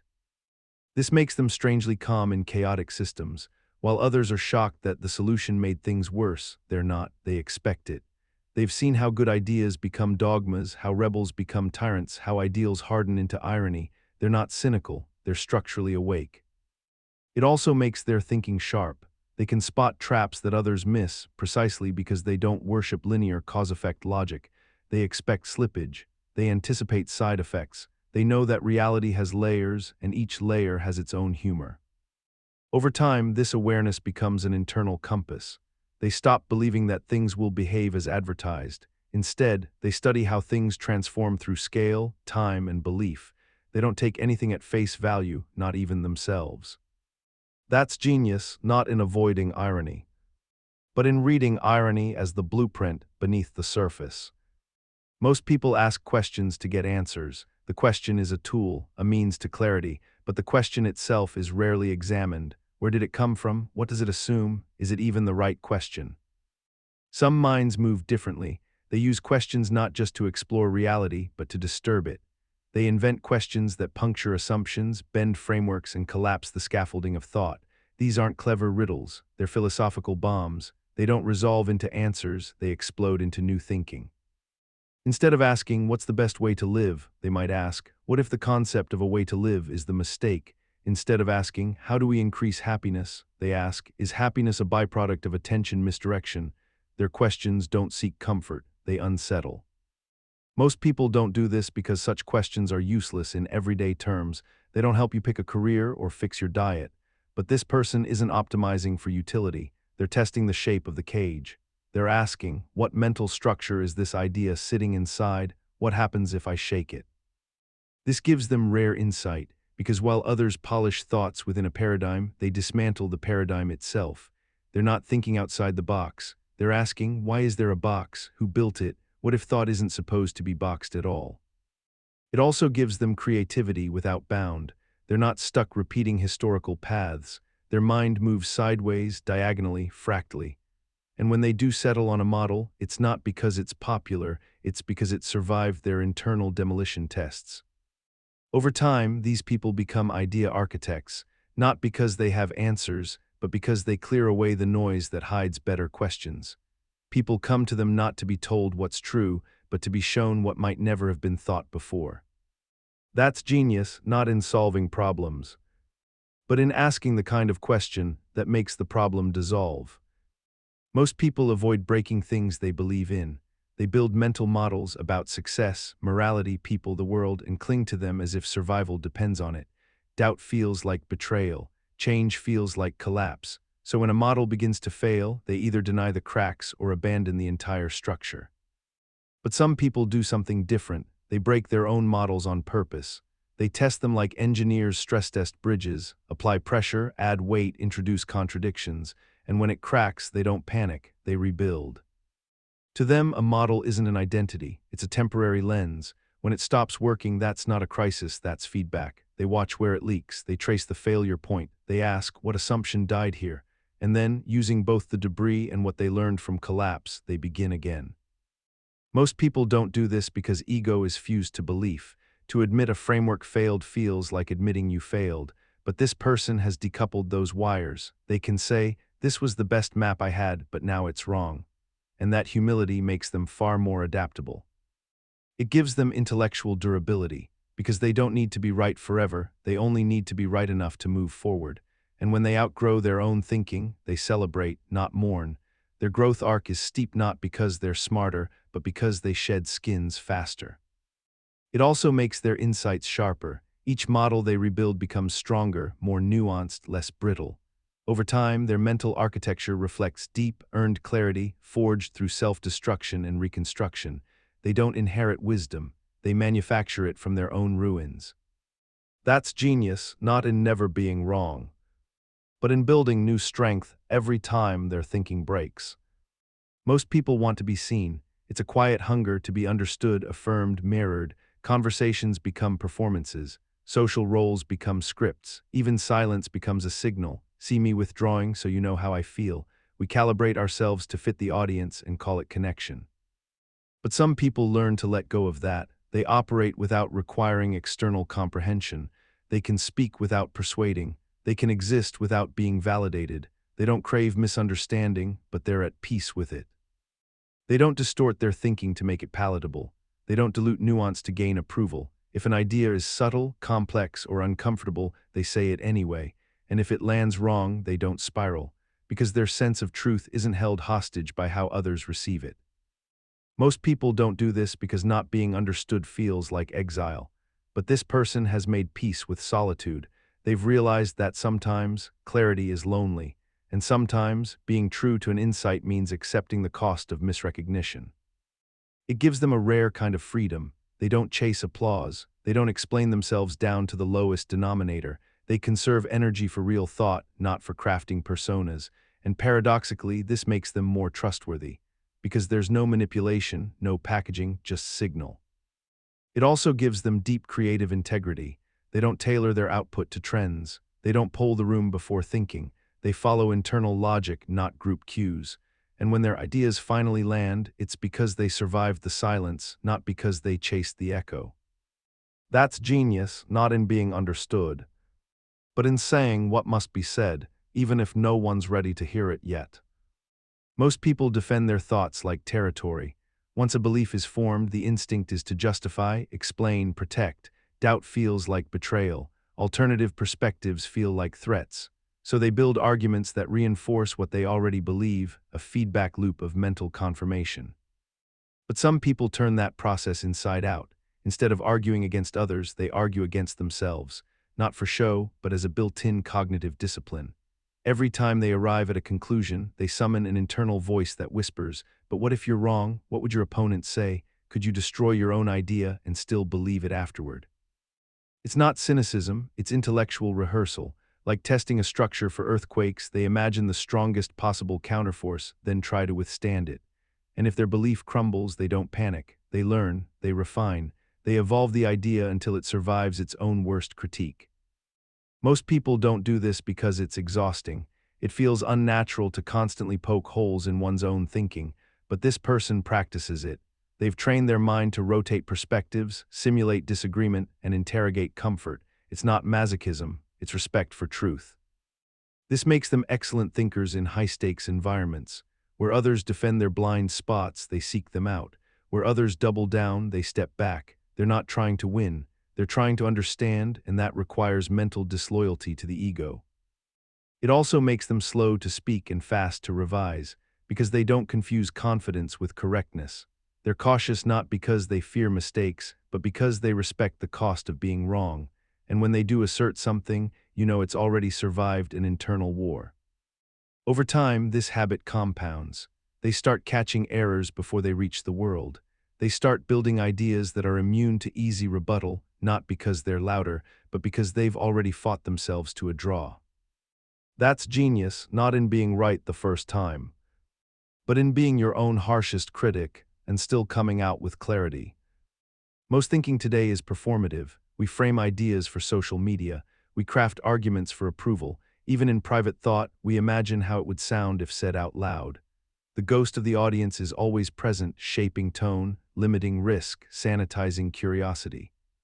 But some people think and avoid. No imagined applause, no mental mirror, just the idea itself. They're not rehearsing, they're not presenting, they're investigating without the gravity of other minds, and because of that, their thoughts are radically honest.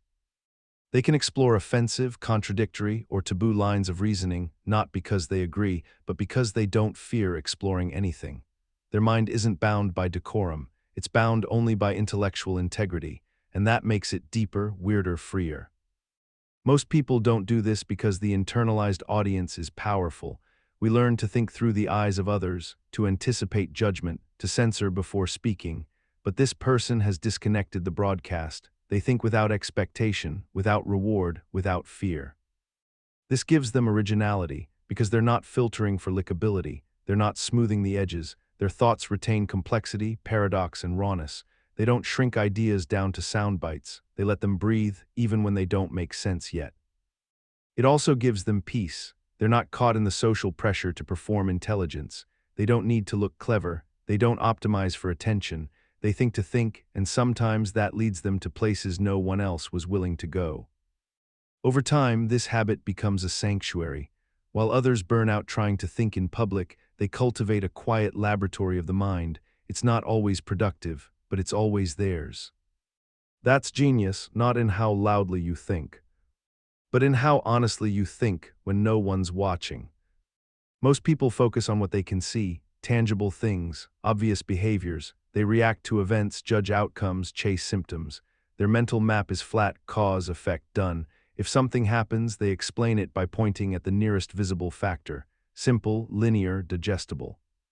But some people don't stop there. They ask, what's underneath this? What's feeding this? They sense systems that aren't visible, structures that shape outcomes without ever appearing in the frame. Social dynamics, feedback loops, hidden incentives, psychological defaults, unspoken rules. They don't look at reality, they look through it. They don't just see a person's bad decision. They see the system of pressures, blind spots, and beliefs that made it inevitable. They don't just observe chaos, they model the forces beneath it. Their mind acts like sonar, pinging patterns, tracing echoes, drawing maps of what others never name. Most people don't do this because systems are slippery, they aren't obvious, they don't confess themselves, and you can't point to them directly. But this person has trained themselves to spot the clues, delayed reactions, recurring patterns, unintended consequences. They reverse engineer surface events into deep structure. It gives them predictive power, not in the fortune-telling sense, but in the ability to sense which direction the wind is turning before it blows. They can feel when a system is nearing collapse, when incentives are about to flip, when norms are on the edge of breaking. They think in dynamics, not snapshots. It also gives them moral subtlety. They don't reduce people to choices. They see choices as shaped by nested forces, and while they still hold others accountable, they do so with context, with an understanding that decisions emerge from complex terrains, not empty rooms. Over time, this skill turns them into silent architects. They don't always argue, they design. They don't fight symptoms, they rearrange the structure. And while others get stuck treating the same problems again and again, they work upstream, where change actually happens. That's genius, not in seeing what's there, but in perceiving the machinery that makes it appear. Most people live in a social echo. Their thoughts are shaped subtly or overtly by what others around them are thinking. Even in private, the mental proximity of group norms, trending ideas, popular frameworks exerts gravity. It feels natural to think with the current, even when you believe you're being original. But some people detach, not physically necessarily, but mentally. They stop using social consensus as a filter. They remove the noise of collective urgency. They give their thoughts time to mature in isolation, not because they're misanthropic, but because they know that depth rarely grows in crowds. In solitude, an idea isn't judged for speed, popularity, or polish. It's judged for coherence, for strength, for internal truth. There's space to be wrong, to be absurd, to be incomplete without social punishment. And that space is where originality is born. Most people don't do this because solitude is scary. Not being mirrored, echoed, affirmed, it feels like erasure. But this person seeks the silence. They've learned that solitude doesn't mean absence. It means undisturbed signal, the chance to think without distortion. It gives them resilience. They're not easily shaken by trends or moods. They're not afraid to hold a position no one else holds because they've practiced being alone with thought. And that practice has refined their ideas into something rare. It also gives them creative autonomy. They're not optimizing for reception. They're not chasing legibility. They're building mental structures that don't need applause to stand. And when they emerge, it's not as a reaction. It's as an uncompromised vision. Over time, this solitude becomes a kind of freedom. While others ride waves of collective attention, they dig wells. And what they find, slow, strange, unfashionable, is often what ends up reshaping the conversation years later. That's genius, not in thinking louder than others, but in thinking long enough, alone enough, to find something they never could. Most people speak to be understood. They use the words available, the common ones, the familiar ones, and they assume, usually without question, that these words mean the same thing to everyone. Success, freedom, smart, love, language feels like a shared road. But for some people, every word is suspect.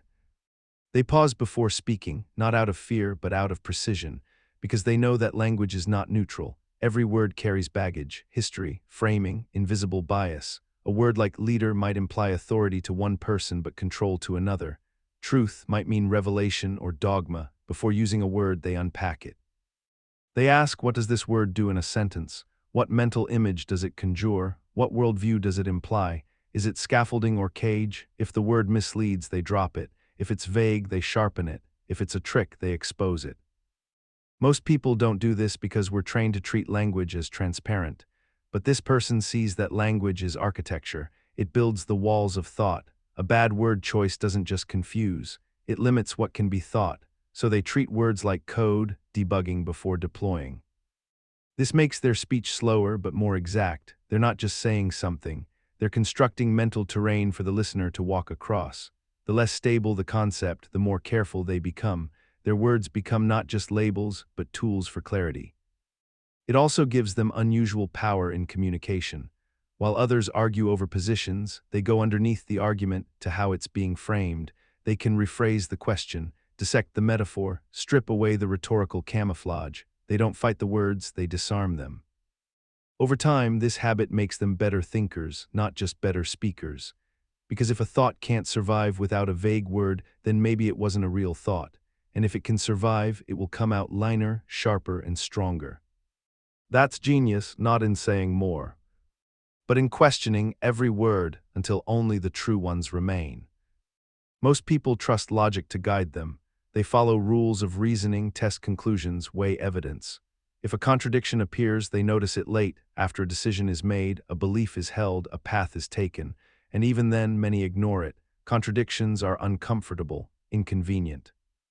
But some people feel contradictions coming before they're fully formed.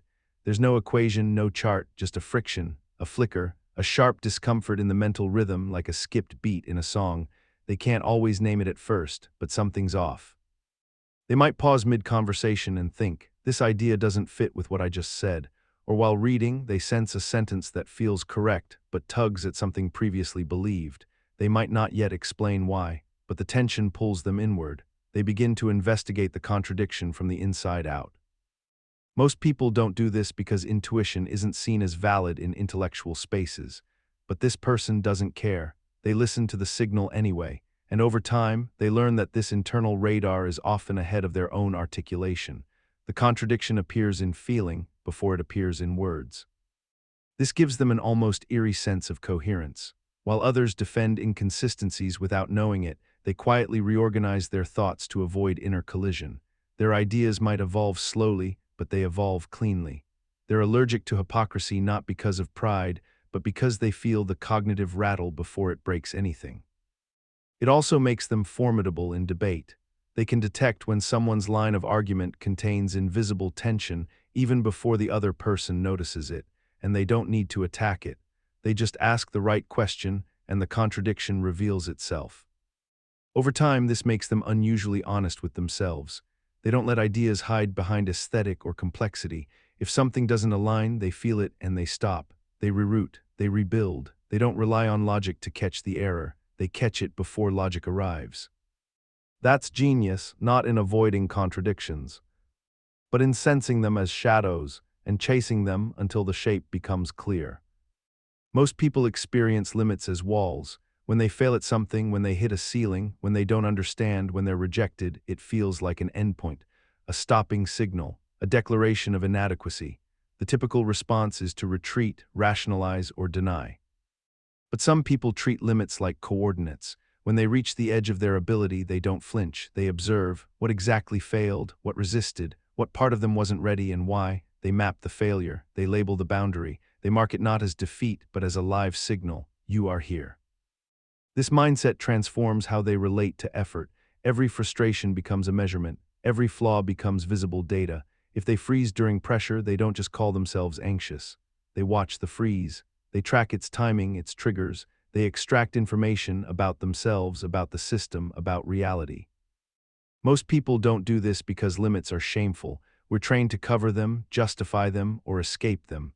But this person frames the limit as a diagnostic tool.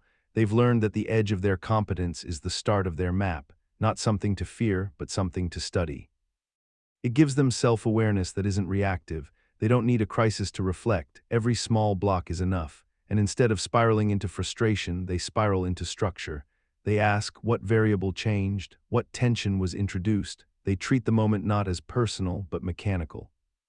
It also makes them better learners, because they're not chasing validation. They're chasing the next failure that teaches them something new.